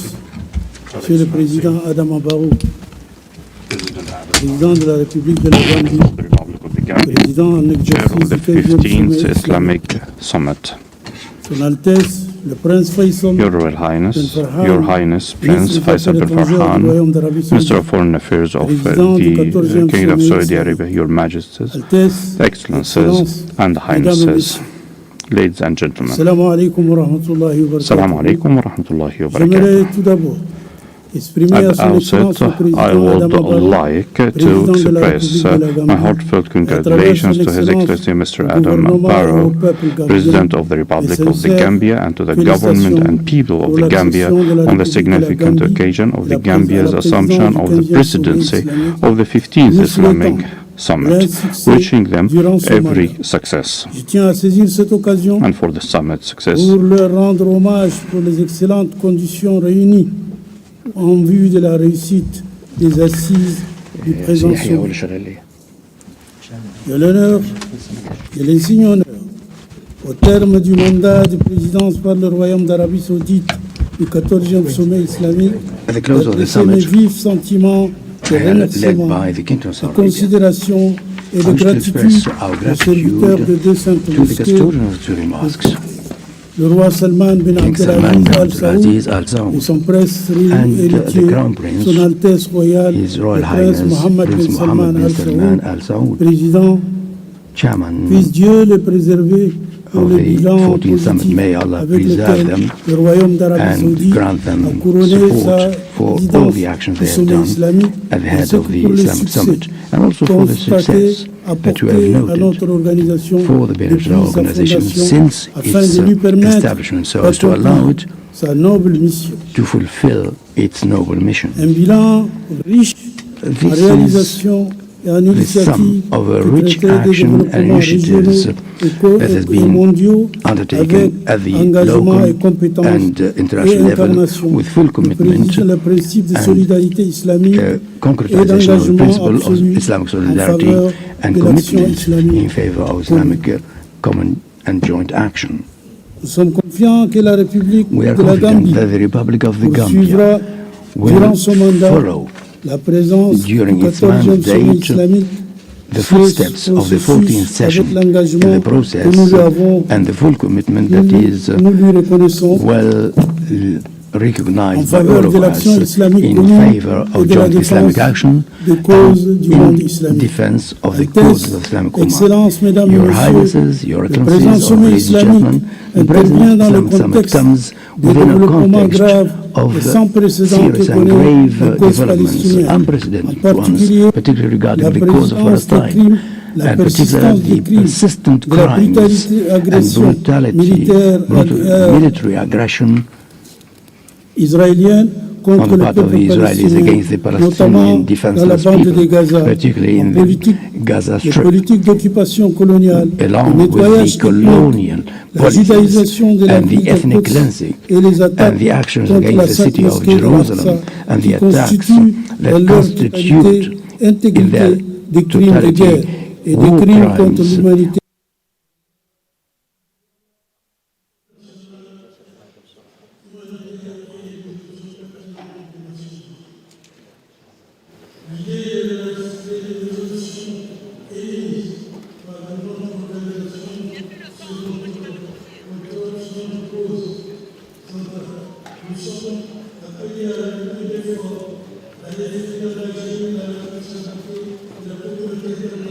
And call upon the international community to put an end to the aggression against the Palestinian people and put an end to the policies of occupation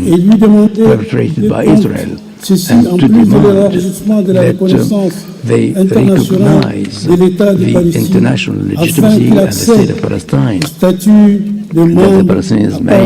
accede to the statute of full member of the United Nations. We need to mobilize action in favor of the rights of the Palestinian people, particularly their right to return and the mobilization and establishment of the independent state on the lines of June 1967 with Al-Quds as its capital, in conformity with the pertinent and relevant resolutions of the United Nations and the peace initiative of the Arab League.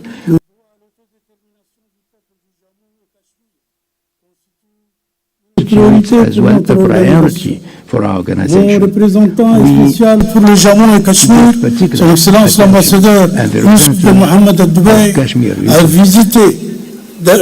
avait assuré le suivi de cette question, tout particulièrement à travers les visites qu'il a effectuées à Nazar, Jammu et Cachemire et en République islamique du Pakistan, afin de s'enquérir de l'évolution de la situation et d'en faire rapport en application des résolutions du sommet islamique et du Conseil des ministres des Affaires étrangères, parallèlement aux réunions du groupe de contact sur le Cachemire.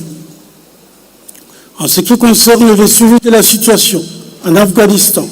l'OCI a maintenu son engagement dans le cadre de son approche humanitaire et de son dialogue constructif avec l'autorité de facto, conformément aux résolutions pertinentes du Conseil de sécurité, du Conseil des ministres des Affaires étrangères. À cet égard, j'exhorte les États membres à contribuer généreusement au fonds d'affectation spéciale pour l'Afghanistan, sous la supervision de la gestion du groupe de la Banque islamique du développement, qui a déployé des efforts énormes et méritoires en faveur de son impulsion à seule fin de réhabiliter, à atténuer et de continuer à atténuer les énormes défis humanitaires auxquels fait face le peuple afghan. S'agissant du dialogue constructif avec l'autorité de facto et de l'Afghanistan,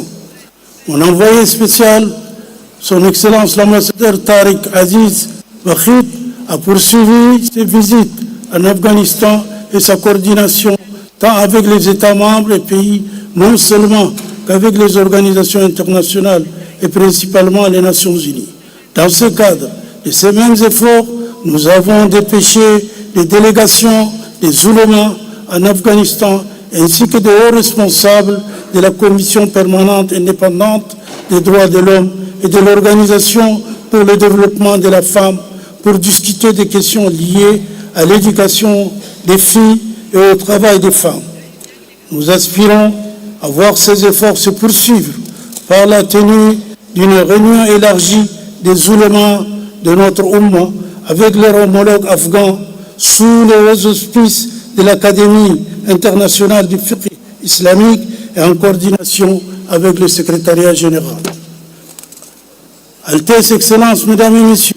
à la lumière des conditions endurées par certains États membres, en l'occurrence le Yémen, la Libye, le Soudan, la région du Sahel, le dialogue et la réconciliation sont les seuls moyens à permettre de résoudre les problèmes de ces pays afin qu'ils puissent orienter leurs efforts et leurs capacités vers la stabilité et le développement global.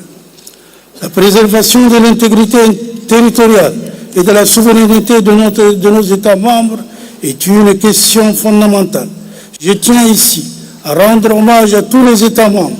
qui ont pris des initiatives et déployé des efforts en faveur du règlement pacifique de la situation dans certains de nos pays, en encourageant les parties concernées et de s'asseoir autour de la table de négociation. De plus, la solution politique reste la voie unique pour remédier à la crise syrienne, contribuer à la prévention et au développement des différentes pages des moyens pacifiques et tout particulièrement la médiation est un objectif que notre organisation s'emploie à atteindre en renforçant ses capacités dans ce domaine. Conformément aux résolutions, au sommet islamique et du Conseil des ministres des Affaires étrangères, notre organisation a poursuivi son soutien à la souveraineté de la République d'Azerbaïdjan sur l'ensemble de son territoire, ainsi que l'unité de la République fédérale de Somalie et son indépendance, à sa souveraineté et à sa sécurité, outre sa solidarité avec les musulmans chypriotes turcs, parallèlement à la coopération avec la Bosnie-Herzégovine et le Kosovo, la défense des droits du bien-être, de la dignité, de l'intégrité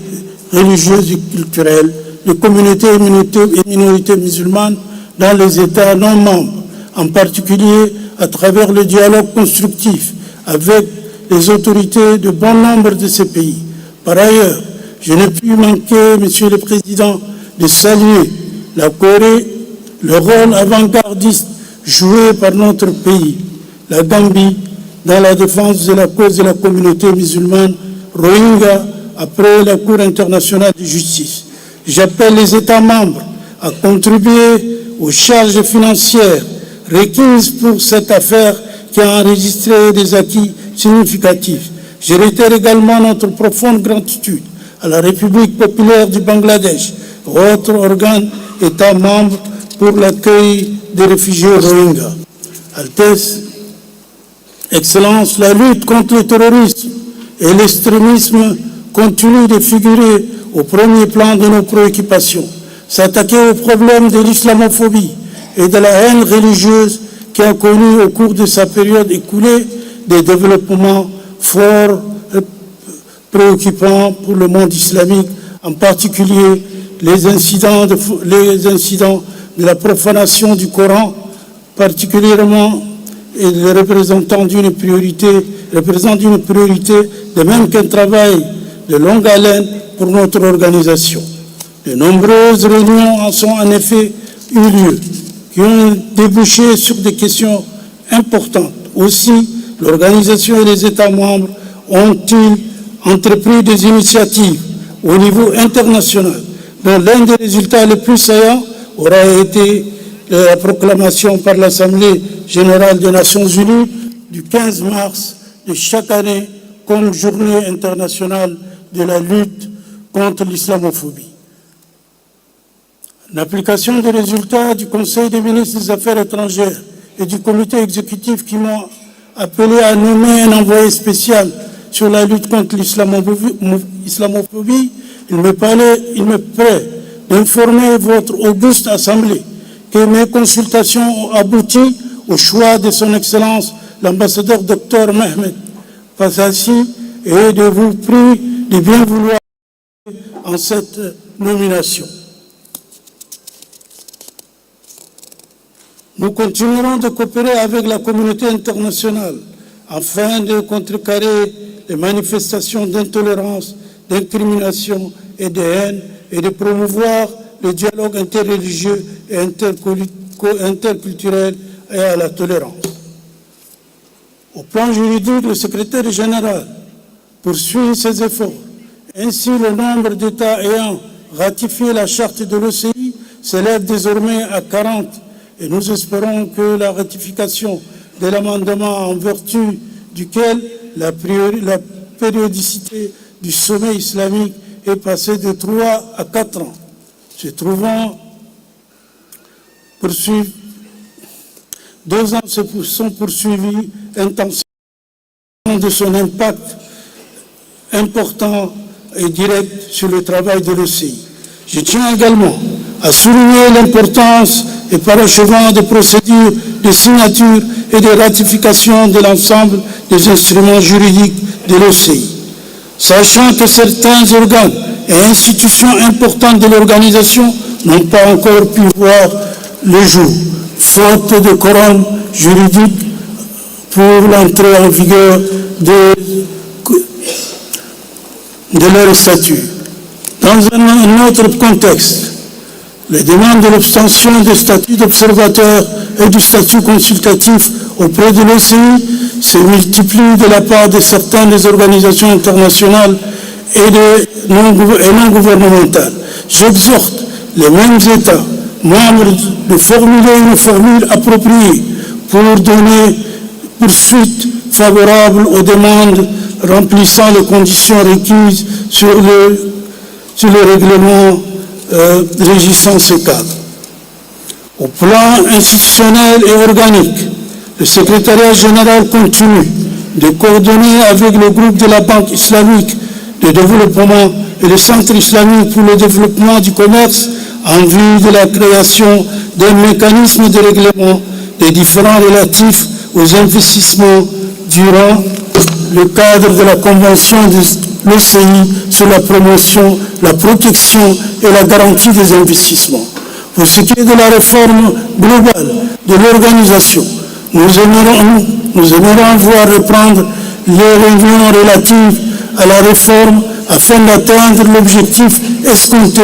et le processus dans le domaine de la coopération juridique. Le secrétariat général s'emploie avec le concours de l'État du Koweït et a intensifié ses meilleurs moyens permettant de parvenir le plus rapidement possible au quorum nécessaire pour que la Cour internationale de justice puisse entrer en activité. Altesse, Mesdames, Messieurs, les aléas climatiques, l'insécurité et les catastrophes auront entraîné des dernières années un niveau sans précédent de déplacement de civils et accentué la pauvreté et la précarité dans certains États membres de nos pays. Ce qui nous demande de redoubler d'efforts en vue de financer l'action humanitaire dans le cadre de notre organisation et de ses organes instituant un complexe. J'exhorte du haut de cette tribune les États membres à faire des dons volontaires au Fonds de solidarité islamique en tant que bras humanitaire de l'OCI au fin de leur permettre de prêter main forte aux pays affectés. Le secrétariat général et le gouvernement du Royaume d'Arabie Saoudite œuvrent ensemble pour la tenue de la conférence des donateurs pour la région du Sahel et du bassin du lac Tchad.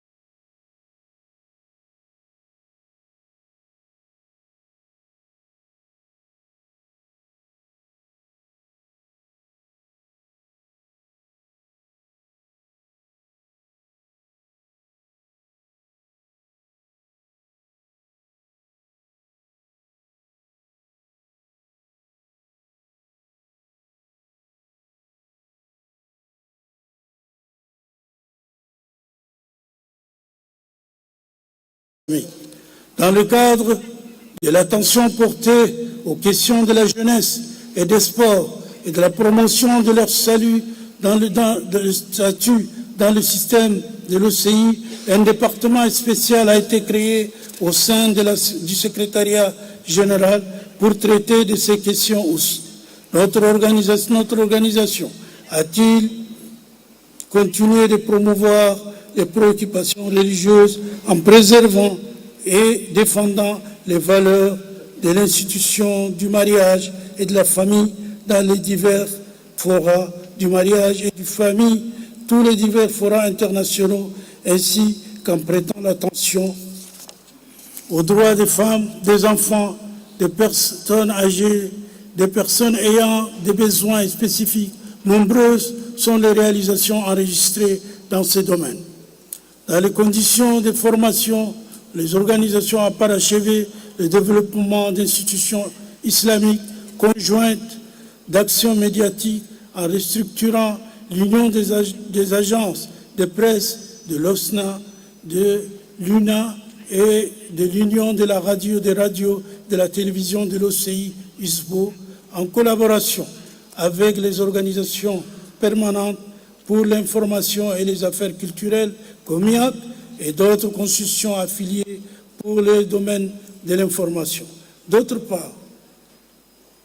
l'organisation a lancé un appel à l'observatoire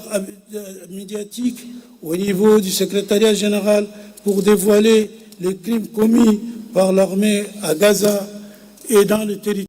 palestinien occupé, ainsi qu'un observatoire arabo-islamique extraordinaire tenu à Riyad le 11 novembre 2023.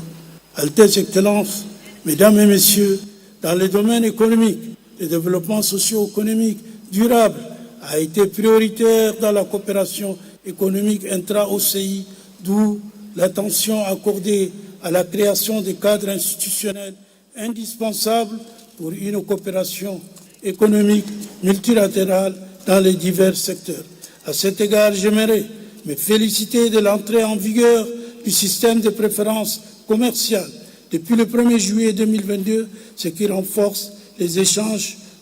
intra-commerciaux et permettre à atteindre le pourcentage to help us achieve the targeted level of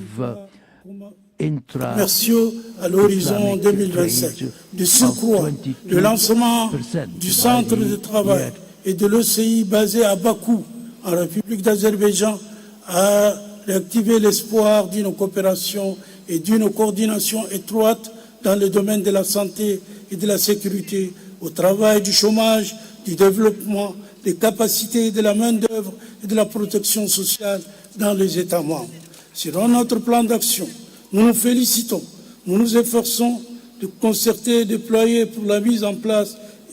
pour mise en œuvre efficace du programme Action décennale qui prendra fin en décembre 2025 et comptons sur l'implication active des États membres dans la préparation d'un nombre de programmes d'action décennale pour la période 2006-2026. Excellence,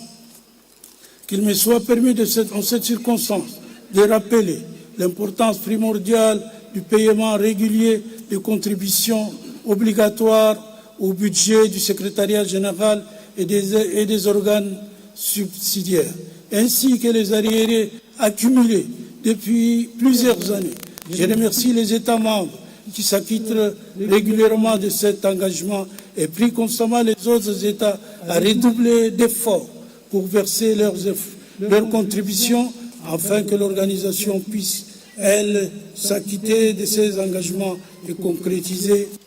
les programmes des activités élaborés par les États membres. Mon rapport qui se trouve entre vos mains a traité de toutes les questions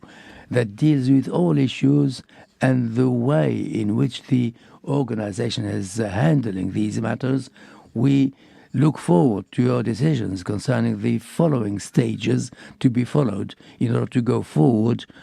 on the path of the achievement of the objectives of our organization and to respond to the aspirations of the member states and to strengthen the organization's role at the international scene. In conclusion, I wish your proceedings full success for the strengthening of our solidarity, our joint action. Thank you for your kind attention. Wassalam.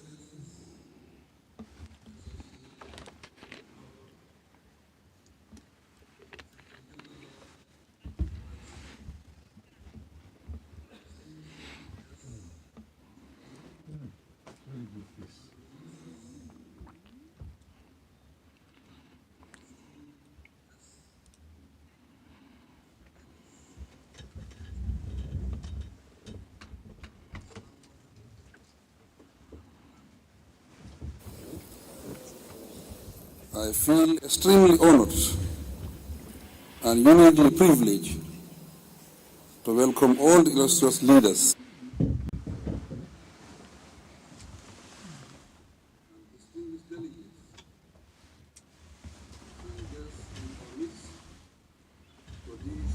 Summit of the Organization of the Islamic Cooperation, OIC. I very warmly welcome you all with great pride and delight on behalf of the entire government and the people of the Republic of the Gambia, including my humble self as your host. Feel at home on the smiling coast of Africa and enjoy every moment of your stay with us. Your Majesty's Excellencies and distinguished guests, after several unavoidable postponements, we have eventually converged for this eagerly awaited auspicious Islamic Summit. For this achievement, I express most profound appreciation and gratitude to His Majesty King Salman bin Abdul Aziz Al Saud of the Kingdom of Saudi Arabia, custodian of the two holy mosques and chair of the 14th OIC Summit, and Crown Prince and Prime Minister, His Royal Highness Prince Mohammed bin Salman bin Abdul Aziz Al Saud, for the laudable work done during the Kingdom's tenure as chair of the OIC over the past 3 years. Their immense financial and material support allow us to make all the necessary preparations for the occasion. In the same vein, I sincerely commend the OIC Secretary General and his staff for magnificently running the organization's affairs since his appointment. Their delegation and tireless efforts hugely contribute to the success of our collective endeavors. Relatedly, allow me to extend our heartfelt gratitude to the President of the People's Republic of China, His Excellency President Xi Jinping. His contribution towards the construction of this splendid state-of-the-art conference center is remarkably invaluable. The center symbolizes our unity and stands as a testament to the enduring partnership between our two countries. Its benefits to the Gambian nation cannot be overemphasized, as it fosters economic growth and enables us to host such prestigious gatherings, thus boosting our international standing. Your Majesties, Your Excellencies, and distinguished guests, you have convened here today with the awareness that the Muslim world faces numerous challenges, ranging from the calamities of terrorism to factional violence and armed conflicts. Amid these unrests, we must reaffirm our commitment to mediation and dialogue as indispensable mechanism to resolve conflict and foster lasting peace. It is fitting, therefore, that the theme for this 15th session is enhancing unity and solidarity through dialogue and sustainable development. Excellencies, esteemed delegates, since the OIC seeks to promote solidarity and unity among Muslims around the world and find solutions to their problems, this summit provides a unique opportunity for member states to strengthen relations through dialogue, share experiences for deeper mutual understanding, and adopt innovative resolutions that go beyond national borders to foster collective peace and inclusive, sustainable development. A viable route to achieve these objectives lies in sustaining cordial relations within an environment of trust and cooperation. As President of the Republic of the Gambia and Chairman of the OIC for the next 3 years, we pledge to promote unity, solidarity, and sustainable development within the Islamic world. Our approach will include prioritizing initiatives that enhance economic cooperation, foster cultural exchange, and address pressing issues such as poverty and access to education and healthcare. In collaboration with other member states, the Gambia stands committed to championing the cause of peace and stability in regions troubled by conflict. We advocate implementing diplomatic solutions and providing humanitarian assistance to alleviate the suffering of distressed people. Through proactive engagement and meaningful dialogue, we will encourage unity and solidarity among member states based on a shared vision of a peaceful, prosperous, and equitable future for all.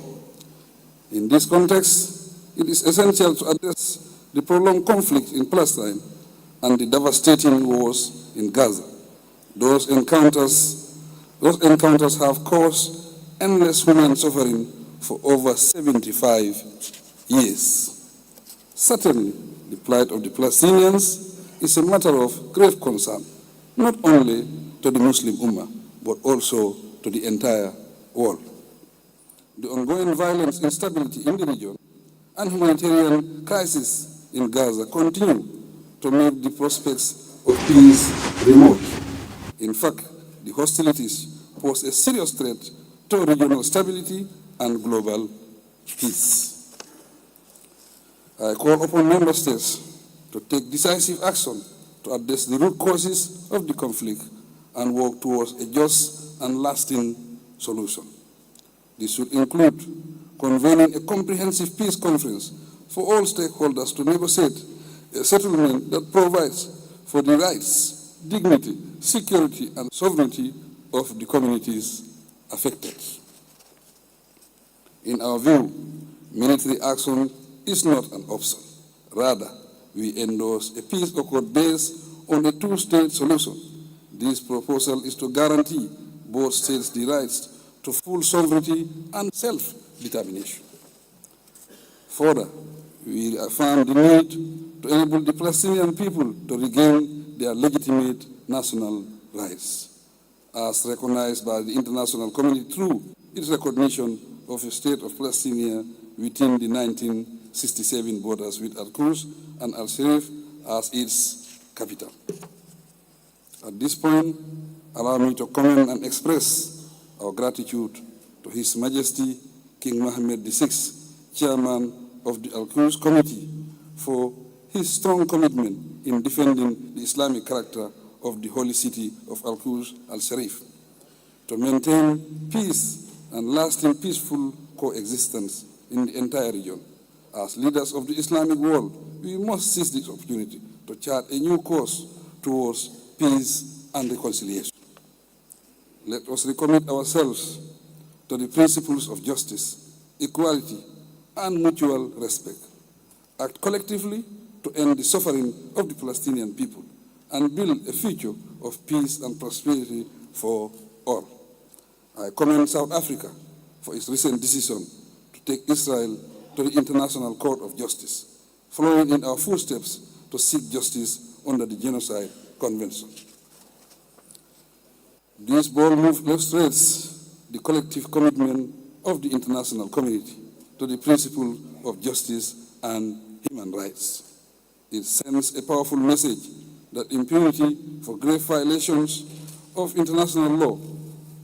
such as those committed against the Palestinian people, will not be tolerated. We stand in solidarity with South Africa and all those who advocate justice and accountability, and we pledge our support for their efforts to seek redress for the victims of atrocities committed by Israel. Your Excellencies, I am proud to state that in its capacity as chair of the ad hoc OIC Ministerial Committee on Human Rights Violations against the Rohingya people, the Gambia is actively pursuing the legal proceedings filed against Myanmar in the quest for justice and accountability. We consider it an obligation to stand in solidarity with the oppressed and vulnerable populations and champion the cause of human rights in accordance with the principles of the Genocide Convention. The legal case of the Rohingya pursued by the Gambia at the ICJ boldly represents concerted international effort to address the ongoing human rights crisis in Myanmar and ensure accountability. The Gambia's initiative has received widespread support. Numerous countries, human rights organizations, and legal experts endorse our action and call for justice for the Rohingya people. I invite member states to contribute towards meeting the legal fees for this legal battle and urge that we stand in solidarity against oppression and atrocity. Your Excellencies, under the Gambia's chairmanship of the OIC, agreed strategies and initiatives will be implemented to promote solidarity, unity, and problem solving among member states. The approach will aim at advancing the organization's main objectives. The Gambia is thus willing to enhance dialogue cooperation and mediation to resolve conflicts among member states. Excellencies, unfortunately, underdevelopment characterizes many member states. Hence, poverty, inequality, and natural disasters make humanitarian assistance and development aid necessary. The need is also obvious for significant capacity building and technical assistance to address the governance, healthcare, education, and infrastructure development requirements in certain member states. By addressing such development challenges, peace and stability would be guaranteed. With peace, the organization can promote the rich Islamic cultural heritage and values through cultural exchange programs and educational initiatives. In the process, we can proudly showcase our Muslim identities worldwide to promote peace, understanding, and solidarity. Esteemed delegates, we live in a world that requires religious tolerance, which does not imply abandoning one's beliefs or values. It is simply a means of promoting peace, understanding, respect, and dialogue within the Muslim world and across communities and religious groups. Additionally, member states should promote and increase economic cooperation and trade among themselves. This has the prospect of showcasing the shared values of the Islamic Ummah and sharing the blessings Allah has bestowed on many of our member countries. Such strategies could equally contribute to fulfilling the aspirations of young people in search of better livelihood. It is wise as well that we harness our diversity to devise strategies that respond to the demands of change and reform. But this must be informed by our noble values, ideas, and objectives. In conclusion, let us reaffirm our commitment to justice, equality, and mutual respect, and redelegate ourselves to the honorable cause of advancing the interests of the Muslim Ummah and humanity. May this summit serve to fulfill our vision of unity and solidarity through dialogue and sustainable development, and act as a catalyst for positive change to pave the way for a world of peace, security, and prosperity for all generations. I pray also that the future is filled with joy and marked by reconciliation, harmony, and progress for the OIC, the Muslim Ummah, and humanity at large. I thank you for your kind attention.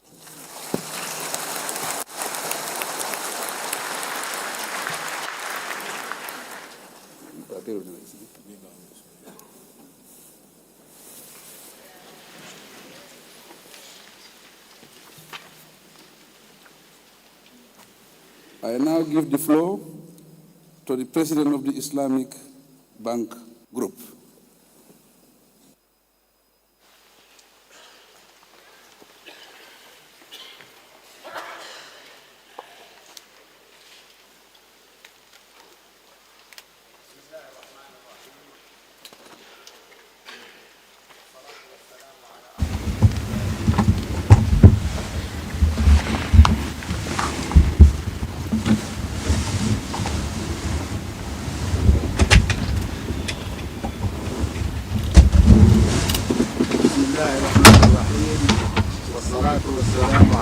Bismillahirrahmanirrahim.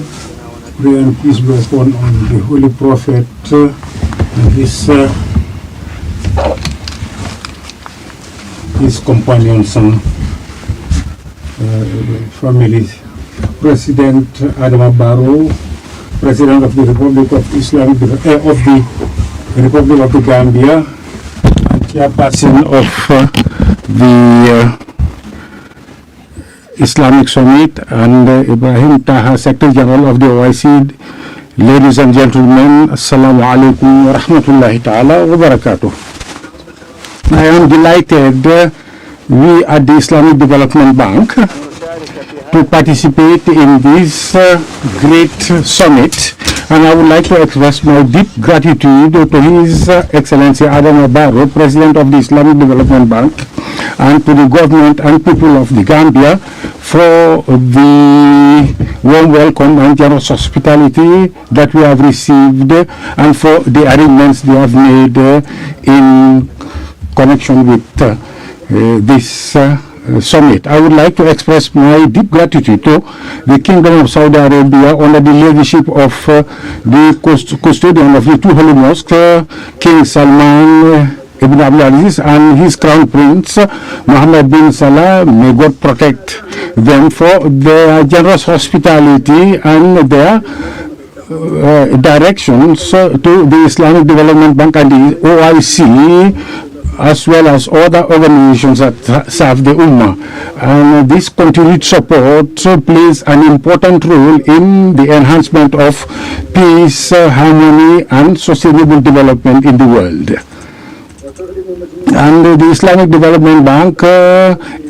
expresses its sadness at the destruction that is being afflicted on the people on Gaza, in terms of especially plight, and express its condolences to the victims and express its solidarity with them during this difficult time. So we also express our solidarity with countries that have been afflicted with natural disasters recently, and also that are affected by various conflicts. And the Islamic Development Bank is determined to provide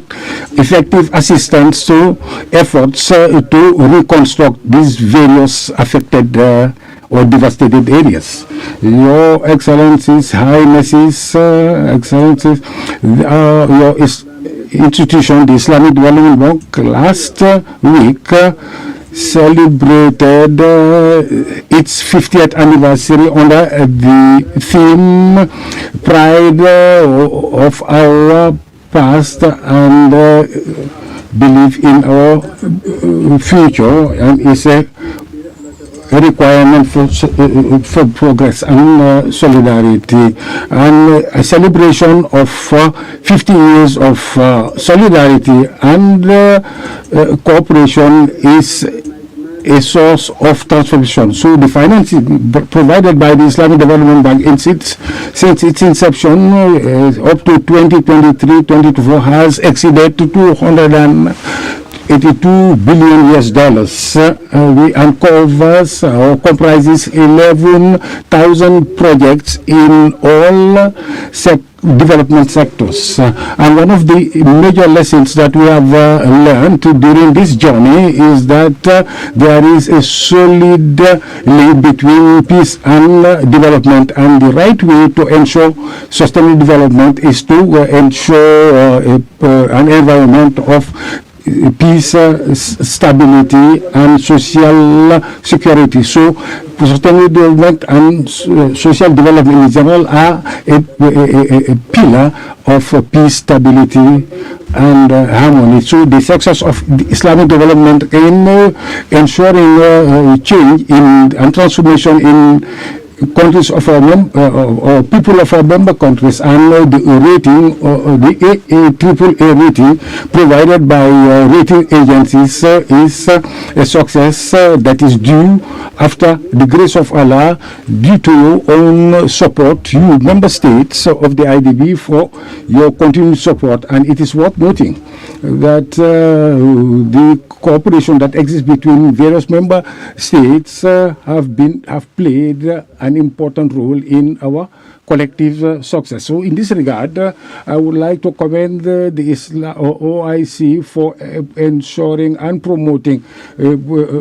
unity through sustainable development and dialogue, which is the theme of this year's conference. And the Islamic Development Bank is ensuring that it continues its cooperation with the Organization of Islamic Cooperation in order to ensure the success of this conference or this summit. Your Highnesses, Your Excellencies, I am delighted to announce to you that one of the major outcomes of the annual meetings of the IDB, the annual meeting of the IDB last week in coincidence with the 50th anniversary of the Islamic Development is a declaration in Riyadh, and under that declaration, the Board of Governors has made a declaration to provide continued assistance to the IDB, and that is to achieve the noble objectives of the IDB, and this is the most important step that ensures its future. And under these directives, the Board of Direct Governors has urged the IDB to do the following. First of all, to continue to improve the organizational chart of the Islamic Development Bank Group in order to achieve the ideal levels of performance and financial sustainability. Number two, to provide concessionary loans through various institutions that will ensure mobilization of resources in order to meet the financing needs, increasing finance needs of member states, especially the least development member states. Number three, increase the grants through partnerships and international fora that ensure the supplementary resources that will meet the development needs, increasing development needs to help vulnerable segments of our society in our member states and Muslim communities, especially when it comes to disasters and hardships. Number four, to come up with a strategic approach of the IDB with regard to the Islamic finance sector, especially when it comes to sukuk, and to broaden the Islamic financial capital markets, international and regionally. Number five, to ensure to come up with a strategy when it comes to cooperation or South-South cooperation by enhancing partnership and the exchange of expertise. In this regard, Your Excellencies and Your Highnesses, we look forward to your continued support to the Islamic Development Bank,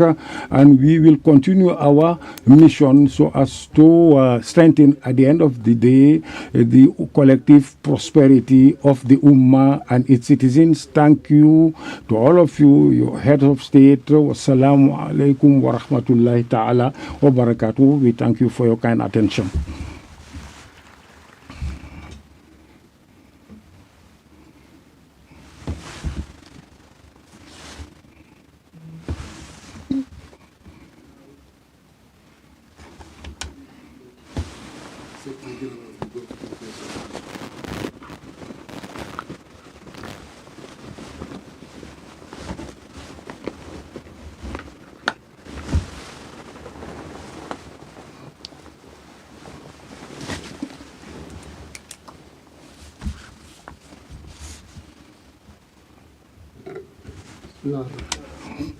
Bismillahirrahmanirrahim. And prayer and peace be upon the Holy Prophet, our Master Muhammad and his household, Your Excellencies, Highnesses, dear participants. Assalamu alaikum wa rahmatullahi ta'ala barakatuh. I would like at the beginning of my statement to express my deep gratitude to President Adama Barrow and to the government and people of the Republic of the Gambia for the warm welcome and generous hospitality in its effort to host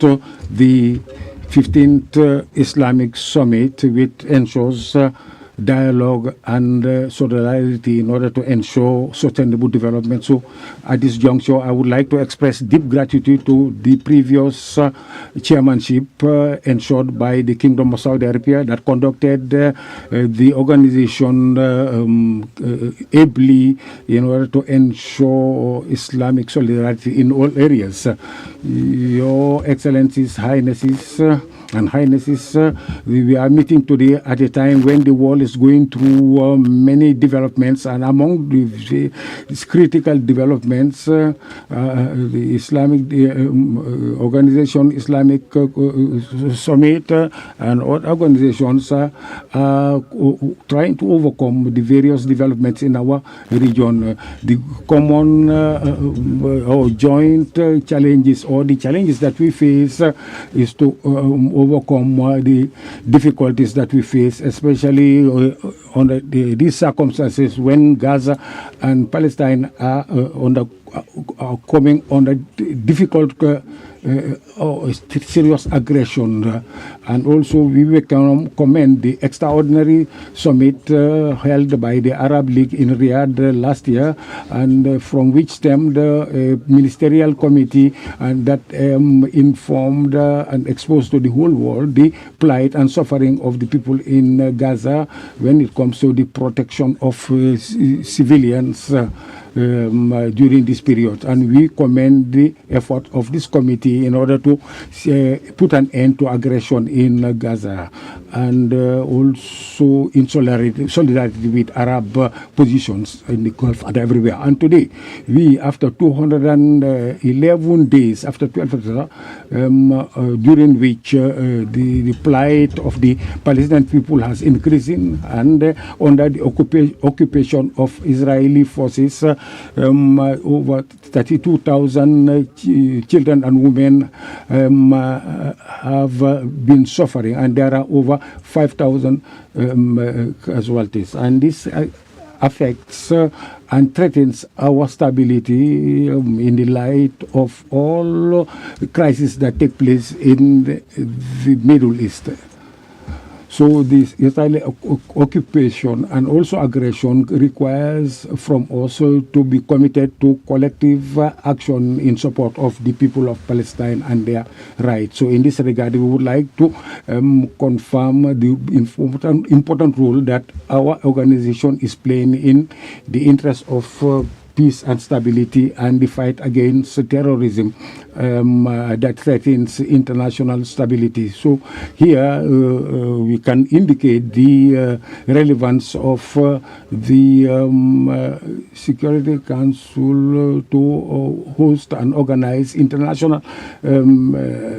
conference to ensure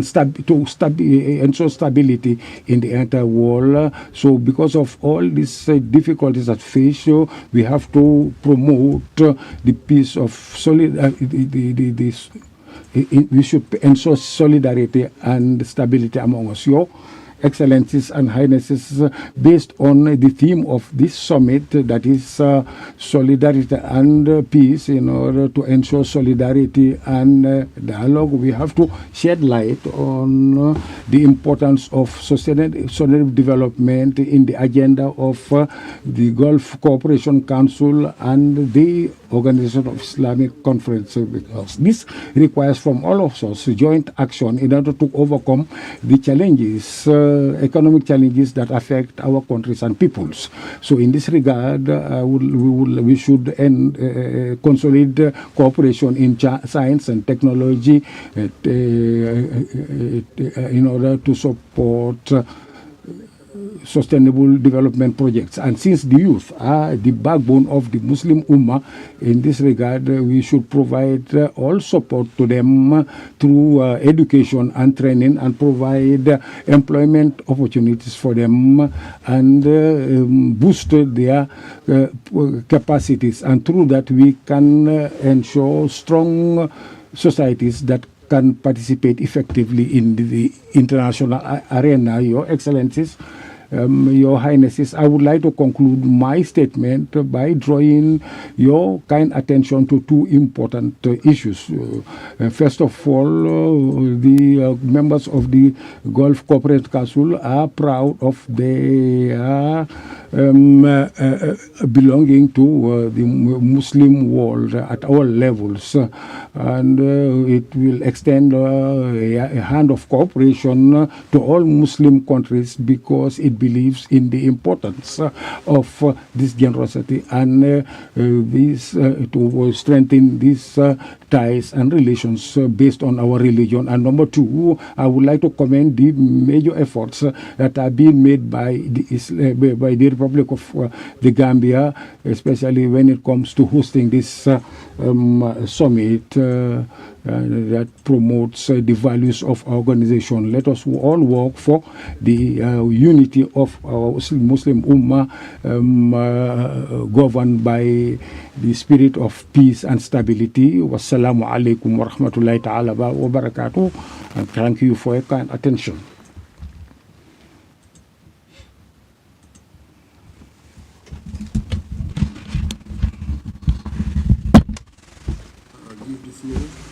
Chief guest of honor, representative of the People's Republic of China's president. From there.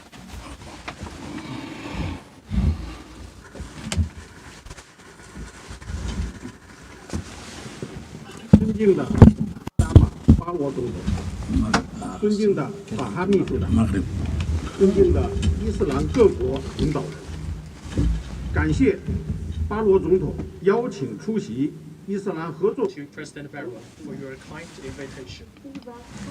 China attaches great importance to develop relations with the Islamic world. President Xi Jinping designated me as his special representative to attend this summit. First of all, it's my honor to read the congratulatory message from President Xi Jinping as follows. On the occasion of the opening of the 15th Summit of the Organization of Islamic Cooperation, I would like to extend, on behalf of the Chinese government and people, warm congratulations to the summit. The OIC is a symbol of unity and cooperation among Islamic countries and has made important contribution to strengthening cooperation among السلم في العالم وذلك qui compose la ONU. 同伊斯兰世界 and the Islamic world are good friends and good partners. Our friendly relations have a time-honored history. In recent years, the two sides have enjoyed mutual support on issues concerning each other's core interests and major concerns, and achieved fruitful outcomes in practical cooperation. Our friendly cooperation and relationship has grown in quality and moved to higher levels, setting a fine example for South-South cooperation. And present transformation not seen in a century is accelerating across the globe, which further underscores the strategic significance of solidarity and cooperation between China and the Islamic world. China stands ready to work with Islamic countries to carry forward traditional friendship, enhance political mutual trust, deepen practical cooperation, promote inter-civilizational exchanges, and act upon the Global Development Initiative, the Global Security Initiative, and the Global Civilization Initiative to make greater contribution to the building of a community with a shared future for mankind. I wish the summit a full success. President of the People's Republic of China, Xi Jinping, in Beijing. At end of the message from President Xi Jinping. Ladies and gentlemen, friends, China and Islamic countries enjoys traditional friendship. We are all developing countries with the same wish and aspiration for peace and development. We are good friends, promoting the development of our respective countries. We are good partners, safeguarding world justice and fairness. In the face of changes of the world, of our times, and of historical significance, China and the Islamic world should carry forward our traditional friendship, enhance solidarity and cooperation, and constantly elevate our relationship to new heights. We should uphold independence and deepen strategic mutual trust. China firmly supports Islamic countries in independently exploring development paths and stands ready to jointly safeguard the principle of non-interference with Islamic countries, support each other in safeguarding respective core interests and national dignity. It should strengthen mutually beneficial cooperation, promote development and revitalization. China is ready to work with the Islamic countries to promote high-quality Belt and Road cooperation, enhance synergy of development strategies, carry out cooperation in fields such as energy, trade, infrastructure, AI, and set a fine example for South-South cooperation. We should expand inter-civilizational dialogue and commit ourselves to inclusiveness and mutual learning. China is ready to expand people exchanges and communication with Islamic countries. We should jointly oppose the so-called Islamophobia, oppose linking terrorism with any particular ethnic group or religion, and carry forward the common values of humanity and set a fine example for inter-civilizational exchanges in the new era. We should promote lasting peace and pursue universal security. China stands ready to work with Islamic countries to explore solutions to hot issues that best serve the fundamental interests of developing countries. The conflict in the Gaza Strip has dragged on for more than 200 days, causing heavy civilian casualties and severe humanitarian disasters. Facing the grave situation, China calls for an immediate ceasefire and ending the violent protection of civilians, alleviation of the humanitarian crisis, and a political settlement.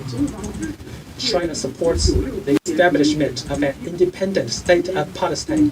that enjoys full sovereignty on the basis of the 1967 borders and with East Jerusalem as its capital. We will continue to support concerted actions and a strong voice of the Islamic countries and work with Islamic countries. We will support the full membership of Palestine in the United Nations. And we will work with the Islamic world for an early, just, and sustainable solution to the Palestinian question. Ladies and gentlemen, friends, this summit is themed with enhancing unity and solidarity through dialogue for sustainable development, which mirrors the common aspiration of the Islamic countries to seek strength through unity, to develop and revitalize. China highly commends that. Once again, I want to thank you for inviting China to attend the OIC Summit, which reflects the common aspiration of China and the Islamic countries of respect and trust for each other and reaching out for each other. China will continue to work with Islamic countries, contribute to peace and development of Islamic countries and the whole world. I wish the summit a full success. Thank you.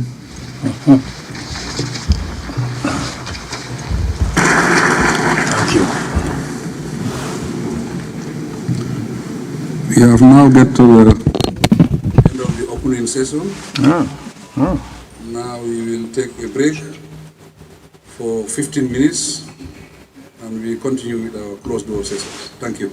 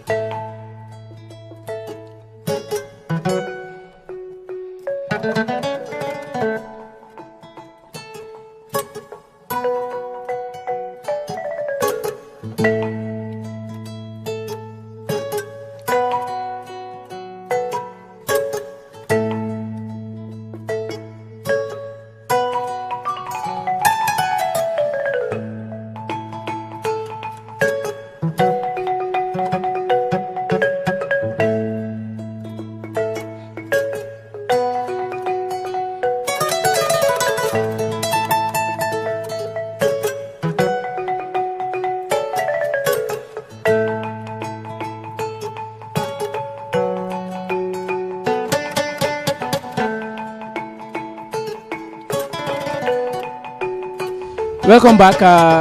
viewers. Once again, we can remind you that you are watching Star TV live from the International Conference Center here in Bijilo. That is the Sadara Kairaba International Conference Center live in Bijilo, where the 15th summit of the OIC is taking place. That is the Organization of Islamic Cooperation, where 57 member states have sent in their delegates to attend and also take part in the discussions that are going to be held here today. And so far the discussions have started, but prior to that there were other discussions that have taken place. That is the senior officials meeting that took place since on the 30th, and then from there we had the Council of Foreign Affairs meeting that also took place 2 or 3 days ago, and then today finally the summit began under the chairmanship today under the chairmanship of His Excellency President Adama Barrow. The summit began today. He has been conferred as the chairman of the OIC, and he is going to be the chair for the next 3 years to come. We are also going to remind you that this summit should have taken place since 2019, but unfortunately for the Gambia it didn't before, but now it has taken place. And delegates have been arriving since yesterday, and finally they have all made it up here. We have a lot of presidents, head of states in there. We have also tough government officials, senior government officials. Many of them some are prime ministers, others are foreign affairs ministers. They are all here to represent their countries in the discussions that are going to be held later on. You have seen that the opening ceremony have already taken place, where the general some people from the general public have been invited. There were guests also from the civil society organizations from the other side of the political divide too have also participated in the opening ceremony, or they were seated in the opening ceremony of the OIC summit here today. But then you've seen the first part is gone, where everybody was seated, and then in the next part the presidents and the head of states and also the other top government officials are also going to have a discussion. But before that, let's elaborate more on what has been said so far. We've seen that the Secretary General have made a speech, but also the former chairman that is the Kingdom of Saudi Arabia are still represented by their delegates here. They've also made a speech already. We've heard from the Secretary General speaking or talking about the Israel-Gaza war, and also measures that the OIC should take in order to avert many of the crises that are taking place there at the moment. But also we have seen President Adama Barrow also strengthening some of those comments that the OIC Secretary General have made. That is, he said that he believes that military action shouldn't precede over dialogue. He believes that they should have a dialogue over the discussions that are taking place there, the crisis that is taking place there. On our platform today here, we are going to speak to a lot of people. We are going to have interviews with people,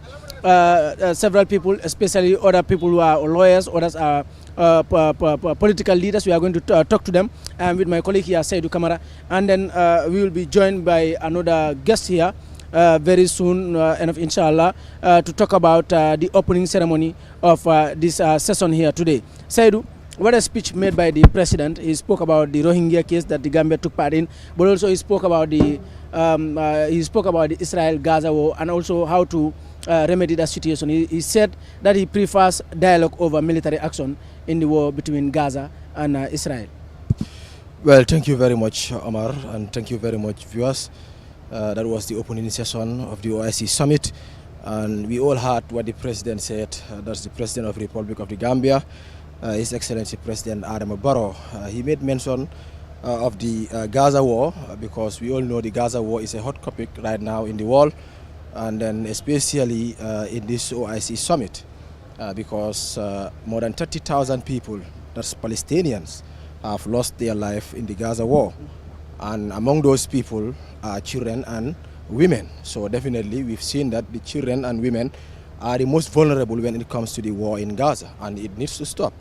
It's quite a long time now we've been yearning for an emergency ceasefire, but there's no agreement between Hamas and, of course, Israel. And we know that there is an ongoing meeting in Egypt where Hamas delegations are available, and, of course, Israeli delegations are available, headed by the Qatari government. But still, there's no breakthrough for humanitarian ceasefire. And then I believe the OIC had a great responsibility in making sure that there will be a ceasefire in Gaza. And we are glad the President of the Republic of the Gambia, that's President Adama Barrow, and of course the Chairman of the OIC, now confirmed today, had made a very important speech about the Gaza war. That we need humanitarian aid in Gaza. The humanitarian corridor should be opened by Israel. Israel should allow humanitarian aid to enter Gaza, so that Palestinians will be very relieved when it comes to this aid. And of course, again, military solution is not the solution for this Gaza war. And of course, I believe that we should engage the Israeli for a two-state solution. That is the only solution whereby we will have a permanent ceasefire in Gaza. And President Barrow had mentioned that they will engage the two sides, that's the Israeli and of course the Palestinians, for a political solution regarding the war in Gaza, which is very important, because I believe a military solution cannot solve this problem in Gaza. But we need to be very quick regarding this war, because humanitarian ceasefire, immediate ceasefire has already been tabled at the meeting in Cairo, and we believe that as Gambians, as Muslims, part of this OIC, what we want to see is an immediate ceasefire in Gaza, which is very important, and I believe it will be a hot topic today at the OIC meeting in Banjul. Thank you, Saidou. Now we are joined by Honorable Mai Ahmed Fati. He is the leader of the Gambia Moral Congress, but also he is also a very renowned lawyer in the Gambia. Honorable, good afternoon and welcome to Star TV. Thank you very much for having me. I'm glad to be here. Honorable, directly or indirectly, you have contributed in the hosting of this summit, because you were once working for this government. And by then, almost everything was being cooked towards hosting the OIC Summit. And now here we are today. The Gambia is hosting the 15th edition of this organization's summit. We are privileged to witness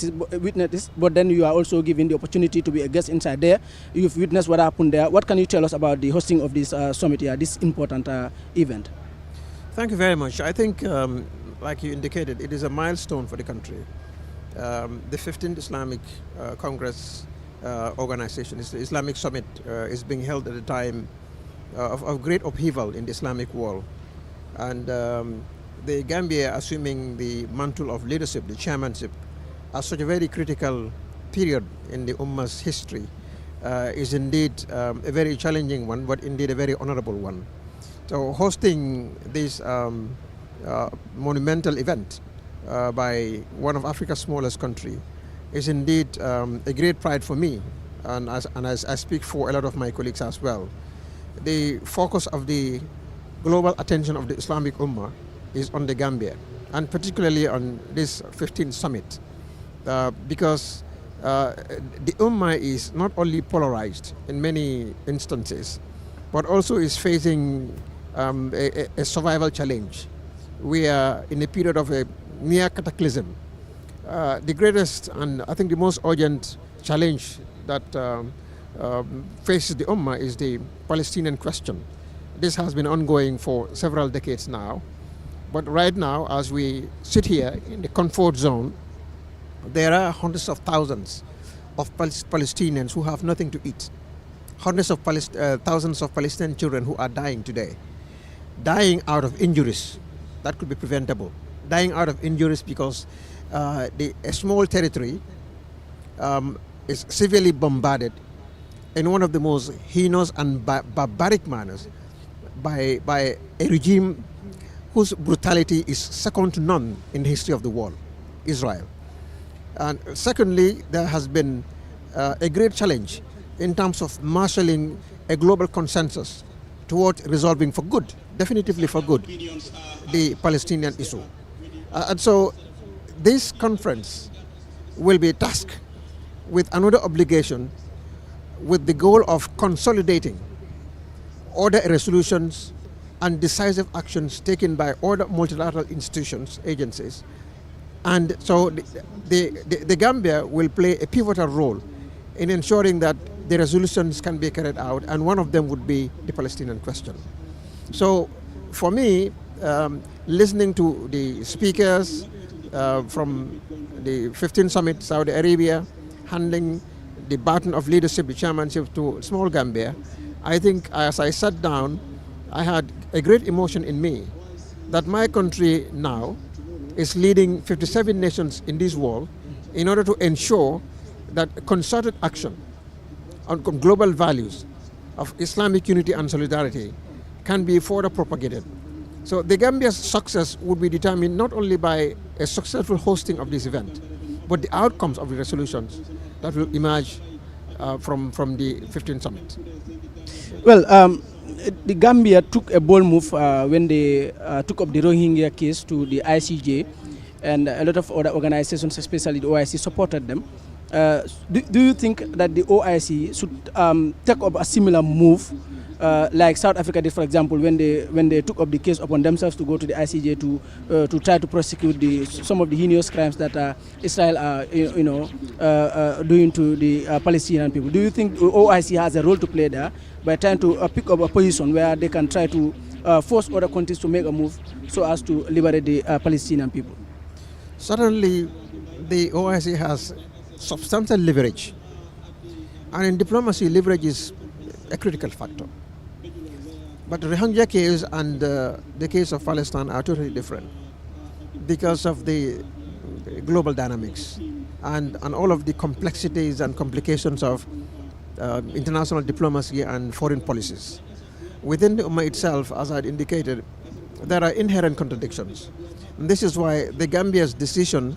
to have the kind of theme that we have, that is dialogue, enhancing cooperation, solidarity and unity, is key. Because some of the reasons why we have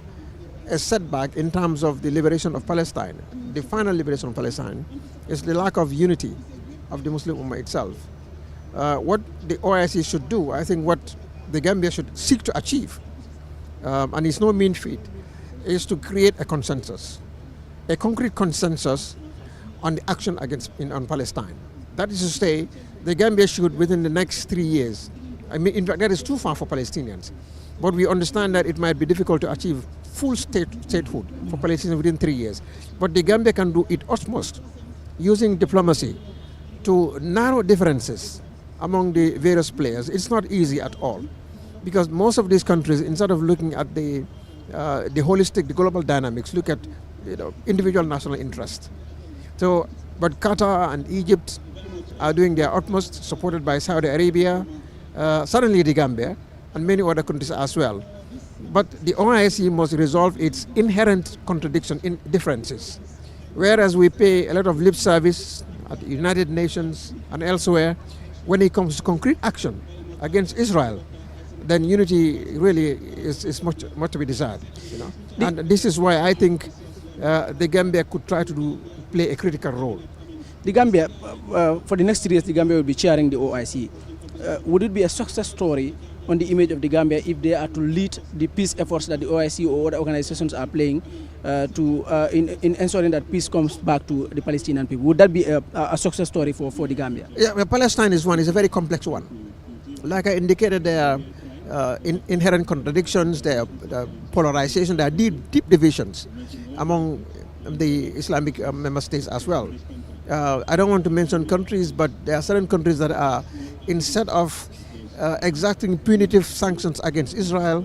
are edging closer towards building a stronger and more collaborative diplomatic relationship with Israel. We've seen this is happening, the so-called Abrahamic Accords, where principal countries within the Islamic cooperation have really now cooperating at several levels. I will name countries, in fact: Saudi Arabia, United Arab Emirates, Jordan, which is just next door beyond the river, Egypt, which is across the border. These are great nations, very influential nations, and all of these nations have now established diplomatic relationships with Israel, and not only diplomatic levels, but there is a lot of economic interaction, a lot of intelligence sharing, and so many other profound activities that go behind the scenes. And so, the more intense these relationships become, the more it is difficult for them to look at Israel in the face and tell Israel the truth, because national interest comes to the fore. And this is why it is a very complex and a difficult one. In the case of Rohingyas, we don't have such a situation. I mean, the native country of the Rohingyas is of no great significance to Islamic countries, and it's also a nation where the principal countries of the world, the West in particular, are not necessarily happy with. So, but in our own case, the case of Palestine is totally different. And that is not the only challenge. We have the issue of Sudan. We have Afghanistan. We also have the problem of Jammu and Kashmir, that would be part of India. And a host of other countries. We have Turkey, all these are hotspots, which the Gambia will really have to look into carefully. I think what we need now, we need a deliberate diplomacy. We need to sit down as a nation. The foreign ministry really need to look at what policies it's going to take up. We need a directorate of OIC implementation for the next 3 years. And this should be separate from the Minister of Foreign Affairs alone. Because the president, the Gambia assuming the presidency, means we have a lot that we can achieve. And we must also maximize our international reputation and sovereign clout. To do this, we have to change the way we conduct the game.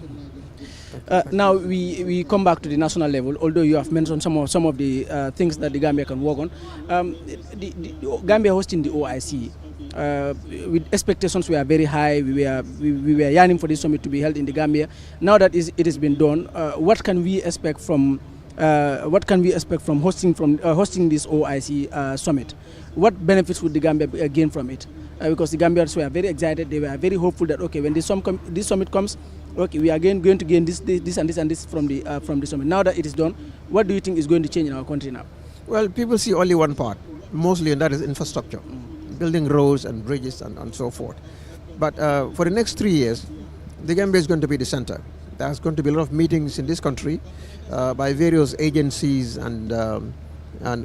offshoots of the OIC. What the Gambia needs to do is to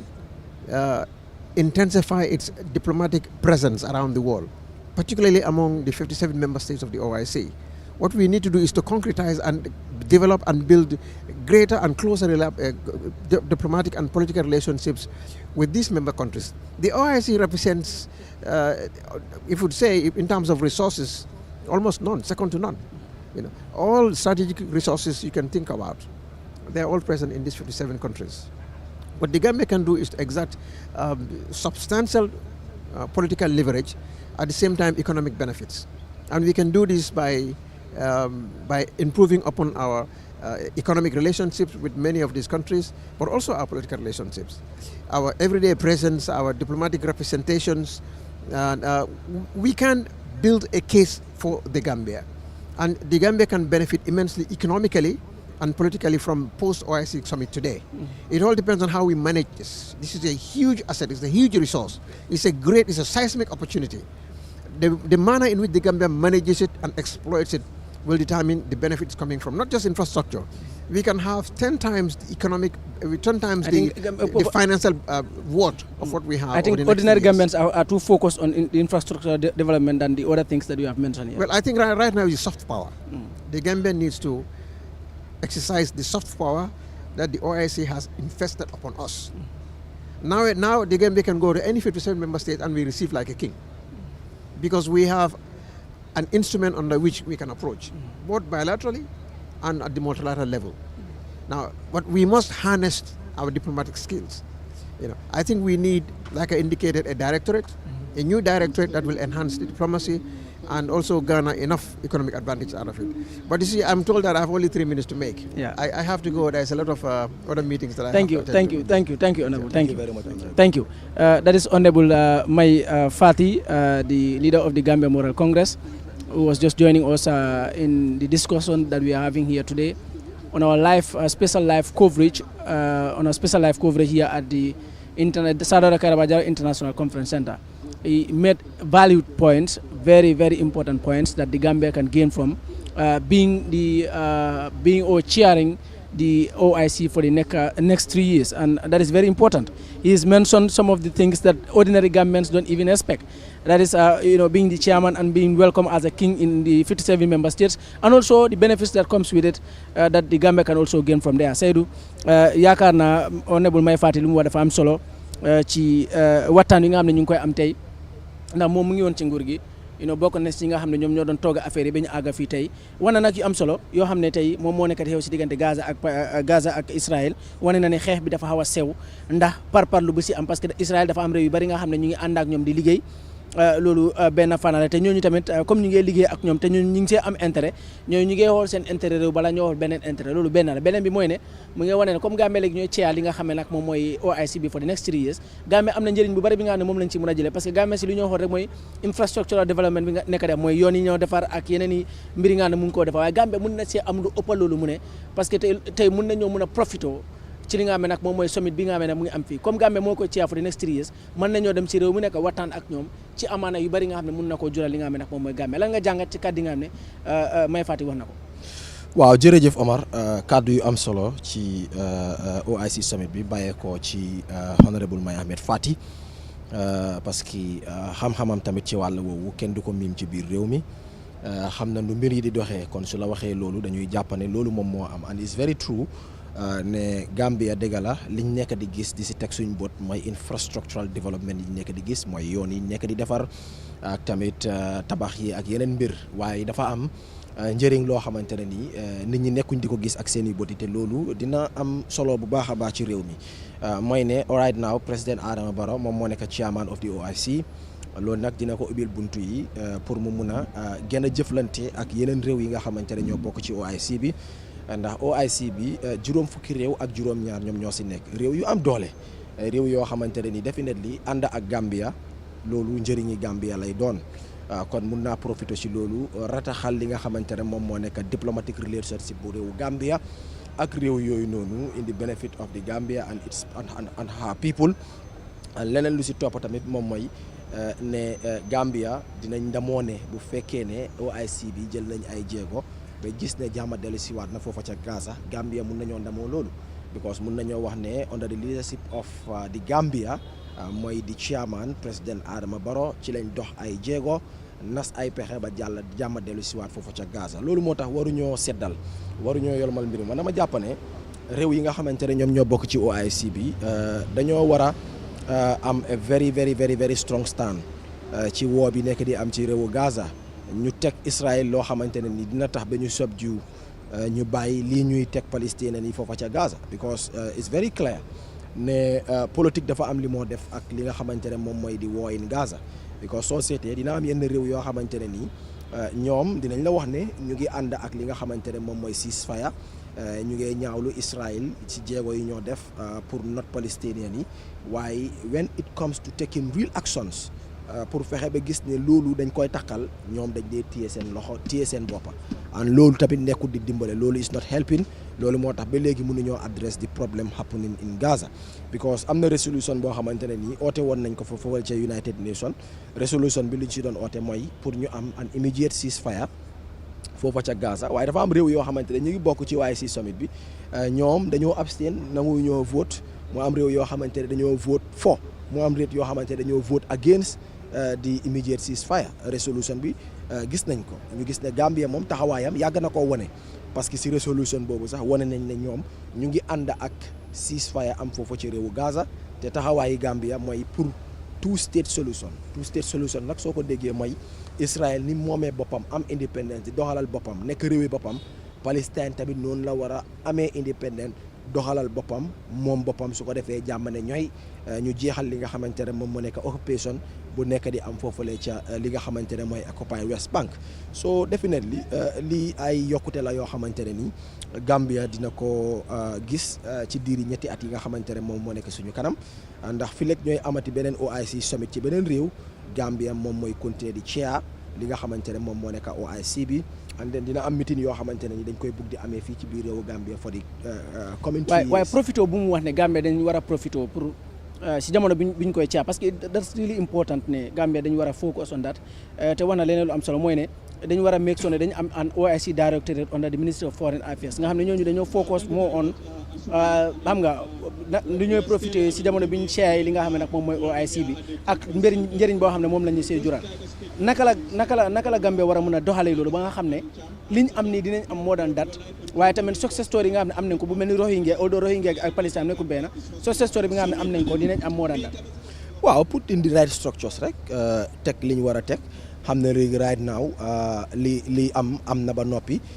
léegi dara waratuñu lu mooy liggéey as a nation because right now moom fi mu nekk nii ñun ñoo jiite OIC bi ñoo jiite juróom fukki réew ak juróom-ñaar xam nga loolu du lu ndaw OIC bi mooy ndaje bi nga xamante ne nii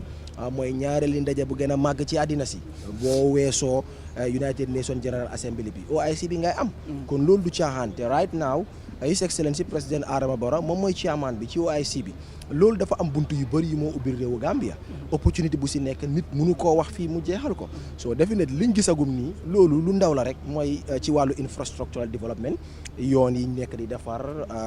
yeneen tabax yeeg ak structure bi nga xamante ne moom moo nekk Sir Dawda Kairaba Jawara International Conference Centre bi ak yeneen mbir yi nekk di xew ci wàllu infrastructural development Gambien si gis nañ ko ci airport bi VVIP lodge bi ak yeneen yu nu mel loolu definitely soxla nañ ko ci biir réew mi waaye tamit ma ne la ngëneel yi dafa weesu loolu na loolu lu bari moo xej ci diiri ñetti at yi nga xamante ne moo nekk suñu kanam te ñu witness ne président Adama Barrow moom mooy nekk chairman of the OIC so definitely loolu is very important is very interesting. jërëjëf Seydou su ko defee mbokk yi am nañ ki nga xam ne kooku mooy honorable Mamadou Sabally moom moo nekk di special advisor to His Excellency président Adama Barrow mu nekk nag ku am taxawaay tamit ci political party bi di NPP honorable ñu ngi lay dalal fii ci Star TV tey mu nekk bés bu mag ci histoire li nga xam ne nag moom mooy Gambia mosoon nañoo host summit boo xam ne defoon nañ ko in 2006 mooy AU summit bi waaye bu mel nii tolluwaay bi mun nañoo ne bii moo gën a màgga boobu Gambien si amoon na excitement ba bu àgga file tey ji summit bi am na président bi garal na li nga xam ne nag moom mooy ay kàddoom li mu fa wax bari na confirm nañ ko as the chairman of the OIC ban jàngat nga def tey ci li nga xam ne jot naa am fii ca biir hall bi ak yi tamit lan ban njëriñ tamit la mun a jural li nga xam ne nag moom mooy Gambia si jamono bi nga xam ne Gambia mu ngi war a ceeya lii di OIC bi well xanaa ñu dooree di sant yàlla di wax alhamdulillahi rabbil alamin di leen sant di leen gërëm tam you were part of the build up to this di sant the management and the leadership of the Star Media Group kontaan naa torop tey foog naa ne daal suma IGP wala chief of defence staff suñ ma mënee dégg right now canons yooyu nekk state house lañ waroon a gën a jege ñu defagum 21 gun salute pour suma boss his peacefulness. President Adama Barrow slogan bi xanaa da nga koo change léegi jëlee ko si the youths are happy the Gambians are happy. non fu mu nekk nii affaire si the sisters are happy mu ngi fa the Sarahules are happy ñu ngi fa the Arabs are happy ñu ngi fa the Chinese are happy. benn ambassadeur mu ne fa gis ay muus jon lekka démba si ngoon fii mu nataal leen mu ne the cats are happy. So and I'm serious, he just told me, you know. So alhamdulillah dama kontaan because dama xam ne pour host an event like this yombul. Aduna bi yëpp ngay host fii OIC lañ wax waaye Chinese yaa ngi fi tubaab yaa ngi fi yeneen xeet yaa ngi fi kon aduna bi yëpp lañ host fii ñu def ko ubbite bi mu rafet suñ président Adama Barrow nekk head of the OIC at a time bi nga xam ne one of the greatest challenges in the whole world is peace, human rights, solidarity, unity. Gambia dañ dee xeeb suñ boppa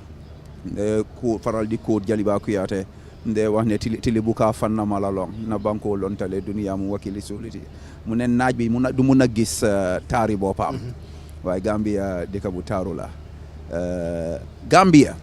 ñu ngi host OIC ñu ngi wax human rights of people in Palestine, the Rohingyas and other marginalized people buñ fàtte ne fii moo nekk di headquarters of the African Commission on Human and People's Rights nga xam ne Sadora Kairaba Jawara moo ko fi isi on a track record. This is a great country, you know. So suñu amee President Barrow muy lead the OIC bi nga xam ne the whole of Africa ñu ne muy the most peaceful president te di umma luñ soxla more than anything now is peace, solidarity and unity. rax ci dooli nag ñu gis ndawi Gambian bu ñëw ubbi jotaay bi fi al-Qur'anul Karim lan la di yàlla wax innamal mu'minuna ikhwatun fa aslihu bayna akhawaykum ñu jël drapeau boobu jox ko President Barrow, Africa's most peaceful. Tey nag suma wax mënut a bëri dama bég torop. all li ñoo wax mooy alhamdulillah alladhi hadana li hadha wa ma kunna linahtadiya lawla an hadana Allah. It's a great day for all Gambians. Wherever you are in the world, you should raise your head high but just say alhamdulillah. Si jàmm bi nga wax noonu président bi sax wax na ko ci biir kàddu mu ne su sañoon daal Israël ak Palestine seen xeex bi su sañoon buñ chose over military action nañ toog ñu waxtaane ko ñu def dialogue su ko defee ñu mun a yegg ci li nga xam ne nag moom mooy décision boo xam ne dafay tax ba jafe-jafe bu fa am ñu mun ko fay génnee loolu dafa xaw a méngoo sax ak jàmm bi nga xam ne yaa ngi wane ne moom lañ ko daal di jox wane ne Afrique yëpp daanaka moom moo fi ëppale li nga xam ne nag moom mooy jàmm loolu lan la mooy def ci li nga xam ne nag moom mooy li di réew Gambie Sabally. Well, loolu mooy President Barrow lum doon la. That is him. He's a man of peace, he's a man of dialogue, he's a man of reconciliation. Te xam naa ne du MC wax dinañ si dox te aduna dinañ xam ne the OIC has a different kind of leader, his peacefulness. President Adama Barrow, Africa's most peaceful, leading the continent's happiest nation, the smiling coast of Africa, where the youths are very happy. Yes. Sabally, thank you very much, Sabally. Thank you, Sabally. I think Sabally is very excited today. He's showing his excitement to the Gambian populace at this moment because he's showing that the president is a peaceful man. Not long ago, he was given a very big peace award in Africa to show that he's a very peaceful man. And during the conference too, he's showing how he's calling and urging other member states to choose dialogue over military action in the war in Gaza. Seydou président Barrow nag wax na yu bari wane na ne dëgg-dëgg ànd nañ ak South Africa ci dogal bi nga xam ne def nañ ko pour ñi nga xamee nag ñoom ñoo nekk ñi di Israël ñu wala boo Palestine ñu mun a moom seen boppa te Palestine jàpp na ne am nañ seen àq ak seen yelleef kon ñooñu nag pour ñu mun a moom seen boppa jàpp na ne il faut ñu def li nga xam ne nag moom moo nekk lii di dialogue te OIC war nañ see def li nga xam ne nag moom mooy lii di taxawaay Sabally tamit wane lu am solo mooy Gambie ñu ngi ci OIC si jamono ji nga xam ne adduna bi mu ngi bari ay jafe-jafe muslim umma bi ñu ngi bari li nga xam ne nag moom mooy ay jafe-jafe loolu lan la mooy def ci li nga xam ne nag moom mooy Gambie gannaaw profito bu ñu war a profito li nga xam ne nag moom mooy chairing di OIC committee Gambie bi mun nañoo d'accord ne jafe-jafe baa ngi bari si gàttal. waaw wax nga lu am solo Omar because definitely is very challenging right now waaye tamit mbégte la ak kontaante ci képp koo xamante ne yaa ngi ooyee sa bopp Gambian because Gambia war a cee jiite li nga xamante ne moom mooy mbootaay bu màgg bii di OIC bi suñ président bi di Adama Barrow nekk chairman bi war koo yore for 3 years definitely loolu Gambians yëpp ñoo si am mbégte am si kontaante te xam nañ yan façon buntu la muy ubbil réewu Gambia te ñun ñëpp war nañoo takka suñ liggéey yi ñaan teg suñ loxo yi ci taabul fexe ba gis ne OIC bi dina am ndam si ñetti at yi nga xamante ne moo nekk suñu kanam parce que OIC bi su amee ndam ci ñetti at yi nekk suñu kanam dafa mel ni Gambia moo am ndam du président Adama Barrow moo am ndam du nguuram bi moo am ndam but Gambia as a nation moom moo am ndam so loolu is very important wax naa la ko is very challenging time bii nii definitely soo seetee li nekk di xew ci member states yi nga xamante ne ñoom ñoo bokk ci OIC bi definitely dafa need an immediate solution pour ñu address ko di war in Gaza loolu wax naa la ko fi hot topic la boo xamante ne discuss nañ ko and dégg nañ kaddu yi nga xamante ne ni président Adama Barrow wax na ko ci lan mooy solution bi pour ñu am peace in Palestine gis nga tamit li nekk di xew ci réew bi nga xamante ne rek moom mooy réewu Sudan gis nañ li fay xew di ay member state gis nañ li nekk di xew ci réew yu mel ni Mali ak Burkina Faso ak yeneen réew yi and then OIC bi li ko tax a jóg mooy pour dooleel member states yi benn ci wàllu political stability ñaareel ci wàllu development ak ñetteel ci li nga xamante ne moom moo nekk security and then yii ñetti mbir yi nii benn munta dem bàyyi moromam ginnaaw so lii moo tax ma ne is very challenging for the Gambia waaye am nañ yaakaar ne Gambia mun naa am ndam ci lii nga xamante ne ni sas nañ leen ko ndax am nañ yaakaar ci li nga xamante ne ni mooy pour fexe ba jàmm am ci li nga xamante ne mooy àddina si ndax suñ président bi du bari wax wala wax loo xamante ne xëj na daf koy neex wala dafay neex ñi ànd ak moom waaye ñëpp xam nañ ne nit yi jàmm la parce que am na raaya boo xamante ne yëkkati nañ ko jox ko di wane ne he is the most peaceful man so definitely loolu dafa nekk loo xamante ne buñ ko joxee sas bii nii ñu war a dox jàmm pour jàmm am ci réew yi nga xamante ne ñoom ñoo nekk di am fitna loolu dañ say am yaakaar ne dinañ ci war a mun a am ndam te ñëpp war nañoo ñaan pour ñu am ci ndam definitely. jërëjëf Saidou am nañ fi honorable Dou Sano mu nekk ponkal ci li nga xam ne nag moom mooy réew mi mu nekk tamit advisor bu mag ci ki nga xam ne kooku mooy moom kii di njiiti réew mi di His Excellency président Adama Barrow mi nga xam ne tey moom lañ def di chairman of the OIC for the next 3 years honorable Dou Sano ñu lay dalal fii ci Star TV. fay naa leen kontaan naa trop pour agati fii nii tey nii si li nga xam ne daal moom moo leen soxal pour laajte ko. honorable Gambia tey. summit bi nga xam ne ñu ngi ko doon waaj ay ati at tey def nañ ko te président Barrow dalal na li nga xam ne nag moom mooy gan yi gars yi ne woon nañ gan yi di ñëw waaye ñëw nañ président Barrow dalal na gars yi waxtaan bi commencé na président bi oote na li nga xam ne nag moom mooy jàmm ci àdduna si te mu ngi wane ne tamit foofu la ca Israël bu sañoon diggante Israël ak Gaza bu sañoon daal ñu waxtaanee ko moo gën daal ñu coos li nga xam ne nag moom mooy lii di military action lan moo nekk sa jàngat bi nga xam ne tey di nga ko def si ndaje bi nga xam ne def nañ ko ak kàddu nga xam ne président bi wax na ko. jërëjëf sa kaddu boobu noonu président Barrow nit la nit koo xam ne niti jaama la te niti jaama saa yu nekk bu xewee rek fitna mënut a régler dara ko fitna def dee saxal masiba si xol te masiba boobu noonu si kaw rek la dee dem du dee jublu suuf yàlla nañu ko yàlla musal li nga doon wax tam man ne nga ne ñii ne du am yàlla ne dina am Gambian si ñu bugg a Gambia te bugg a seen réew ñooñu ne dafa am te yàlla def na tey am na te ñu ngi ko fekkee yàlla nañu fekkee lu bëree bëri waaye nag li gën a am solo mooy doo mun a daaxal loolu tam saa yu nekk lu ma dee wax rek du dee neex gars yi te loolu mooy dëgga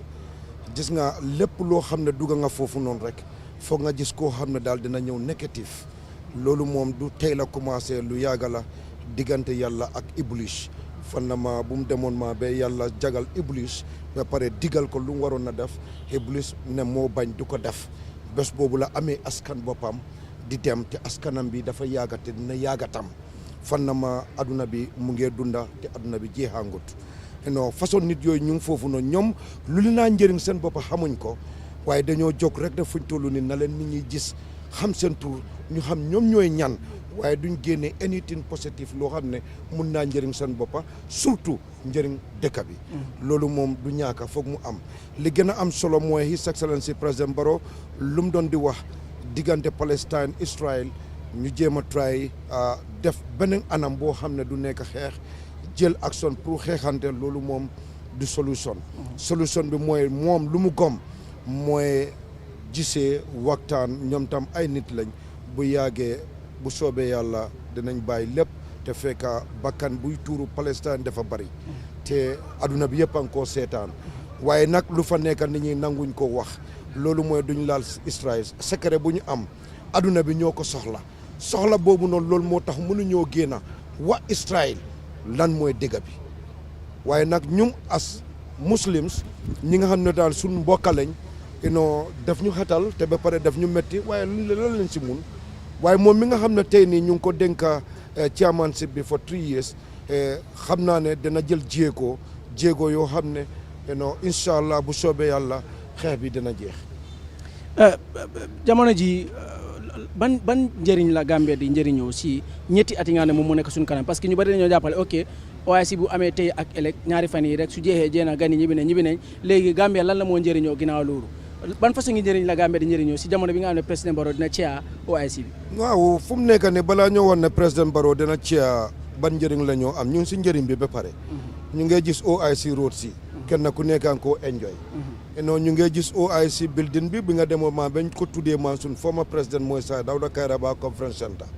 bi OIC ak nu mu mënoon na mel comme noonu nuñ ko doon di waxee du am su amutoon tammaane bii sampa nañ ko ba pare kenn du ko buddi te ko ma ne Amérique am na any airplane wala air cargo boo xam ne dana mën a ñëw buddi lii nii yóbbu ko waaye yàlla def na loolu yëpp amut tey nii ñoom yëpp wàcca si nañ lu leen war def nañ ko ñu ngi ko gis si commencé si jaama te ñu ngi ñaan tammaan ñu jeexale ko si jaama wax jooju noonu na OIC ñi fi nekka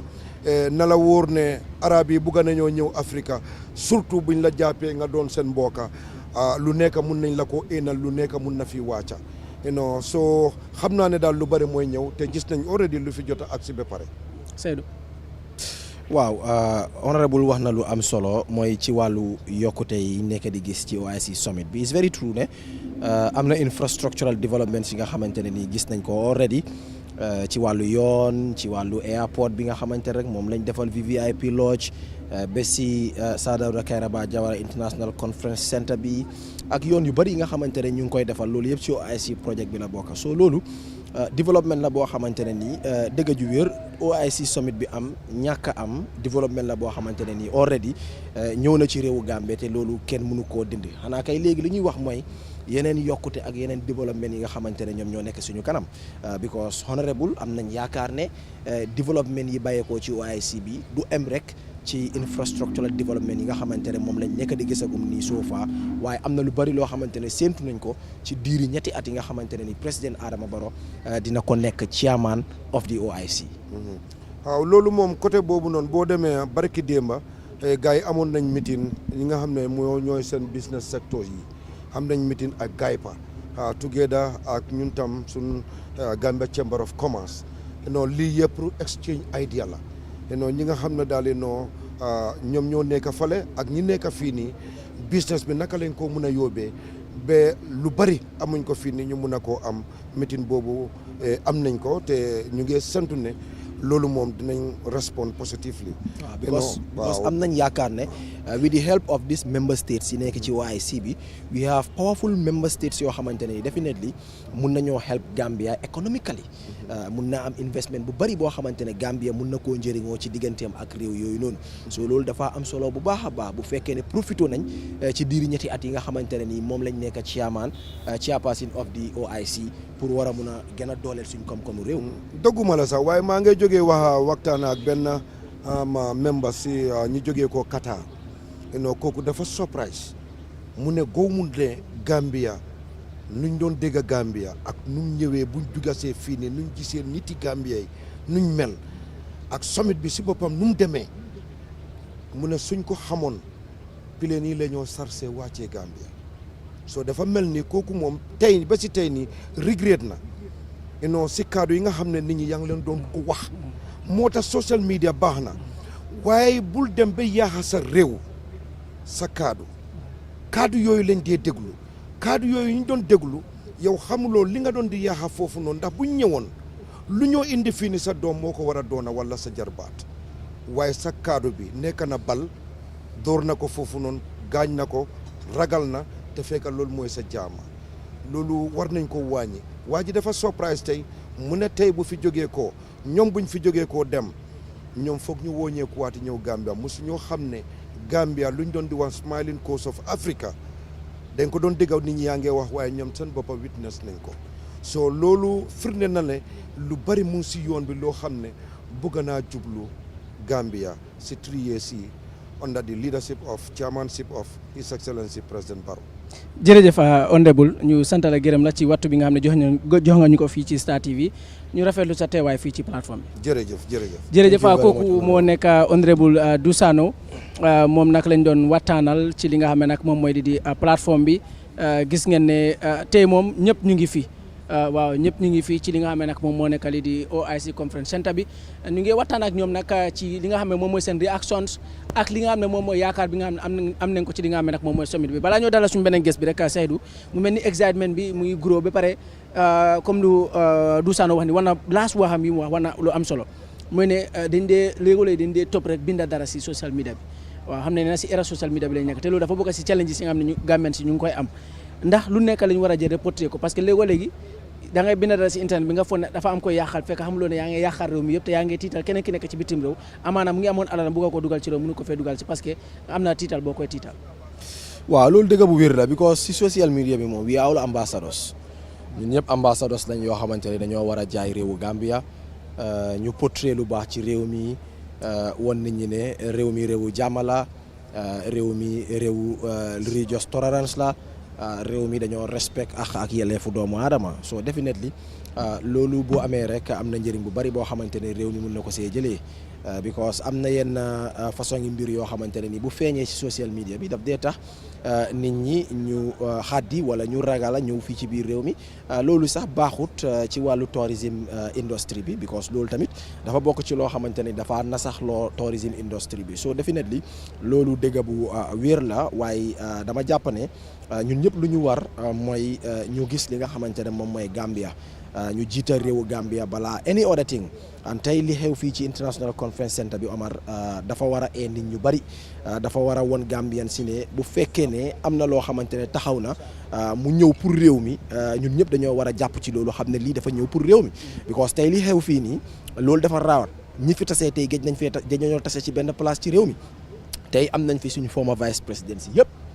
ñu ñëw bokk ci li nga xamante ne moom mooy summit bi am nañ fi former vice président honorable lawyer Ousseynou Dabo former vice président Aïssatou Ndiaye Seydi former vice président Aïssatou Touré former vice président Fatoumata Diallo Tambajang ñi ñëpp ñëw nañ honorable Mama Kandé ak ñeneen ñi nga xamante ne ni ñu ngi bokk ci yeneen political party si nekk ci biir réew mi waaye ñoom ñëpp jël nañ loolu ñu tegee ko boor xam ne lii dafa ñëw pour Gambia it has nothing to do with politics and yaakaar naa ne Gambian si ci lii lañ war a roy ci ñi nga xamante ne ñoom ñooy kilifa yi nekk ci politique bi ci biir réew mi suñ ko defee rek lii dafay gën a indi yokkute ci réew mi te dafay gën a dooleel réew mi ci wàllu koom-koom bi. jërëjëf Seydou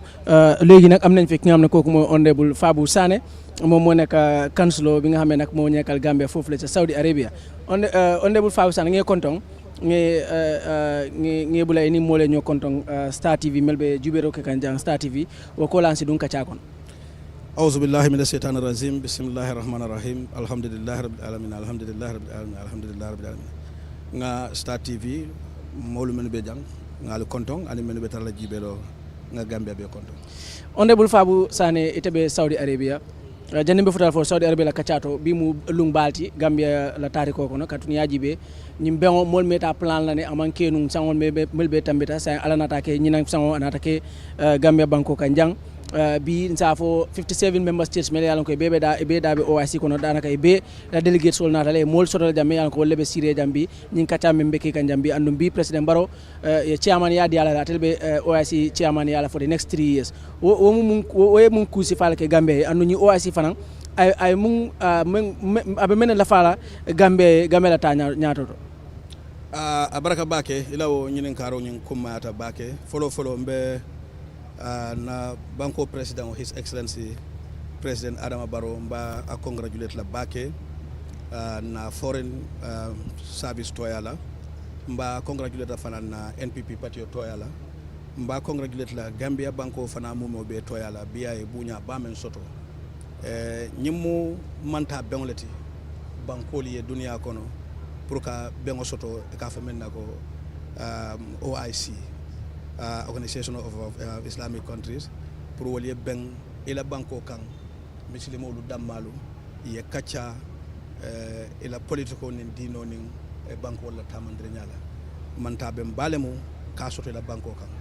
woto folo mbe gambian ko be kumandila mbafale be ko alim be ngafo alhamdulillah rabbil alamin bari nyim bengo atelemu bengol be warama fulan nyawti duniya kam men soto me alon ko ka fo bankola duniya la londitiyo la makamatiyo wolle ka benje ka kacake duniya tamandre nyala nen gambia na rawo soto nyinan ko ketanye bunya bate ketanye kontanote ketanye sewoti bari nyinna bunya na la kontano amanda nyinna dro moli na yebenja ibe fan nyinin kala le nyiye mu neke gambia nyiye gambia na famunela ite gambia dingo niye fan nyinin ka nyim anyanta jarle te munela wala be menjila ko nyinka falindiro menke bankolu la ila infrastructural development auto ila hadamadiyato ila relationship with the world aka banko nyingi tandino dunia la nyaadile ibe fan nyinin kala wala ay mu neke gambia banko isi même folo jena wala nyinta to benyin conference center men to jang anyongo fango doyata nabe africa kono pour que a structure sort of like this or sort of performance ya africa kono I was see gambia in the first place ni nata na fota nyomo la même na siloluti kamen na sila kendo le men yalonko nge sort le kabri muntuma bari na foire yakan na fenta yakan meto patono pour que fota nyomo sonen dunia men kuma ata beti balwo kola wala mu fota nyomo communication ay was sonen gambia banko e nyamen wo moto o konto falano ani même manke woti ku jama me alon kana famu menti ka banko tallulu ne worawla kawo bela alfa al soto jang hanna manke president woti bari banko e alfa al soto ko tagul ben kamanta ministre lu men kamanta ko ambassadeur lu men kamanta ko councilor lu men kamanta ko council general lu director lu different portfolios wol be ne danko nyim banko kan e be la nyim banko kan til dantanna e be baluta nyim banko kan til dantanna e be bulata ku katawol ko nyim banko kan til dantanna ene moliye bulol du nyobulu o be men be sila nyim banko kan nyim banko mo dingo be nyanta falal alhamdulillah rabbil alamin ka ala tentula ka sewo wala to gambian to lubi ntolo men fana akadan to lela jamano la ntolo lela man sakundati ntolo ma kontano dandula soto bar mbe moneke ko take mbe tentro ni jayro murun lan na president bakam anin na man sakunda be momo ni e bulo bala nyin kono bang gambia dingo la muti fo ala yake nyin soneta sotota ntolo la duwa be na kontano be mbe sewori la adum be nganyali la fanale ka to nyimu nyon tawte gambia men soto e banko minto kansula yala je Saudi Arabia lonya baleke gambia anu president barola kuma kawta kabraba fokan a folota Saudi Arabia follow ay wolle follow jey ay tank bake katu lonya baleke gambia on the Royal Highness Mohammed bin Salman ay tandile ko wol lonya baleke Gambia andu tebe je damen wol if you look at the Gambian economy a contribution baleke Gambia in terms of project call melbe do ko kanja Gambia banko kanja ese monem fono je Gambian ko le wala mba fola Gambian ko le nga ala tentu nga annabi jayi nga South Saudi Arabia banko ala man sakunda nge tentu nge jayi nga duwe wati fo ala se Cairo nin tenku sabatinda banko kan fonne mo men ba banko kan e kam me alon ko e ka balwala fo ka fontinde ka banko ko tan ma ko insi duwaye fo ya yirwa baki bar Gambia nyanta e bulo mumo besi kala yadi Saudi Arabia la dalilol kan wala nyinti ko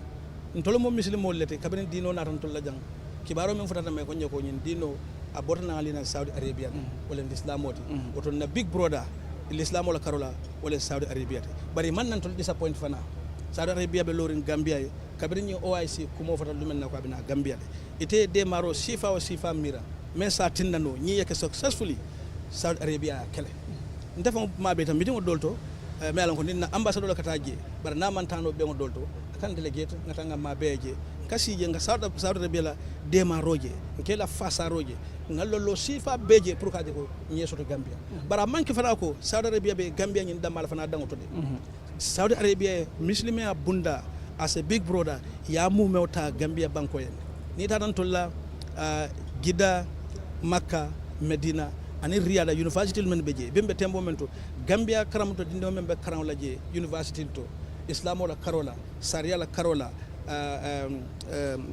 dawa la karola sa ndol fon kata fo ka medicine ke dol be IT ke kan e ba fu bisal la ko asmo kemelu si adi nyimbe be free scholarship leto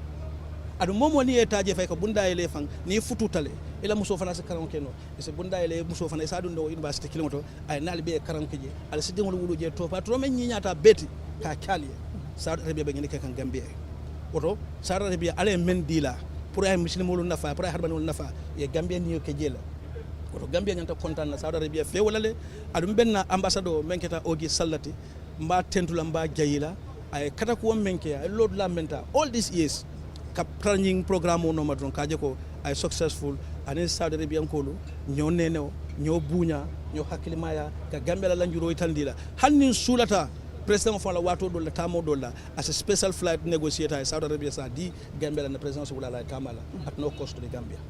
woto Saudi Arabia kan Gambia man fen soto se même foy tolier na man ke ka foy ton ko alama alayal jo alama wata ka munta ko sanji sabo mulbe mol nyaato Adama Barrow la under his chairmanship kato atalbe OIC chairman yala in the next 3 years akamunta ko lo nyaadol bije ni Gambia ko doron e se ku jamale soto no Saudi Arabia bul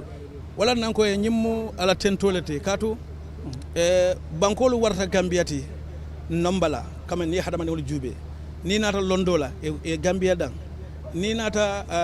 makamola comme la maral ko ni ku katan e Gambia dan bare ala e Gambia so fendela me alon kon to nyanta nga ala tentu nganda nyaton ko nga duwaye fas kayro soto je kanyen kafo nyaton kaya fo sangi saba koteke ayatra ko etani Saudi Arabia la buludum bulu alla bilateral al moto la relationship abe at the peak at fo dangoto santo abe wala tabe tembere abe betiare abe nyinyari na fasi fa be alba soto kanje etena tambe wala nyato sai eni wala bo nafa ko mirakan duniya kono oto man ngol ga ben ko giyo bu ka tambi dinko la dinko ben to le folo yato oto fem bala nyin kono bi kotake next 3 years kono mbe lar nyinnal mbe jikri nyinnal ko Gambia ba ta soto la jele fuli kata bunya na horomo ana nyokano na teria ana dino wala ben din Saudi Arabia te na banku nyaton ko oto nga duwaye banku dingo be duniya to lafta Gambia ko le men faham wala nyinti ko banku ta soto la men na president banko mo be la filala kala no hani menu na tara nyokan wati dole naka ba nyokan dole na baka tara nyokan na mete naka tara nyokan bari nyimmu fennete me alon ko abe harjew men soto kan nyim banko e aka men si nyim banko kan nte lafta Gambian ko be nyaalo wala kan not president Adam Barrow fa ko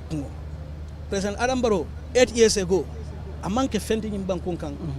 bol safa men nako mba bayndi la mba fitino la ba ko ko fitino ay na makamo men mara na banko la place men mara ay akuma ya na banko la konka woto kuma ya ndo ya tinna ko a harjo be war linja kamen sama na jang Gambian ko be nyanta wala jubila men kana nyim banko kan turu nyin na mara loko to ar nyaton ka ko wala be betiyar abe yirwari abe naka nga nyama woto nga Gambia dingo be dandi ala nga luwar ko ma nyin sangi sabo men kana fo nyin kayro nin nemo men beta kan ay yirwa ay lafa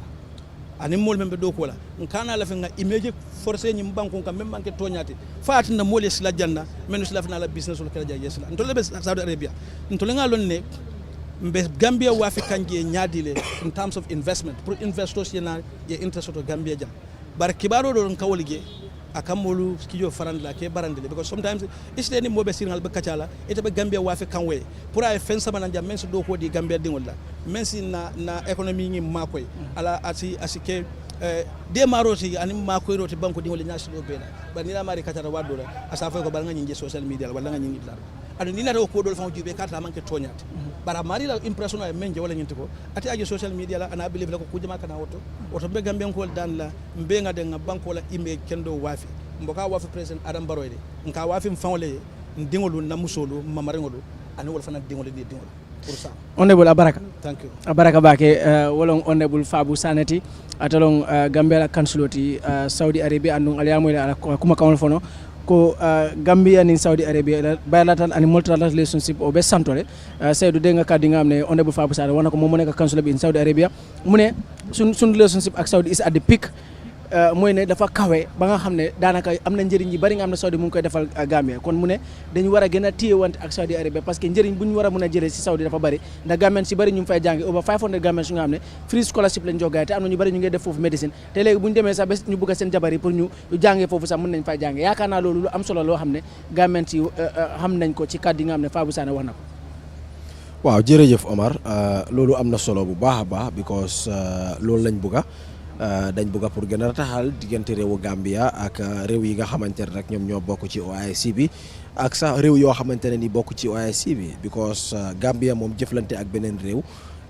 ci lu jaar yoon loolu ci intérêt su réew mi lay doon and then I believe de Gambia ñu ngi njëriñoo lu bari ci suñ diggante ak Saudi Arabia loolu dëgg la réeréwut kenn mbir ne Saudi Arabia am na jéego yu am solo yoo xamante ne ni moom lañ jël taxawu Gambia ba fexe ba gis ne OIC Summit bi am na fii ci biir lii di réew mi and then am na Gambians yu bëri yoo xamante ne ni tey ñu ngi ci réewu Saudi Arabia ci seen université si di jàng foofu noonu ñu nekk fa ak seen njaboot yi and then loolu yëpp yaakaar naa ne ci relationship bu am la ci diggante réewu Gambia ak réewu Saudi Arabia and I believe ne lii dañ ko war a gën a dëgëral gën koo yaatal gën koo rataxal pour Gambia gën a mun a njëriñoo ci ñi nga xamante ne ñoom ñooy Saudi Arabia because am na lu bëri loo xamante ne ni Saudi Arabia mun na koo njëriñ Gambia bu fekkee ne jaar nañ fi ñu war a jaar. jërëjëf Seydou su ko defee loolu mooy andiwaat si suñu beneen guest bi nga xam ne am nañ ko fii ci Star TV mbokk yi di leen fàttali rek nag ñoo toppa tamit ci Star FM radio parce que rajo bi ak télé bi yëpp dañ ko link pour mun a jàllale li nga xam ne nag moom mooy bés bu màgga bile ki nga xam ne kooku moo join tey si plateforme bi moom moo nekk honorable Cheikh Omar Faye moom moo nekkoon suñ former defense minister bi léegi moom moo nekk Gambian ambassadeur bi foofu la ca di Mauritania moom it bokkoon na si kilifa yi nga xam ne ñu doon plan pour ñu mun a yegg ci bés bile mooy bés bi nga xam ne tey Gambia ñu ngi dalal gan yi nga xam ne dañoo bàyyeekoo ci 57 member states yi nga xam ne ñoom ñoo form lii di OIC bi honorable Cheikh Omar Faye ñu ngi lay dalal fii ci Star TV ñu bàyyi la nga nuyoo askan wi aoudu billahi min asheytani rajim bismillahi rahmani rahim alhamdulillahi rabbil alamin wassalatu wassalaamu ala ashrafil anbiya wal mursalin seydil awalina wal axirin seydil mujahidin seydina muhammad sallallahu alayhi wa sallam wa ala alihi wa sahabatihi wa tabiin wa tabiihim bi ihsanin ila yawmi din ya ayuha alladina amanu ittaqu llaha haqqa tuqatihi wala tamutunna illa wa antum muslimun sadaqallahu alazim maa ngi leen a ziyaara di leen delloo nuyu di ndokkale réew mi di ndokkale His Excellency President Adama Barrow President of the Republic of the Gambia Commander-in-Chief of the Armed Forces nga xam ne Mauritaniens yi ñoo ko tuddee Raisu Salaam ñu ne mooy président yi jàmma di nuyu nguur gi di nuyu umma bi yëpp bii teranga ju mag la yàlla defal Gambia tey ci dëkk yi gën a tuuti ci àddina dëkk yi nga xam ne suñ koom-koom bariwut ñu jël 57 countries comme ni ko sa naataango bi waxee isi ko fii loolu jàngal la de ñun ñëpp dañ war a sujjoot réew mi sax normal yi ñëpp dañ war a ut benn bés sax ñu oor pour gërëm yàlla sant ko julli ci yonent bi sallallahu alayhi wa sallam waaye gërëm suñ mag ñi nga xam ne ñoo doon gor àll bi lii du ñun de ku fi sol sa sut wala nga war a ma nga fonda lii yow la yaa ngi ci juumte gu mag jamono bii ñu ngi xalaat kilifa yi fi nekkoon balaa ñoom saa Daawde di ñëw ñoom saa John Mahoney ci First Legislative Council Alaaji Ousmane Dieng Edward Francis Small Cheikh Omar Faye Ousmane Ndiaye Modji Ousmane Ndiaye góor mag maam Tafsir Demba ba suñ maam Maska ak kilifa yi nekk Banjul ba Koyna du ma mun a tudda ñëpp waaye ñii ñooy doon gor àll bi saa Daawde ñëw ànd ak ñoom Sanjaali Bojang ñoom Badara Ndiaye Andrew Camara Famara Wasa Touré ñoomin Keba Ñaamali Landing Kiti Jabang Gaba Joxumpa es Aliou Souleymane Diak ñoom Jesse Faye Père Ndiaye soo dañ war a fàttale ku ne ñooñu ñoo def foundation bi président Jawara tiimam yan na leen yàlla yërëm ñi fi des yàlla bàyyi leen fi ñoom alaaji Yaya Cissé ñoomin ñu kilifa yi daal am nañ am alaaji MC Thiam am na ñoo xam ne ñu ngi leen fee gis yal nañ fi yàgga te wér ñi jiitu yan na leen yàlla labal ci yërmandeem ba saa daaw da ñëw a tiimam former président Jammeh ñëw a tiimam moom tam liñ mun def ko waaye tey nag baax yàlla président Adama Barrow moom la baaxee taranga bi tey moom la ko baaxee ak waa Gambia yi fi ne ak nguuram kon gàcce gaaraama Gambia sa président Barrow ñu ngi laa ndokkale arab yi alquran dafa ne dalika fadlullah yuti man yashaau wallahu dhul fadlil azim ngeneel daal yàlla moo ko amee te moo ko jox ko neex kon président Adama Barrow la jagleel man ndokkale Seyid Mouhamadul Cheikh Ghazouani the president of the Islamic Republic of Mauritania ki jël ay téeméeri oto ay alelam lu ëpp téeméer ak ñaar fukki nit ne leen taxaw leen lu Gambia bugga ngeen taxaw lu président Adama Barrow ngeen taxaw Barrow lu mu bugga ndig tiim bi li mu wax mooy al muslim aqul muslim innama al muminuuna ixwa fa aslihu bayna aqawaykum wattaqullaha laallakum turhamun beneen bi mu ne naka wa'tasimu bi hablillahi jamian wala tafarraqu fi ma daanelee mu ne lan nañ nekk benn ñu consult yàlla moo digal yonente bi ne ko day wax sa gaay yi kon président Barrow lim dee wax Gambia lu leer la ne nañ consultante wa shawirhum fil amri fa ida azamta fatawakkal ala allah inna allaha yuhibbul mutawakkilin sadaqallahu alazim. honorable bala ngay dem rek yéen da ngeen nekk ñi nga xam ne da ngeen nekkal Gambia foofu la ca bitim réew te soo xoolee OIC bi seen Ministry of Foreign Affairs Council bi dafa nekk council boo xam ne dafa am solo te suñu ne Ministry of Foreign Affairs te mënuñ leen cee génne parce que yéen a toogal Gambia ci bitim réew yéen a nekk di jaay foofu li nga xam ne nag moom mooy dëri Gambia te buñ ne OIC bi oote nañ ko te xam ne OIC mënuñ ko wax tamit ci gannaaw li nga xam ne nag moom mooy lii di Mauritania dégg nga kàddu yi nga xam ne tamit wax nañ ko ci biir yow ban façon ngi jàngat nga see def ak loolu lan la mooy def ci yow yéen ñi nga xam ne te yéen a ngi ci bitim réew dafa jaay dëri Gambia ba tey ji delegates yooyu mën a ñëw teew fii ba ñu yëg ne sax ne Mauritania am na taxawaay bi nga xam ne defal nañ ko Gambia yëkkati lu ëpp sax téeméer ci ay oto pour jox ko Gambia pour rek mun a taaral li nga xam ne nag moom moo nekk lii di event bi lan ngay wax ci lu dëgg la xam nga alxuraan dafa waxaat ne wa taawanu alal birri wa taqwa ji nga team bi gaay jël yëpp ñu ngi ko daaj tënk ko ci alxuraan bi ko indi islamic umma waaye nag meeting bi gaay yàgg nañ koo dox de am na ñu bëri ñu ko bëggoon saa daawda yal na ko yàlla yërëm demoon na bàyyi tox diggante Iran Irak te Gambia dëkk bu ndaw la waaye dañu óolu jikko Gambien bi karaktaam bi yar ak teggin ethics doylu amuñ lu bari naam waaye kilifa yi dañuy yar ci màndu ci doylu soo li nga wax nii nag arab yi ñoo dee wax nag wazirul xaarijiya mooy di minister of foreign affairs suñ ne wazirul daaxiliya mooy di minister of interior soo ne wazirul difaa mooy di minister of defence soo kon ministre yooyu yëpp a dajaloo ambassadeur docteur Mamadou Tangara yàlla jiital ko mu taxaw président di ko yónni mu àndaa OIC Yankuba Diba ambassadeur ñuy daw ci réew yi waaye bañ ñëwee Mauritanie mit président bi foofu rek lañ dem ñu jógee ci président bi mu ne dem leen ci prime minister ci lañ xam ne ñii day seen dimbale du ci làmmeñ rek de loolu musuta am pour nga génn ci office président ajuma jumaa ya ngi jot mu ne dem leen immediately to the prime minister subhanallah kon Mauritanie gàcce ngaalaama suñ dëkk yi ñu wër yëpp even Sénégal dañ taxaw waaye comme man suma jurisdiction Mauritanie la naar yi ñu ne taranga koo fay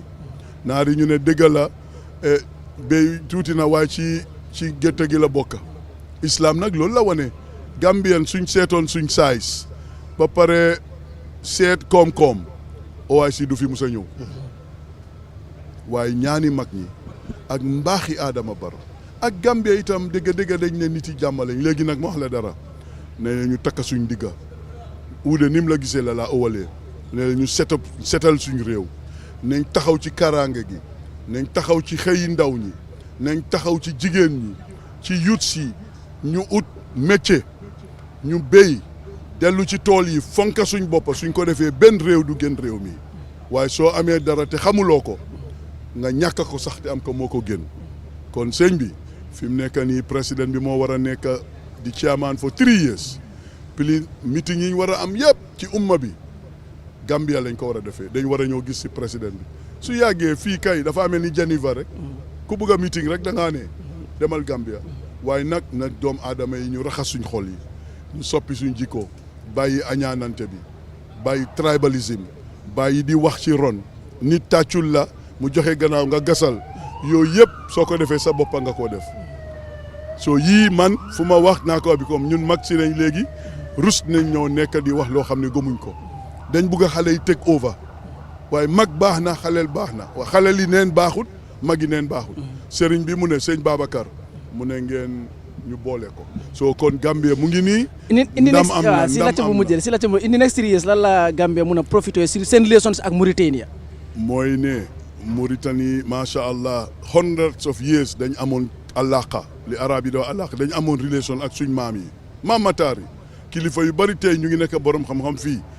jaar nañ Mauritanie yàlla daf leen yàggaa mais ay mufti tey gis nga imaam yu bari du ma mun a tudda ñëpp mais ñoom dinañ ko déggal lii dinañ la wax ne man ci laa bokk Mauritanie lañ jàngee am nag paa yi ki fa njëkkoon a ñëw Idi Diop Chamber of Commerce baayam Khadimas Diop Pape Baboucar Bey bii nekk Sukuta Papi Ismaïla Bey imam ñoo ñëpp dañ am ay cosaan ak ñoo xam ne mënu ma leen a tudda tey yaa ngi gis ustaas yi Supreme Islamic Council ak yeneen yu bari seen mufti yi ñu ngi Mauritanie kon Mauritanie li ñu xalaat léegi ñu gën a taxawu Gambia taxawu Mauritanie tourisme bi islamic tourisme mun naa am fisheries mun naa am Mauritanie mag macha allah li ñu am bari na waaye ñu bari xamuñ ko xam nga soo doon jël Gambia di ko dugal ci Mauritanie dafa nekk 100 Gambia mooy Mauritanie mus ngaa xam loolu in terms of size sooy jël Gambia di ko dugal ci dëkk ba 100 kon ñooñu dëkk bu rëy la de waaye nag dañ ñu bugga bi ko ñu ne seen nit ñi ñu ngi fii ci jàmm rek président loolu la wax mu ne dina taxaw Gambia ci lu ne bi ko président Adama Barrow brodaam la ba pare naar yi ñu ne ñu ngi fii jàmm rek lañ fi am soo dañ bugg a continuer relationship boobu Gambia ñuy exchange te ñoom dañ bugg a Gambia seen mahadara yëpp Gambien yi fa nekk seen jàkka yi Gambien yi ñoo amee caabi ñoom Gambia lañ óolu kon war nañoo takka suñ digga ñun tam ñu góorgóorlu loolu daal laa mun a digal ne lu bari mun nañ ko bénéfice ekon Air Mauritanie dellu si amoon na flight si di ñëw naar yi alal gi ñoo liggéey Gambien yi ñu liggéey together ñu dimbale wante pour wa taawanu alal birri wa taqwa loolu kay lii la daal sëñ daara wa ma dalika ala allahi bi azizin wa salaamu aleykum wa rahmatullahi wa barakatuh jërëjëf Cheikh Omar Faye jërëjëf kooku mooy honorable Cheikh Omar Faye moom moo nekk Gambian ambassador bi foofule to the Islamic Republic of Mauritania kon mbokk yi kooku lañ doon waxtaanal ci bilateral relations yi nga xam ne Gambia seq na ko ak ñi nga xam ne ñoom ñoo nekk ñi di Mauritania mu wax na kàddu yu rafet yi nga xam ne doon na si diggante Mauritanie ak Gambia ne dafa yàgga du tey wax dëgg na yàlla Gambien si bari ñu ngi jàngee foofu ca lii di Mauritania te nag dëkk yi nga xam ne dañoo jegewante sax parce que Mauritanie dañ mel ni dëkkandoor ci Gambia ndax da ngay xool ne diggante Sénégal ak Mauritanie soriwut te Gambia ak Sénégal ay dëkkandoor leen Seydou Omar Faye si ay kàddu yi nga xam ne wax na ko lan nga si jàngat Gambien si ñoo amee caabi foofu la ca Mauritanie seen jàkka yi Gambien si foofu lañ dee jàngee te depuis ci jamono yi maamati maam ya Gambien si ñu ngi dem Mauritanie yaa ngi ñëw Gambia te Mauritanie ñu ngi wane ñu ngi dëkk ci réew Gambia waaye si jàmm lañ fi nekkee kon yaakaar naa solidarité bi nga xam ne OIC mu ngi koo oote loolu dafa mel ni am na dëkk yi nga xam ne loolu ñu ngi koy gën a dëgëral ba noppi lan nga jàngat ci kàddu yi nga xam ne Cheikh Omar wax na ko waaw kàddu yu am solo kàddu yoo xamante ne nii am nañ ci mbégte am si kontaante because definitely gis nga réew moom booy ànd ak moom te njëriñul la dara ànd boobu noonu boo yeboo bàyyi ko ndax ñaari réew yi ànd moom yokkute lañ si war a gis réew mi ngay àndal gis si boppam yow muy ànd ak réew moomu tamit nga gis si sa bopp and then kontaan nañ ci loolu bu baax a baax wax na lu am solo nag ci diggante réewu Gambia ak réewu Mauritania because soo seetee history sax Gambia ak Mauritania ànd bi dafa yàgg de ànd bi dafa yàgg and then da ngaa gis ne Mauritanians si they are very comfortable in the Gambia suñ ñëwee fii nii soo seetee ci wàllu business bi di nga gis ne am na Mauritaniens yu bëri yoo xamante ne nii ñu ngi invest seen xaalis di yëngu ci business bi di si gis seen bopp and then Gambians yi ñu ngi leen jàmmal ci loolu di leen support ci loolu noonu nekkuñ di leen tuutal ak yeneen yu nu mel so loolu tamit ñoom ñu ngi koy bàyyi xel bu baax a baax ndax ku la jàmmal kooku da nga ko war a jàmmal ku la fonk da nga ko war a fonk ku la téye da nga ko war a téye te nag teraanga koy fay amaana loolu moo waral ñu war a gën a mun a rataxal ñaari diggante ñaari réew yi and then I believe ne Gambia soo àndee ak Mauritanie ñu teg ko ci dëgg teg ko ci yoon Gambia am na lu bari loo xamante ne nii mun na koo njëriñoo ca Mauritania ndaxte réew la boo xamante ne nii definitely am nañ koom-koom bu baax te tamit am na développement boo xamante ne nii ñu ngi koy gis ci seen i biir réew and then am nañ tamit géej gu yaatu goo xamante ne nii ñoom boo fa buggee napp tamit ci wàllu jën gi di nga si mën a gis sa bopp bu baax a baax soo lii yëpp ay mbir la yoo xamante ne nii Gambia mun na see diisoo ak Mauritania ba si wàllu kaaraange bi sax mu di sécurité bi and man dama jàpp ne li nga wax loolu moom moo am ne Gambia ak Mauritania ay dëkkandoor lañ because soo seetee dëgg la Gambia amaana Sénégal moo ko wër waaye da ngay gis ne Sénégal dafa booda ak ñi nga xamante ne ñooy Mauritania booda ak yeneen réew yi soo sori wante wuñ soo waroon a génn réewu Gambia dem Mauritania waxtu bu mu lay jël waxtu bu néew la su dee flight la su dee oto la tamit doo yàgg noonu bu fekkee ne yaa ngi dem ci yeneen réew yi kon dëkkandoor lañ kon loolu diggante bi dañ ko war a gën a rataxal ñu jël pusa ñaw diggante bi su ko defee ñaari njéew yëpp ñu mun a am njëriñ ci ànd bi ñu nekk di ànd dafa war a nekk li nga xamante ne moom moo nekk win-win situation and then appreciate nañ tamit taxawaay bi nga xamante ne ni Mauritania jël nañ ko pour fexe ba gis ne OIC Summit bi dina nekk a very successful OIC Summit here in Banjul. Loolu lu am solo Mauritania according to the Gambian ambassador to Mauritania mooy Cheikh Omar Faye mu ne Mauritanian si jox nañ Gambie lu toll si téeméer ci ay oto pour rek ñu fexe ba ndaje bi nag mun a gën a taaru benn ñaareel bi mooy ne bu fa ambassade bi demee waxtaan ak kenn ko mooy président bi si saa si daf leen wax ne dem leen ngeen gisee ak prime ministre bi te fay leen daal ba lépp mu rafet ci li nga xam ne nag moom mooy event bi loolu yëpp dawut Mauritania seen président bi ci boppam moom ci boppam ñëw na teew ci li nga xam ne nag moom moo nekk lii di ndaje bi nga xam ne tey ñu ngi koy amale fii ci li nga xam ne nag moom mooy Sir Dawda Kairaba Jawara International Conference Center bi nga xam ne nag ñu ngi koy def fii la ca li nga xam ne nag moom mooy Bijilo mbokk yi pàcc bu njëkk bi bu li nga xam ne nag moom mooy président si seen conférence bi am na beneen bi indo close session la mooy doon maanaam gars yi dañuy tëju kilifa yi dañuy tëju mu am waxtaan yi nga xam ne dañ ko def ñoom neen seen biir buñ loolu nag ëllëg la mooy pare tey dinañ waxtaan ba am wattu bi nga xam ne si la ñuy wàcce bu ñëwee ëllëg incha allah bu ñu waxtaanee ba noppi lépp luñ si d'accord nag moom la ñuy génnee àggee ko li nga xam ne nag moom mooy askan bi waaye bokk na si li gën a fos si seen waxtaan bi mooy li nga xam ne nag moom mooy taxawaay bi nga xam ne war nañ koy def si diggante Israël ak li nga xam ne nag moom moo nekk lii di Gaza xeex bi nga xam ne nag mu ngi amee foofa président bi tamit wane na ne bu sañoon dinañ fee ba palestiniens yi daal dinañ leen delloo li nga xam ne nag moom mooy seen àq bi nga xam ne nag moom nañ ko ci li nga xam ne nag moom mooy seen i réew te loolu bu ñu koy def bu sañoon dañ koy def si jàmm maanaam def ko ci li nga xam ne nag moom mooy waxtaan duñ ko def ci li nga xam ne nag moom moo nekk comme lu mel ni guerre maanaam def li nga xam ne nag moom mooy military action foofu la ca li nga xam ne nag moom moo nekk li di Gaza mbay mu mel ni summit bi door na yàggal nañ koo xaar fu mu toll nii door na ba opening ceremony bi am na président bi moom moo koy moom moo nekk chairman mi nga xam ne léegi moom moo koy jiite for the next 3 years ban façon yi jàngat la ñuy jiite li nga xam ne nag moom moo nekk ban façon yi jàngat la ñuy mën a def ci li nga xam ne nag moom mooy chairmanship ki nga xam ne kooku mooy président Adama Barrow si ñetti at yi nga xam ne moom moo nekk suñu kanam parce que ñu ne si loolu Gambie mën na see profité yu bëri si seen relations ak yeneen réew yi te meeting yu bëri on di OIC léegi fii si réew Gambie lañ koy defee lan mooy sa jàngat ci cérémonie bi nu mu demee ba tollu fii Omar jërëjëf di la jaajëfal Seydou tamit lacca bi am na solo lool waaye wax dëgg neex yàlla sant nañ yàlla borom xam-xam yu màcce yi ñëw nañ toog fii ma toog nii wax si lu bari génne isi si ay yaatal te wax dëgg neex yàlla Omar lii mbégte si kaw lan mooy Gambia nga war la jox leen di léegi lu am solo la fii ba ñetti at maanaam OIC bi ñu host ko Gambia hostatuñ ko Gambia fii ba ñetti at Gambia ñoo ko ceeya te ci diggante bi tamit xëj na liggéey bi mun naa rafet bi nga xam ne sax mun nañoo hostaat OIC summit ci lu yaagut parce que gis nañ fi ay dëkk yi nga xam ne ñu ngi host OIC bi si 2 ba ñetti yoon loolu yëpp nag lu ko dee waral mooy jàpp te bañ a bàyyi liggéey bu set boole si commitment parce que commitment fu mu am ñëpp dinañ gis te suñ gisee rek duñ weedi parce que lu am seede doo ko mën a weedi ba pare itam di jaajëfal Gambian ambassadeur mu nekk Mauritanie di honorable Cheikh Omar Faye parce que wax dëgg ne yàlla ñun ñëpp gis nañ ne téeméeri véhicule wax dëgg ne yàlla loolu nekkut lu yomba te nekkut lu ndaw nguur bu la mun a abal téeméeri moto pour benn event bi nii nga mun koo use pour njëriñoo ko ak gan yu war a ñëw yëpp njëriñoo ko wax dëgg neex yàlla kooku deselut la dara kon nag ñu gën a ñaan yàlla gën a rataxal diggante Gambie ak Mauritanie nga xam ne dina mun a njëriñ suñ askan bi njëriñ askan yi Mauritanie bi parce que lëkkaloo lu am solo ngay gis noonu parce que yow sa xam-xam fu mu em foofu la bu keneen commencé kon nag buñ joxantee cër bi fonkante rek jàppante wax dëgg neex yàlla Seydou luñ séntu bu soobee yàlla dina mun a am incha allah. loolu am na solo bu baax a baax Mbay Koor waaye dégg nañ kàddu yi nga xamante ne nii honorable Cheikh Omar Faye wax na ko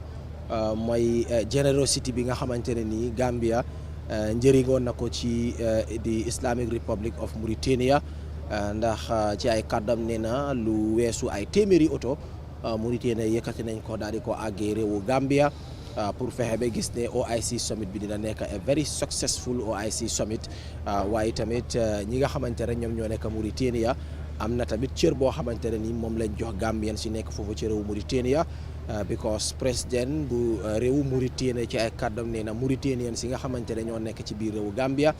liñ seede ci réewu Mauritanie seedal ko seeni nguur gi nag mooy ne ñoom ñu ngi fii ci biir réewu Gambia but they are very comfortable ñu ngi am jàmm ci biir réewu Gambia kon bu Gambia soxlee dala ci réewu Mauritanie ñoom dañuy taxaw ba gis ne loolu dina antu loolu moo waral according to Cheikh Omar Faye mu ne ki nga xamante ne moom mooy docteur Tangara bi mu demee ci réewu Mauritanie waxtaan ak président bi ci lu Gambia soxla daf ko ebal pour mu dem straight immediately gisee ki nga xamante ne mooy prime minister bi te ñëpp xam nañ ci wàllu protocoles loolu dafa jafe ci diggante ñaari réew because mun loo dem rek nga gisee président immediately mu ne la demal ci prime minister bi pour loolu mun a sotti ci diggante bu gàtt boobu kon loolu tamit nekk na loo xamante ne ni wane na ne Mauritanie pare nañ pour gën a rataxal seen diggante ak réewu Gambia. Seydou loolu am dëgg la te suñ ne Mauritanien yaa ngi Gambia fii nii dëkk si jàmm ak comfort loolu kenn du ko weddi lu tax ma ne kenn du ko weddi te ñu ne weddi gis bokku ca parce que soo seetee provincial business yi ci dëkki kaw yi daanaka ak ci frontière bi Gambia ak Sénégal uppa doole bi yëpp bitik yu mag ak magasin yu fa nekk yëpp Mauritanien naar yaa ko moom te ñu ngi fa ci jàmm seen business mu ngi dox si jàmm soo calculé tey ñaata bitik yu mag fii nii Gambia fii nga xam ne commodities lañ leen nekk di jaay li nit yi di soxla bés bu nekk boo ko seetloo Mauritanien yi bari nañ fi car macha allah alhamdulilah te ñu ngi fi toog ak dal ñu ngi fi toog respect suñ loi ñu ngi fi toog tamit respect diine buñ bokk ñun ñëpp parce que nag man de xaat li ma dégg ne Mauritanien bi nii yaa xana luwaay Gambia te ñeneen amuñ ci rek. ñu ngi employé Gambian youth ñu ngi leen a liggéeyal di leen a jaayal loolu nag moo tax ma ne suñ waxee ne ñu ngi fi dëkk si jaama kenn sonalut leen loolu amul kenn lu moo laam-laame du nekkalu nit di kisi parce que dafa mel ni bëccëg ndir kaama nit yi gis nañ ko mu leer fàng. jërëjëf Mbaye Kawsu moom tamit mu ngi fii ak ñun ci li nga xamante ne mooy plateforme bi Kawsu su ko defee rek dinañ dem seeti xew-xew bu jot a am tey. ci summit bi ndax tey kilifa yi bàyyee ko ci réew yu ute ñëw nañ wàcc ci biir réew mi ñu dalal leen ki leen dalal nag di His Excellency président Adama Barrow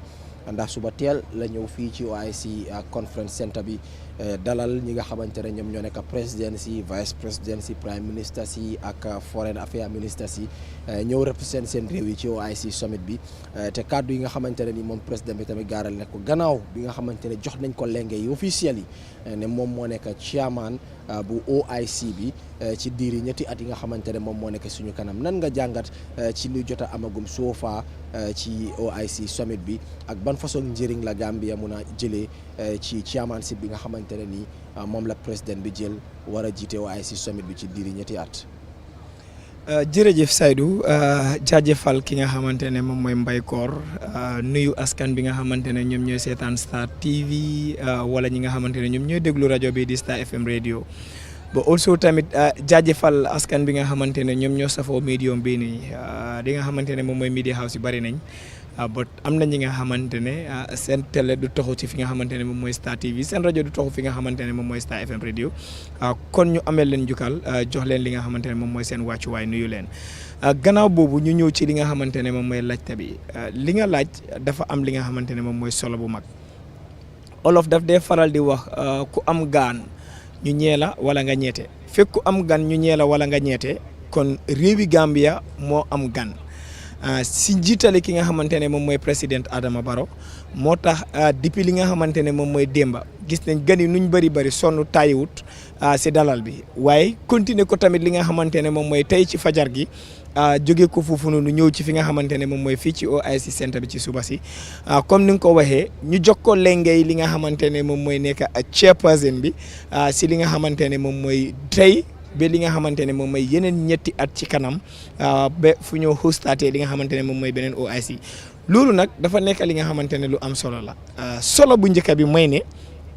Gambia moom moo amee li nga xamante ne moom mooy chairpersonship bi loolu dafa am li nga xamante ne moom mooy njeexital bu moo aj si biir réew mi njëlbeen mooy li nga xamante ne moom mooy it mean suñ président bi dina bëri yeneen i neemeeku yi nga xamante ne dina ko dem ci yeneen i réew si wàllu li nga xamante ne moom mooy diine islam ak réew yi nga xamante ne ñoom ñoo fasante ko ak li nga xamante ne moom mooy OIC bi si boppam not li nga xamante ne moom mooy di summit ba OIC nations mooy member states of the OIC te loolu it means li nga xamante ne moom mooy relationship am ak yooyu dafa gën a ratax parce que su fekkee ne fu mu am gis nañ jamono bi nga xamante ne amee na chairperson si ECOWAS bi jógee na fii dem waxtaan yeneen waxtaan yi nga xamante ne demut sa as head of state of the Gambia waaye dafa dem foofu as li nga xamante ne moom mooy chairman te loolu tamit dinañ gis fan yi muy gën a bëri wala at yi nga xamante ne moom lañ dégmal si muy gën a bëri loolu nag njëriñ buñ see mun a jëlee mooy benn recognition at international level tey jii képp ki nga xamante ne xamutoon réewi Gambia comme niñ ko daan waxee wala sax amutoon li nga xamante ne moom mooy history feeg njiiti réewam wala ki nga xamante ne moom mooy kuñ tànn dafa ñëw fii dinañ def gestu pour xool réew mi ci wàllu all sectors te loolu noonu dina yokk li nga xamante ne moom mooy recognition of Gambia as a nation yokkute bi nga xamante ne nit ñi dinañ ko gën a ràññee réewi Gambia comme réew loolu dina gën a yokk benn ñaareel bi li nga xamante ne moom mooy wàllu tourisme dafa gën a joxe li nga xamante ne moom mooy ne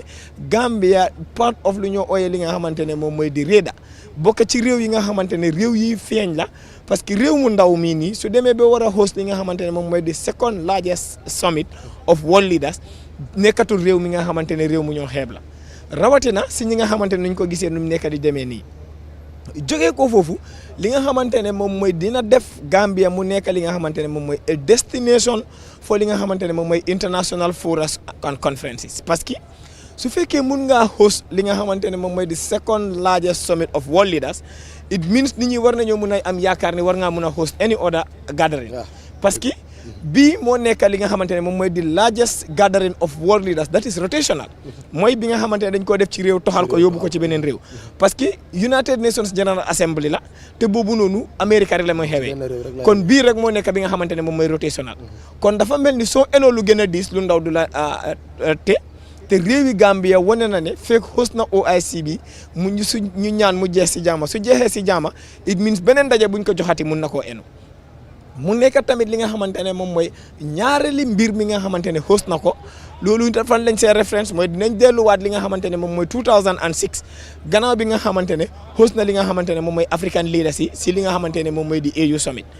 kon loolu dafa gën a pousse Gambia to li nga xamante ne moom mooy a tourism destination ci li nga xamante ne moom laa bëgg a daanelee ci laajte bi nga xamante ne moom nga laajte si bénéfice si dugat ci li nga xamante ne léegi nii Mbaykoor foofu la daanelee mooy ñun suñu relationship ak Mauritania Seydou Gambia dafa bokk ci réew yi nga xamante ne tax based economy lañ mooy ñun dañoo laajte naamoo pour dundi waaye suñ relationship ak Mauritania naam bokkuñ ci ECOWAS waaye ñu ngi part of West Africa dañ ko rataxal ba boole leen si bénéfice yi nga xamante ne member states of ECOWAS li ñoo am Mauritania loolu lañ jox doomi réew yi Mauritania fii ci biir réew mi ba nga xamante ne pour jógee ko beneen réew su ñëw fi nga xamante ne moom mooy Gambia within the West Africa soxla loolu li nga xamante ne moom mooy visa di same leen xaan lañ def dañ jël benn loxo boobu abal ko ñi nga xamante ne ñoom ñooy Mauritania doomi Mauritania suy ñëw fii soxla li nga xamante ne moom mooy visa waaye tamit su fi ñëwee mu bugg a jaala di same laissez passer mooy laissez passer comme niñ ko waxee lañ ko su fekkee dafa dugg ci biir réew mi jaala waaye su fekkee dafa ñëw toog fii pour liggéey dafa ut li nga xam ne moom mooy apply work permit comme ñeneen ñi te ñoom it dañ leen ko wàññil comme li nga xamante ne niñ ko wàññilee réew yi nga xamante ne ñoom ñoo nekk si West African bloc bi di li nga xam ne moom mooy ECOWAS kon Mauritania nekkul li nga xamante ne moom mooy luñ bokk ci li nga xamante ne moom mooy West Africa bi Gambia ak Mauritania dafa bëri cultures yi nga xamante ne dañ ko am in commonality moj moo su ñëwee ci wàllu diine islam kon yooyu dafa nekk mbir yi nga xamante ne su nga xamante ne moom mooy honorable Cheikh Oumar Faye li mu wax wala his excellency dafa nekk kàddu yi nga xamante ne yuñ war a mun a wéral la léegi nii Mbaykoor jàngat bi mu def dama ne even yokk ci li nga xam ne moom mooy di capital city in Banjul bëri na bitig yu mag yi nga xamante ne wholesale retail shops yi ñoom ñoo ko amee. but also soo xoolee di Mauritanian community in the Gambia dañ bokk ci community si nga xamante ne they are a force to be reckoned with because si wàllu mbooloo si wàllu ndaje ci wàllu li nga xamante ne moom mooy jëf yuñ jëf yooyu fuñ jaar ñu xamee leen ko luñ leen laañee la kon yooyu noonu munuñ koo lim mu jeex Seydou. loolu am na solo bu baax a baax Mbay kon su ko defee. benn tey rek Mbay nañ Kawsu su ko defee rek dañuy seeti tamit leneen loo xamante ne nii lu am solo la lu important la mooy the issue of Israel and Palestine nekkoon na hot topic boo xamante ne nii si wàccaayu OIC summit bi ñu ngi ko doon waxtaanee wane ne ñi nga xamante ne rek ñoom ñoo nekk OIC members yi dañoo waroon a waxtaanee li nga xamante ne moom mooy Gaza war bi waaye tey kàddu yi nga xamante ne dégg nañ ko ci ki nga xamante ne moom mooy njiiti réew mi di président Adama Barrow emphasize na ci OIC Summit bi seen taxawaay bi ñu war a jël ci di war in Gaza and then wane na ne definitely dinañ def leen war am nañ di Lord Mayor of Banjul City Council suñ Lord Mayor bu baax waaye tamit di suma yaay bu baax di Rugi Malick Lo moom tamit mu ngi ci plateforme bi bokk na nag ci ñi ñëw fekkee li nga xamante ne moom mooy ndaje bu màgg bi lee di OIC Summit bi mu nekk ndaje boo xamante ne nii musta am ci biir réewu Gambia su ko defee dinañ ko dalal rek Lord Mayor ñu ngi laa nuyu di la dalal ci Star TV. di kontaan trop pour ñëw fii kontaan nag kontaan bu amut àppa dëgg la dañ ma omat nag foog ne foog ma ñëw xam nga journaliste si dañ fiir gis nañ ma may wax ay Afrique rek ñu enu ma forcément ne nañ ñëw waaye xam nga ne su fi Panderi Touré toogoon tey du ma fi egsi de yàq yar la def jërëjëf. Lord Mayor ma ne ko Seydou kontaan naa ñëw fekk la fi fekk fi suma caamen ji tam. jërëjëf di ko congratulate dégg naa moom itamit moom lañ def mu nekk manager rajo bi. ak télévision bi. mu disaaf ko lool parce que wax dëgg yàlla yar rek laa ko xamee. kon maa ngi ko wax ne ko Badji Basang congratulations. thank you jërëjëf. te fi ma la congratulate sax neex na si suma. macha allah si suma own programme parce que Banjul Summit lañ wax. loolu laa bëggoon a wax sax de. waaw Banjul maa ngi gis nga sol li nga xamante ne moom mooy ceeni mandargaay Banjul. ñu ooyee ko Banjul Summit. ba pare ma teg ci ma ne déclaration bu fee jógee. international lañ ko ooyee di Banjul déclaration kon su ñëwee ñëw na ci ndajeem. waaye tamit fuñ ko dalal di teleem. parce que Mayor dafa nekk nit ki nga xamante ne ndey ji seex la. loolu fuñ jaar ñu nangul ko Saydou nit ki nag doo bàyyi ba mu jógee ko fii nga wax li nga xam ci moom lu tax ma ne ndey ji seex la mooy amul benn media house bi nga xamante ne liggéey rek la tax a jóg nga ne ki nga xamante ne moom mooy Lord Mayor amuñ li nga xamante ne moom mooy ratax ba li nga xamante ne moom mooy suñ diggante rataxut parce que moom moo nekk Mayor bi nga xamante ne foo ko ooyee interview téléphone sax mu grant la ko loolu mun nañ ko seede times without number ba pare nag mu dee tooñ si ma boss Panderi Touré waaye nag gannaaw tey Banjul Summit lañ oote te Mayor Banjul toog fii Lord Mayor ñu dalal la jërëjëf Lord Mayor tey bés bu màgg la ndaje bi gis nañ ko kilifa yu mag ñu ngi ci biir réew mi already Gambia léegi jël nañ li nga xamante ne mooy lenge yi fas yéene nekk chairman bu OIC bi ci diiri ñetti at yi nga xamante ne moo nekk suñu kanam lii lan la mën a jural réew mi ci wàllu yokkute. waaw Seydou gannaaw bi sant yàlla julli si yonent bu sell bi ma gërëm sumay ñaari waajur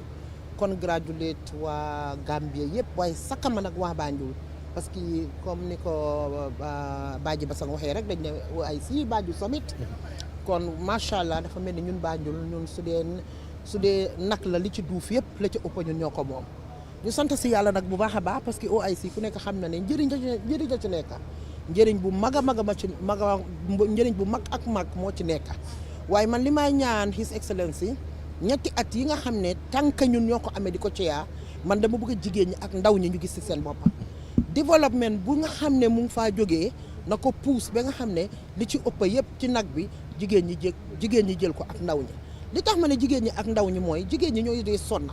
jigéen ñi ñoo fi ëppa jigéen ñi ñooy fal buur jigéen ñi ñooy mbépp koo xam ne da nga fi falu rek jigéen ñi ñoo la fal kon xam nga ñoom am nañ axa am nañ wàlla ci réew mi ndaw ñi nag ñoom ñooy suñ kilifa ëllëg yi ñoom ñooy nekk kilifa ëllëg yi soo leen dooleelu tey kon di nga xam ne di nga rëccu ëllëg li tax defuma ko lii moo tax man lu ma ekkati rek di ko def dama koy def si turi jigéen ñi mbaa ma def ko ci turi ndaw ñi te fi ma ko wéer yëpp mooy ne jigéen ñi wax dëgg yàlla ku nekk daf leen war a delloo njukkal parce que comme li may wax rek ku fi falu ñoo la fal ñoom ñooy sonna ñoom ñoo amee néeki ñoom ñooy bàyyi xel ci mbedd mi ñoom daal dafa mel ni ñooy def lu ne loolu bu jaratut sax yu koy wax parce que di ko wax sax dafa am leneen lu muy nuro loolu loo xam ne la ñëpp dañ ko d'accord nangu ko ba pare kon ñooñu di leen dooleel daf ñu war boo leen doolelee def nga loolu la war boo leen doolelu tamit defu loolu la war loolu rek moo fi nekk ndaw ñi nag dañ leen war a jox special attention pour xam ne ñii ñooy nekk ëllëg njiiti ëllëg yi suñ leen joxut capacité suñ leen doolelut suñ leen faalewut kon dafa mel ni dina am suñ réew mi kon am na sàkki-sàkki am na war nañoo xoolaat suñ boppa waaye am naa yaakaar ne suma broda dina jël advice boobu incha allahu rabbi su neexee yàlla mu jàpp ci combat jigéen ñi te jàpp ci combat ndaw ñi pour ñetti ati OIC bi parce que su OIC bi jeexee ñetti ati su jeexee wax dëgg yàlla dinañ ko audit de audit li ma miin mooy dinañ ko rendre compte dinañ delluwaat laaj ko lan la ci jigéen ñi njëriñoo ak lan la ci ndaw ñi njëriñoo kon maa ngi koy ñaax di ko delluwaat di ko ñaax ak ñi nga xam ne ñoom la àndal yépp pour ñu bàyyi xel jigéen ñi ak ndaw ñi waaye gannaaw loolu di congratulate Sénégal bi parce que gis nga tey suma broda Diomaye ndeysaan macha allah dama ko gisati suma xol bi sedd guy tey rangu na ñëwaat te bu yàggul rek la fi jógee loolu rafet na yaa ngay gis ne sénégalais yaa ngi fi bari kon ñoom won nañu ne ñun ñooy ñoom ñooy ñun te loolu nag wax dëgg yàlla is high time pour ñu ko jëfoo di ko wone dafa jot seen journaliste yaa ngi fi gis naa fi seen télévision yi ñoom ñëpp a ngi fi ba président bi si boppam ekkati tànkaam bi ñëw loolu rek doy na parce que sa dëkkandoor bu la faalee rek amul leneen loo xam ne moom nga ci war a moo la war a jaaxalaat gis nañ fi Guinée Bissau gis nañ fi Freetown ñoom ñëpp ñëw nañ kon alhamdulilah dafa mel ni Gambie bi nga xam ne moom lañ doon wax ne Gambie bu ndaw bi su ma eboo tey ne kon Gambie màgg na raam nañ ko ba egsi fii alhamdulilah lu ci ñëwati rek ñu yokk ko ci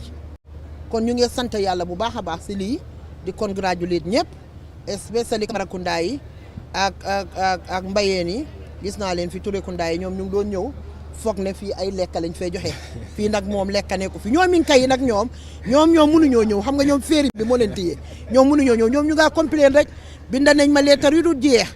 biñ gisee daal ñu ne Banjul Summit leetar yaa ngi ñëw si suma table bi rek leetar yaa ngi ñëw suma table bi rek naka la ñoo def ñoom ñoo badi bunkay ba egsi fii aldang jee fo nga naa man dinaa leen fa fekk dinaa leen indi OIC ñoomi foofu ak Badibu yéen toog leen foofu ngeen xaar ma. Lord Mayor bala ngay dem rek gis nañ lu am solo loo xamante ne ni seede nañ ko ci yow ne saa yu réew mi xewlee rek ñu ne lii national event la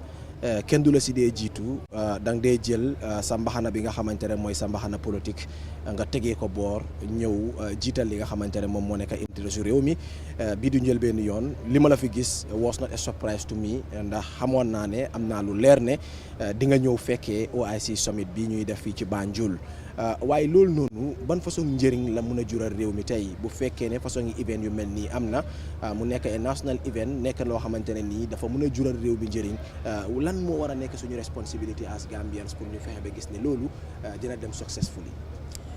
waaw Seydou politique dafa am waxtu liggéey réew mi am waxtu man bu ma fi teewee OIC dina am bu ma fi teewut OIC dina am waaye teew fi nag moo ma war parce que suma tur bi nga xam ne suma dëkk bi nga xam ne ñun ñoo ko moom ñun waa Banjul moom lañ jël ne Banjul Summit kon dafa mel ni lu ci rafet rek wax dëgg yàlla waa Banjul yi ñoo koo am kon tiitari waa Banjul nag man maa leen war a jàppale pour seen tiitaru feeñ tey ñaata nit ñooy wax Banjul ñoo xam ne xamuñu woon Banjul kon tey xam nañ ko waaye gannaaw loolu li ma la woon mooy ne su politique jotee nañ politique su politique jeexee politique jeex na jarut politique pour mun ngaa def sa politique because political parties yëpp seen activité si mu ngee dem on waaye that doesn't mean ne su national government su nation bi xewlee dara yow da nga see beddeeku man de believe fu ma in that kind of politics te man ku nekk xam na ne United Democratic Party fa laa nekk depuis 1996 nag maa ngi fa lii wax naa ko waxaat ko moo tax du ma ko dee sonn pour waxaat sax léegi sonnaatuma pour wax ko waaye nag loolu kuy ut nguur war ngaa mun a mel ni su nit ñi mun laa óolu ne boo fa demee toog nit ñi seen xel yi dinañ dal tey suma parti leader suma papa Alaaji Ousseynou Dabo mu ngi fi. mu nekk lu rafet. mu ngi fi parce que xam na ne loolu mooy cëram. Amadou Sané maa ngi doon expect ne mu ngi fi tey waaye understand naa ne am na ku ma déy parce que laaj naa ko paa bi ne xamut gisut ko waaye am na ku ma wax ne ma joxuñ ko invitation te kooku dafa liggéey ci OIC bi waroon na fee nekk tey waaye xëj na am na xeladi li fi xel bu matadi o ku ne kuy lekk xorom da ngaa juum xëj na looloo tax ba oyuñ ko waaye kooku dafa fi waroon na nekk tey parce que ñooñu dañ nekk ñoo xam ne ñoo door OIC bi te marqué boobu waroon na fee footprint am boobu waroon na fee nekk tey xam nga baaji man liy jagal rek laa bëgga man bëgguma dara muy yaaxu man bugguma dara di yaaxu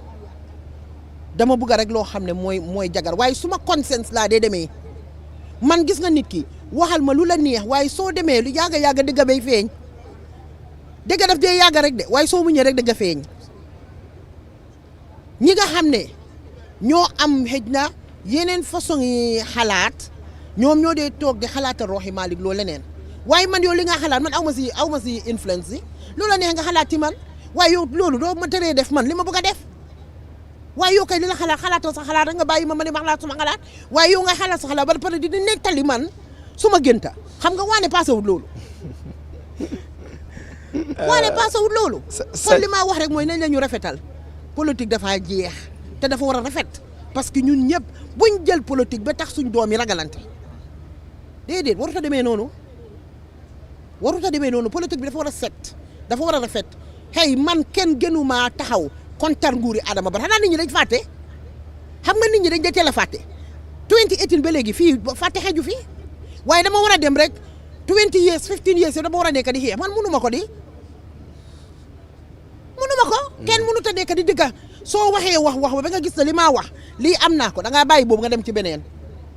waaye am na ñoo xam ne ñoom du ñuy wax sax dañ noppi pat am na ñoo xam ne dañ noppi pat ñii ay gentleman la ñii ay lady lañ nga bëgg a maa puus nag man ci biir safara bi du ma ko nangu déggoo ma de. leneen lu am solo mooy. gis nañ ne ci sa leadership in Banjul City Council am na jéego yu am solo yoo xamante ne yaa ngi koy def ci wàllu développement waaye gis nañ ne développement yooyu noonu ñoo si gën a jiital mooy ndawi réew mi ak ñi nga xamante ne ñooy jigéen ñi surtout jigéen ñi te tey OIC bi ñëw na ci biir réewu Gambia léegi Gambia ñoom ñooy jël li nga xamante ne moom mooy leadership bi ñu jàpp nag ci diir yi ñetti at yi ci kanam am na njëriñ bu bari boo xamante ne ni war naa mun a ñëw réewu Gambia tey soo doon ñaax nguuru réew mi yan façon ngi jéego lañ mun a jël pour fexe ba gis ne jigéeni réew mi ak ndawi réew mi dinañ mun a am njëriñ ci li nga xamante ne moom moo nekk. ma ne loolu mais ma man jan sa si dafa am benn time li ma waxoon ma ne gis nga ay nit suñ jigantee nañ éneente jaama jamono bi nga xamante ne mu ngi doon dem pour uti li nga xamante ne moom may rafet la moom si kàddoom mu ne ki nga xamante ne moom mooy parti leader mooy ki nga xam ne moom mooy. yow dama bàyyi moo xal ko suma bopp. déet man maa ko bëgg a wax pour fàttali ko askan bi boo fàttale dara. dégguloo li ma wax ma ne kii wax gi daf ko ragal parce que dama ne ñun suñ municipalité Banjul lim fi def kenn defu ko fi maa la ko wax. waaw ba pare nga jiite li nga xamante ne moom may rafet la. yow may ma nga xamante ne moom mooy président may ma wax la jiite li nga xamante ne may ma wax la fii ñun liñ fi def fii ñun suñ sañee su fekkoon ne dañoo teg municipalité rek ku nekk ñu laaj suñ paree dañoo ne Banjul yéen a fi toj kan moo fi indi EU project fii loolu laa laaj kan ko fi indi ñun ñoo ko fi indi EU project ñu start KMC topp si suñ gannaaw kon xam nga ñun ñoo xàll yoon bi ñun ñoo leen woon naka la EU project musut a am EU musut a jox local government xaalis mbaa project si ñun la dooree waaye léegi dama gis ñeneen dañ koo politiquer ba mel ni ñoom ñoo ko fi indi waaye wax jotagut dama ne EU project ñoo ko indi fii lii si kayit la nekk kayit yuñ signé ñun ñu door lu mu at ak dara ñeneen door a door muy KMC wax gi kenn du ko ragal xam nga dañ la dee bëgg a yëngal di la bëgg a wax loo parce que man dama dee wax ne mii versus mii man maa compétu ta kenn déggoo ma de man compétu maa kenn soo demee marché Banjul wana kii mun ngaa dugg ci biir wana gi toog lekk ba suur déggoo ma de demal seet su new building bi Karabaylan 23 classroom ñoo fa nekk campement youth for excellence sañ fa am ñu nga am radio am télévision te ñun su suñ projet bi radio daf fa nekk recording studio ne ko fa waaye ki li ma laa wax ñun yàkkamti wuñ dara parce que compétu ñoo kenn lañ compétut man ma ne la mii versus mii la man Rohey Malick Lowe Rohey versus Rugi compétu maa kenn soo man du ma yàkkamti ba di daw ba di daanu du ma ko def su waxtu bi jotee ku nekk bindal li nga def si kayit ku nekk keneen bindal li nga def si kayit waaye taxaw na fi digge fi lu nekk defu fi dara déggoo ma de dégguloo ma de soo ñun xeexuñoo kenn compituñ kenn I have to be very frank xeexuñ kenn compituñ kenn parce que man utuma dara utuma benn position suma mayorship bi loolu moo ma intéressé si loolu laa nekk si loolu laa sega su jeexee ma dem toppatoo suma soxla nekk ci leneen waaye suma pati nag lu ma leen mën a dooleel dinaa leen ko dooleel ba ëllëg ba gannaaw ëllëg waaye soo nekkee ci xeex ak ci competition danga dee soona man moo tax su ma tëddee nelaw te li ma def su ma mandate li ma may ci loolu laa nekk tey youth volunteerism bi ñoo def nii 500 xaleel loolu ban municipal yi moo ko ñemee songa fii juróomi téeméeri xaleel laa la wax ne te gis nga xale yi ñu ngi door di dem ñu ngi leen di dugal si institution si ñu ngi jànga soo man compete ma kenn damaa def li governance damaa def li ma war su ma paree ma génn abal keneen kooku tam ñëw def su paree keneen ñëw def su paree keneen ñëw def jàmm na joy man daal su ma kuddu gi jàmm rek lay ràcc. lan nga yaakaar ne moom la nguur war a def pour jigéen yi ngay taxawal bés bu yàlla sàkk ak ndawi réew mi ñu mun a gis seen bopp. bari na soo seetloo tey Seydou dëkk yu bari fi yoo xam ne amuñ ndox mooy li ma laa wax rek ne man compete ma kenn man dem naa place dem defi fa ndox ma joxe fa gannaaw keneen dem amul lu mu fa waxut ba bëgg a discret yu rafet la waaye xam nga wax boobu noonu jotagut kooku amaguma tontoom ba bañ def li ñoo war a def foofu ba pare soo dëkk bi moo bari góor ñuy odduma laa nag daf fi bari te ñooñu ñooy ñi nga xam ne yërëmuñ jigéen benn yoon am na nit koo xam ne su la rusalee dara bàyyil la dara yow tam bàyyil ko dara am na nit su la rusalee dara déggoo ma de mu bàyyil la dara bàyyil ko dara nit doo toppandi toppa ko ba bëgg koo puus si baameelam fii lu fi waay mun am na ku la ko daaxa fii soo waxee ne da nga sañ am na ku la gën a sañ soo ne da nga mun a binda am na ku la gën a mun a binda soo ne dooy bàyyi am na ñoo xam ne ñoom dañ téye ba mu dëgër kon ñun tam foog ñu cëralante foog ñu am nit ku nekk foog nga am looy ruus waaye li ma laa woon mooy ne jigéen ñi nga xam ne ñu ngi ci àll bi ñu jar a bàyyi xel lañ suñ ne jigéen rek we don't have to look at the context of urban areas fii jigéen ñaa ngi ci biti amuñ ndox jigéen ñaa ngi ci biti amuñ ku leen empower si financially jigéen ñaa ngi ci biti coono bu réeréy moo nekk ci jigéen ji si biti soo man lu ma bëgg a mooy ne His Excellency mu try mu bàyyi xel ñooñu bu baax a baax jigéen ñi sonn nañ de jigéen ñi sonn nañ torop soo dama dee wax ne ku yërëmut jigéen nag bul jëlati beneen fitna di ko bëgg a teg ci kawam. Saidou mu wax li nga xamante ne lu am solo la suñ xoolee si jamono bi nga xamante ne moom lañ nekk nii sax si OIC bi gis nañ léegi bëri na yi nga xamante ne sax réewi arab yi luñ daan xañ jigéen ñi léegi ñu ngi leen koo nangul am na réew yi nga xamante ne sax duñ daan ñangu jigéen ñuy drive waaye léegi gis nañ li nga xamante ne moom mooy ñu ngi gën a wàññi luwaay stringiness bi mooy li nga xamante ne moom mooy nu mu déggee bi mu ngi gën a yemba rawatina ñun réew yi nga xamante ne nit ñi dañu yàgg a xamee ci wàlla boobu foog naa ñu nit dañ warut a naagu dañ war a gën a amplifier dooleel jigéen ñi parce que si doori ni waxtaan bi wax na lu am solo fi ku fi falu lu ëpp ci ñi la fal jigéen ñi ak ndawle lañ ba also jógee ko foofu li nga xamante ne moom mooy ñun Gambia as a country from bu ñoo ut li nga xamante ne moom mooy independence jigéen ñi yàggaa taxaw bay seen waar ba tey jigéen ñi desuñ gannaaw kon ñoom dañ nekk ne ñi nga xamante ne central pillar lañ ci li nga xam ne moom mooy développement bu also dafa nekk nit ñi nga xamante ne mooy amut kenn kuy génn di dem uti dara ci biti te waxuloo youth or women kon su fekkee ne am nañ women in leadership position rawatina fi nga xamante ne moom mooy position of nekk mayor bu Banjul comme ni ma ko waxee dafa am lu bëri lu ñoo séntu ci ñoom te ñun ñoo leen war a mun a jàppale ñu nekk fa parce que buñ fàtte ne tamit Banjul is a city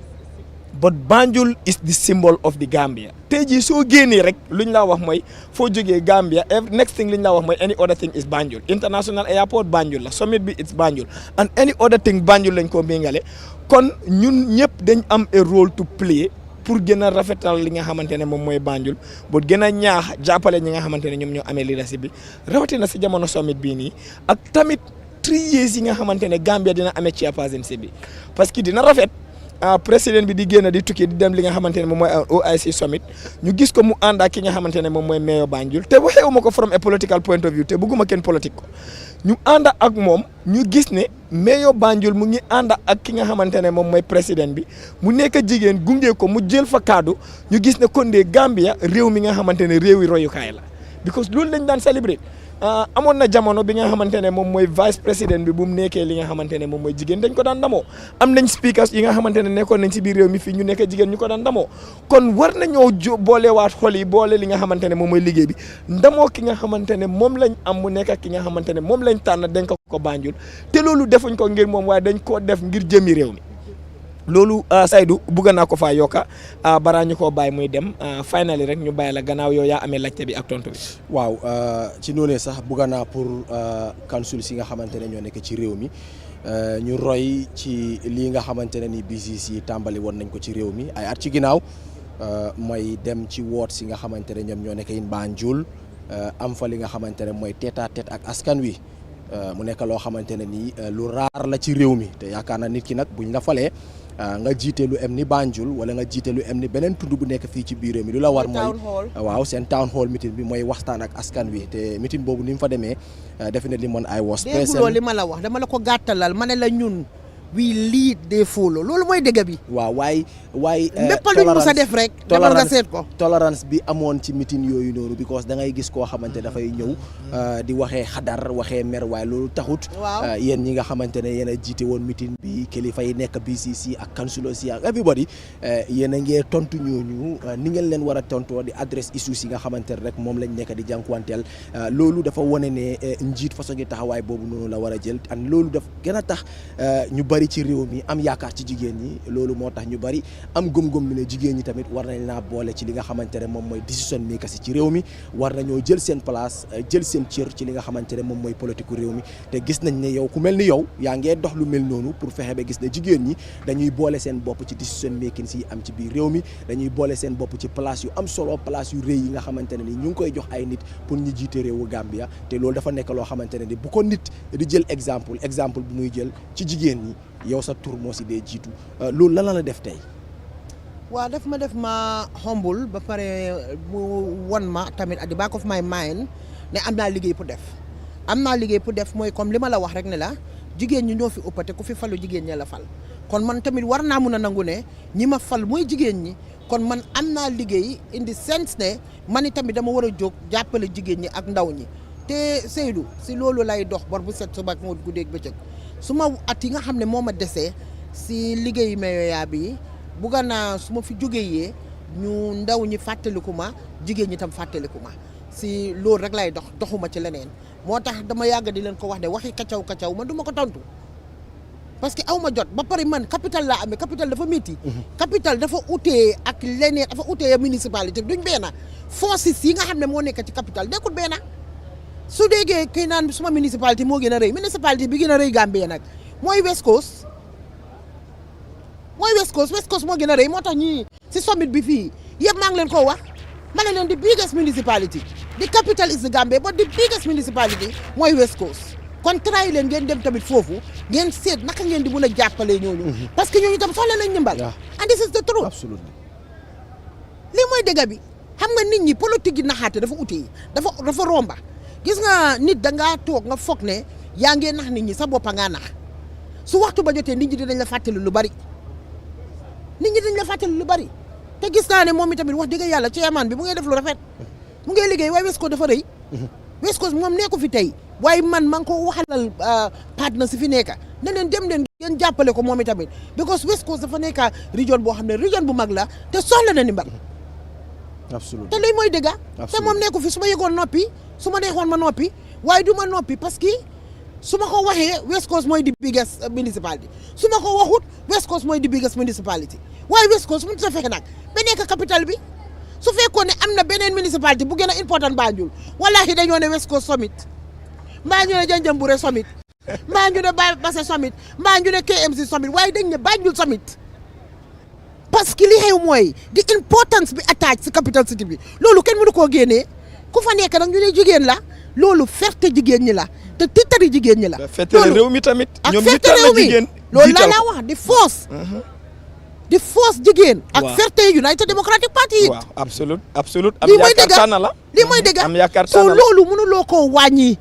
soo jéem di ko wàññi doo ko mën a wàññi da ngay jéem wàññi ko wàññee ba sa xol seede ba nga fa da pare nga rek nga gis lu feeñ ñu ne OIC ñu ne bu réet ñu ne xawalal Banjul Summit the 15 Islamic Summit of the OIC kon xanaa awooy jeex na tey fu ma tourné lu may gis Banjul loolu kenn mënu ko. loolu meyo journaliste yaa ngi nii nga ka Banjul fu may romb ana meyo Banjul bi ana meyo Banjul bi ay boos bi ma am tey OIC be ma ko meya macha allah yan na yokk. amiin raay macha allah kon ma bàyyi leen kon ñu bàyyi la. waaw jërëjëf lan ngay dénk Gambian si ak. xanaa di gërëm ñëpp di leen santa di leen wax ne nag xaaral ma bàyyi noonu rek xam nga man su ma waxee rek fu mu ne nii. waaw ma ne ko ne te fu mu nekk si dañ nekk si enjoy dama ne tey la OIC enjoy leen bu leen kenn rey nag. jërëjëf Saidou kooku moo nekk ki nga xamante ne moom mooy mayor bu Banjul comme ni ma ko dee waxee ndey ji seex la. parce que dafa nekk nit ki nga xamante ne dafa yàggaate dee njaaxanaay waaye mu nekk nit tamit ki nga xamante ne jëfewut a jëflanteel parce que xoolut li nga xamante ne moom mooy dayo xoolut li nga xamante ne moom mooy maxaama wàcc na bi nga xamante ne ku nekk la mu mun a jëflanteel loolu dafa nekk nit ki nga xamante ne position and title cee ñut ko lu ñu war a mun a rafetlu la ci moom. xam naa ne lu duuf ci nag li yëpp du xëj ci cin li ba generally rek to sum up li nga xamante ne moom mooy lu mu fi tudda suñ relationship ak Sénégal am na benn gestu bi nga xamante ne defoon nañ ko wane nañ ne li nga xamante ne moom mooy registered Senegalese in the Gambia was over more than 500,000 registered Senegalese in the Gambia so Sénégalais yi ñu nekk ci biir réew mi dañ am wàll bu mag bi nga xamante ne ñu ngi koo def ci wàllu koom-koom ci wàllu li nga xamante ne moom mooy ñun tuñ koom-koom bi ni mooy yëngatoo ba ci wàllu li nga xamante ne moom mooy jàng bi ak jàngale ci wàllu li nga xamante ne moom mooy yeneen i bànqaas yi parce que lu weesu li nga xamante ne moom mooy juróomi téeméeri nit fuñ bindoo nekk ci réew ñu bindu lañ wax ñooñu noonu nekku ñu ñoo nasaxal waaye nekku ñi nga xamante ne dañ leen xeebal seeni lim but also jógee ko foofu su du toon démarcation ni tubaab bi ñaari réew yi benn lañ parce que su jàngee ñi nga xamante ne jot nañoo jàng tuuti history xam nañ li nga xamante ne moom mooy before the dissolutions of the empires jógee ko doore ko ci li nga xamante ne moom mooy di Songhai empire to li nga xamante ne moom mooy di Ghana empire finally to li nga xamante ne moom mooy di Mali empire before what is called the sub empires but even in the days of the sub empires ñun ñëpp ñu ngi bokkoon ci li nga xamante ne moom mooy benn empire ci li nga xamante ne moom mooy di Kabu empire but buñ fa jógee after the dissolution of the Kabu empire di nga am li nga xamante ne moom mooy di other small empires yi nga xamante ne ñoom ñoo si amoon most of suñ réew yi dañ yàggaa fasante ko di nga am benn réew bi nga xamante ne mu ngi ci waalo te mu bokk ci li nga xamante ne moom mooy réewi Gambia mu am li nga xamante ne moom mooy réewi Sénégal kon lu président Diomaye waxoon bu mu fi ñëwee mu ne lu toon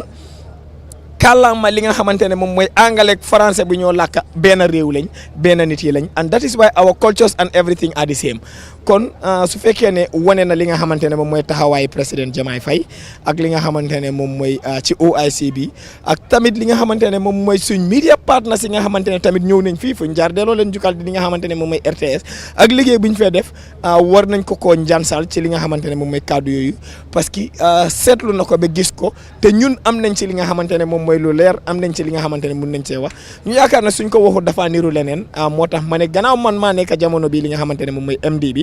fii ci Star TV dinaa ko waxee fii ci suñ plateforme bi ne ñu nit ñu ngi recognize li nga xamante ne moom mooy seen efforts but finally even ci wàllu li nga xamante ne moom mooy suñ state house bi di wàllu security of li nga xamante ne moom mooy di president and the presidency with the first family di Senegalese authority bi nañ fa waar bu yaatu Saidou Camara kon loolu lu am solo la mbokk yi kon nag su ko defee dañuy dem rek jëli break su ko defee xam naa dina am yeneen xew-xew yoo xamante ne ni amaana dina ruusee fii ci OIC Summit bi ci diwaanu Bijilo su ko defee rek ñëw dellu siwaat ak yéen ñu daal di leen ko àggee waxtaanee ko pour yéen ñi nga xamante ne ni yéen a toog seen kër yi di seetaan liy xew ci OIC Summit bi fii ci Banjul ngeen mun a xam dëggantaan lan moo nekk di xew ci OIC Summit bi ndax jamono ji àddina yëpp mu ngi bàyyi xel Gambia li ko waral nag mooy ndaje bu màgg bi leen mu di OIC Summit bi kon ñu sant leen gërëm leen bu baax a baax dinañ dellu siwaat ak yéen ci kanam.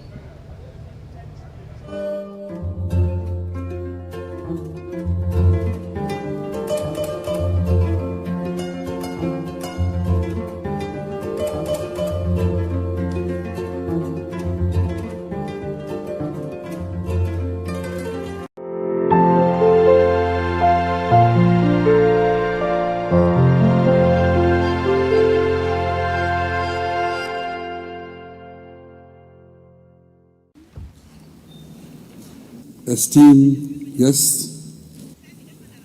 ladies and gentlemen,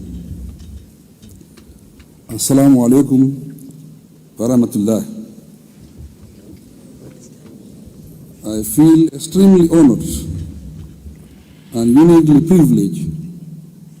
to welcome all the illustrious leaders, eminent personalities, and distinguished delegates and guests in our midst to this 15th summit of the Organization of the Islamic Cooperation, OIC. I very warmly welcome you all with great pride and delight on behalf of the entire government and the people of the Republic of the Gambia, including my humble self as your host. Feel at home on the smiling coast of Africa and enjoy every moment of your stay with us. Your Majesty's Excellencies and distinguished guests, after several unavoidable postponements, we have eventually converged for this eagerly awaited auspicious Islamic Summit. For this achievement, I express most profound appreciation and gratitude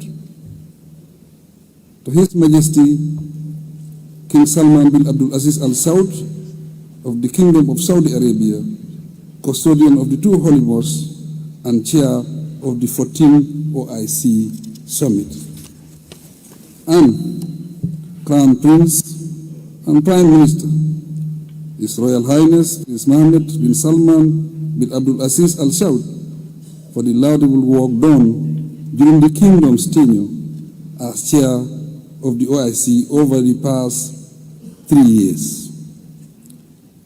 Their immense financial and material support allow us to make all the necessary preparations for the occasion. In the same vein, I sincerely commend the OIC Secretary General and his staff for magnificently running the organization's affairs since his appointment. Their delegation and tireless efforts hugely contribute to the success of our collective endeavors. Relatedly, allow me to extend our heartfelt gratitude to the President of the People's Republic of China, His Excellency President Xi Jinping,